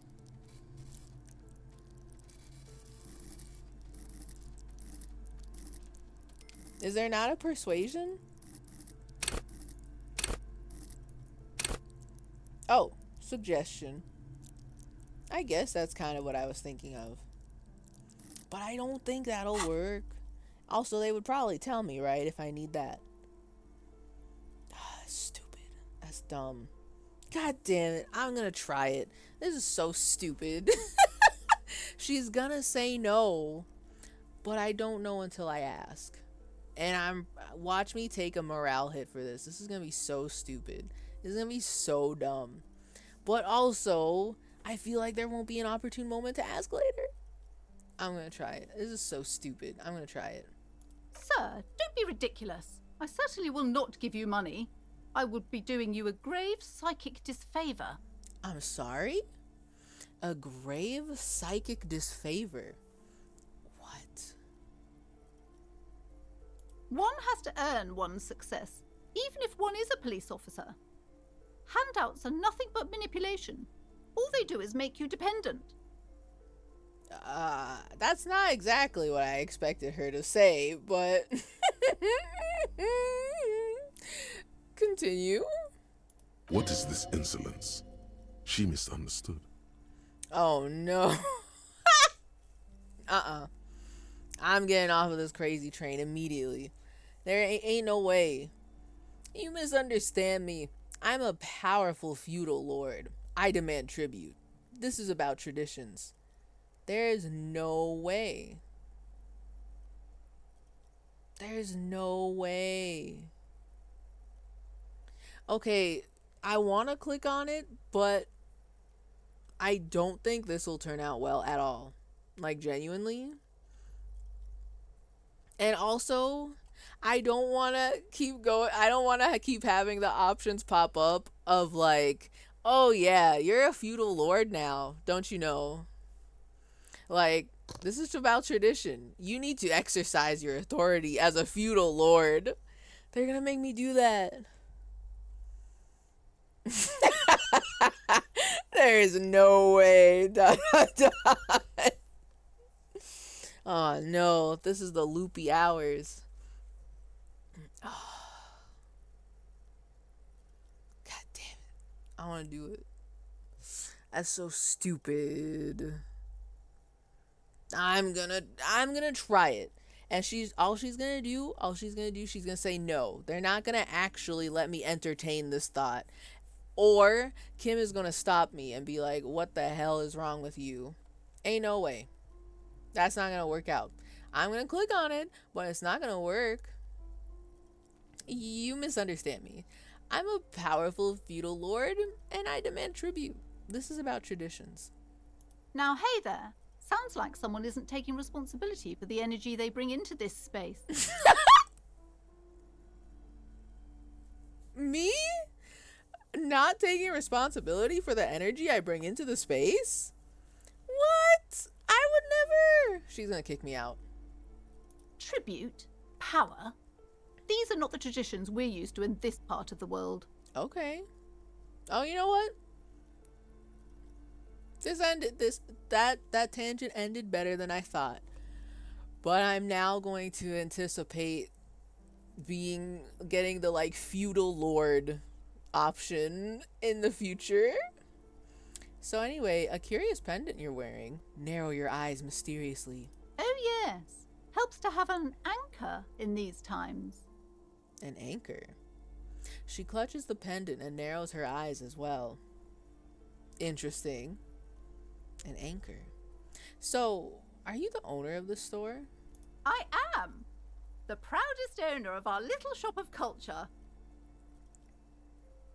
Okay. Her voice is high-pitched, as if to give it more penetration. She has fine-tuned her voice to find the most welcoming approach for attracting new customers. It doesn't work. Oh? But everybody has the customer service voice where you make your voice like a couple octaves higher than normal. Everybody's got the customer service voice. I feel like that was a bit more fascist than silly pathetic. Yeah. Me begging for money, but then also like turning it around and being like, actually, I'm a feudal lord and I demand a tribute. That I'm kind of like, that's not what I expected, but I had to click on it. I had to know. Ain't no way it's gonna work out, but I had to know. So anyway, oh my god. All right. Let's do this. We're going with our heart for this one. We're in the sleepy time hours. We gotta go with our heart. So, what if I want to buy a book? Goodness, you were already doing good, browsing the shelves. Why'd you stop? Holy Don't you shit. feel compelled? Go, go. Get back there. The books await you. She knows. I didn't think she would acknowledge that, even though we literally talked to her while looking at the books. I didn't think she would pay attention to this when I talked to her later. Okay. So what types of books do you have? Everything is on the shelves. Take a look yourself. The shelves compel you, don't they? Well, they did. They did compel me, She's but I'm done attempting to now. mentally direct you towards the shelves. She only wants you to buy the goods. She doesn't care about the books. Do you even know what books you have for sale? Truth be told, not really. My sister brings in most of the goods. Oh. I'm sure it's all very literary stuff with well-written prose. Is this why she doesn't know anything about the innocence and was very vague about explaining it to me? Because she truly doesn't know. But you don't learn about the important things in life from fabricated stories. Hold on. Where do you learn about the important things then? The truth is available if you just know where to look, and you have to open and free your mind to understand. She nods at you cryptically. I don't like this line of conversation. Something ain't right here. This is dark-sided. I should have asked, shouldn't you know what you're selling? Because I feel like that would have been more interesting to me. Alright, I'll take a look then. She smiles and nods, seemingly relieved. So anyway, the girl outside mentioned that this place is cursed. Actually, wait. Save that one for last. Your daughter is the one standing outside the store, right? Annette, yes, my daughter. I hope she wasn't slacking off again with her nose in science fiction. Tell me, was she at her post doing her job like a proper girl? Yes, of course. I'm not gonna get Annette in trouble. Wonderful. Did you talk to her? Yes. Great. On a scale of 1 to 10, how compelled were you to buy books after talking with her? Uh-oh. This is gonna be one of those situations where if I answer anything less than a 10, Annette's gonna be in big trouble. She's gonna get fired or worse. So I have to answer 10. Her opinion of her daughter depends on how well she lured you into the store. It did work though. I'm not lying necessarily. I did want to check out the cursed bookstore and learn more about Dick Mullen. So she did lure me into the store. I'm not going to grade a human being. I don't do that. Okay, but Annette's going to be in trouble if you don't. I can sense it. I feel it. I feel her aura, and it brings negativity to me. I don't like her. 1, not impressed. 5, I felt some interest. 10, she's certainly very polite and helpful. My precious, her dedication brings joy to my heart. If you have children, I hope they turn out as great as my Annette. Okay. I'm here to dismantle the free market and abolish child labor. I don't think I'm brave enough for this. Annette is quite the trooper. She's a great value add. That's her daughter. The way you're handling her strikes me as wrong. I mean, I've been feeling that, though. I think I'm going to be honest about that one. Like, hey, ma'am. Like, I don't like the way you treat your daughter. That's weird. Mind your own business, sir. Oh. In our society, people don't get to tell each other how to raise their children. It's none of your or anyone's business. I told y'all, I don't like her. Something ain't right here. I don't trust her. I don't like it. I don't like it. So, I don't really want to fight with her. I don't want to beef with the shop owner by saying I'm here to dismantle the free market and abolish child labor. I want to buy books and games first, and then I'll beef with her and judge her parenting style aggressively and talk shit about her to everyone I know. But first I want the crime novel. I just want that one first, you know, just to satiate my curiosity. So let's change the subject.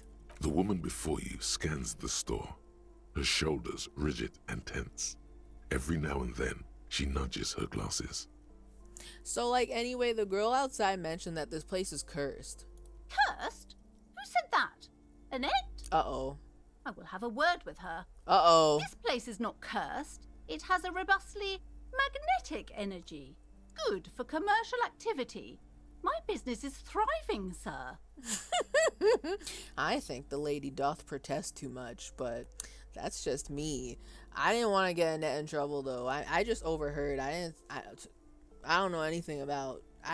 She didn't tell me. I figured it out based on the auras and the vibes. Doesn't feel like it's thriving. Feels ghostly. Anyway. Wait a minute. What is about your daughter relating to? About your daughter, ... Oh, yes. How's my precious doing? She's a good girl. Oh, I guess I can go back and answer this later. We'll beef later. Don't you worry about that. The woman before you scans the store, her shoulders rigid and tense. Every now and then, she nudges her glasses. Okay, so anyway, farewell. Oh my god, there's a curtain. Alright. I said I was going to talk to her and then I'm going to end it. So I'm going to do that. I'm calling it. I should get, first of all, I should have a little foods, have a little something to eat, because I've got a headache and I should probably try and solve that. And then I'm going to sleep. But next week, we're going to see what's behind the curtain. I didn't look what was behind the curtain. And then maybe, you know, I'll do more of the crime solving. Maybe, perhaps. But cursed bookstore, I like that. I like where that's going.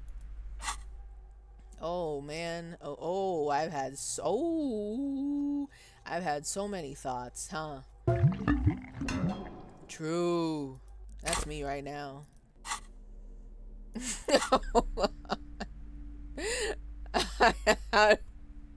Okay, escape. Save game. I'm gonna save it for real.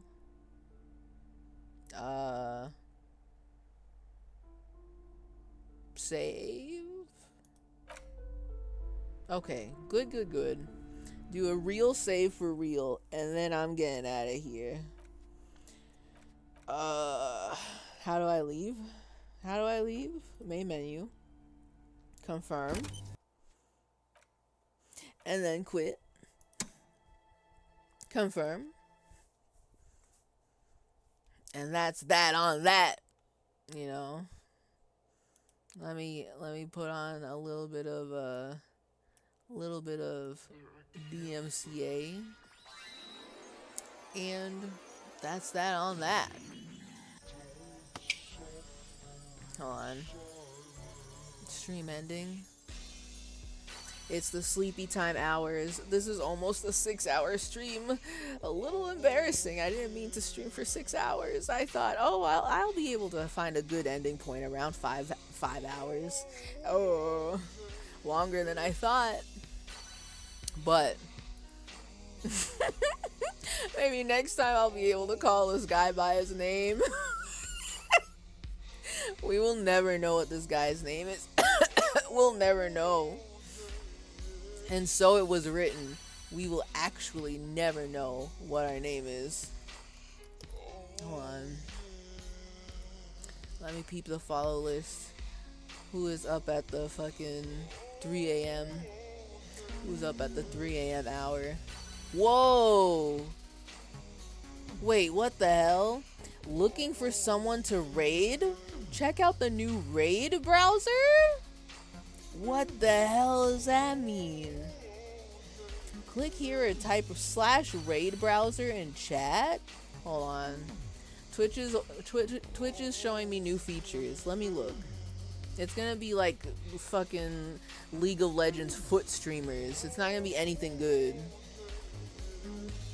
Oh my god. Well, it's definitely not people I'm following, that's for true. Hilariously, it's a lot of streams that are in Japanese, maybe? Which, you know, makes sense, because that's probably who's up at almost 3 a.m. Eastern Standard Time. Oh, wow, okay. Wow, okay. Wow, okay. I don't want to do any of this. This is a cool idea, actually, but I don't have the brain energy to, like... True. I don't have the brain energy to make elephant noises or to suss out the vibes of each of these streams. That requires more reading for me. I don't have that kind of brain energy right now. So, we're just gonna do something a little crazy. A little insane. Hold on. And by that I mean... Oh. Oh no. Oh! Okay, wait a minute. Wait. I did find a weird channel. A cool channel. The other day. And I haven't sat down and watched it yet. Like, for a good amount of time. But this sure is a channel, you know. It is a channel that allegedly shows public domain cartoons. Public domain cartoons. Which I did not even, like, consider that there's public domain cartoons out there. You know, aside from Steamboat Willie, of course. But let me see if I can actually raid them first before I embarrass myself. Alright, we can raid them. I am intrigued. And we're gonna... The funniest part about all this is seeing the big disclaimer saying that there's... Hold on. Wait, actually, there's a bunch of things on their little announcement scroll thingy. Basically, there's a big disclaimer saying, due to the times and places they were made, this broadcast may offend 21st century viewers. PubTunes does not endorse bigotry, misogyny, violence, prohibition, queerphobia, capitalism, or any other reprehensible attitude or activity portrayed herein. So, I mean, that's y'all's content warning. I don't know what else to say about that, because the cartoons that are featuring here, none of them even look familiar to me. So it's kind of wild. Literally anything could be happening in this cartoon channel. It definitely is something, but next time, next stream, we're doing next Friday, and we're gonna be Disco Elysiuming again in the bookstore. So I hope you all have a good night. Thank you for staying up very late with me. Have a good night. Thank you for coming out to the stream. Have a good sleep. Thank you for joining. Ooh.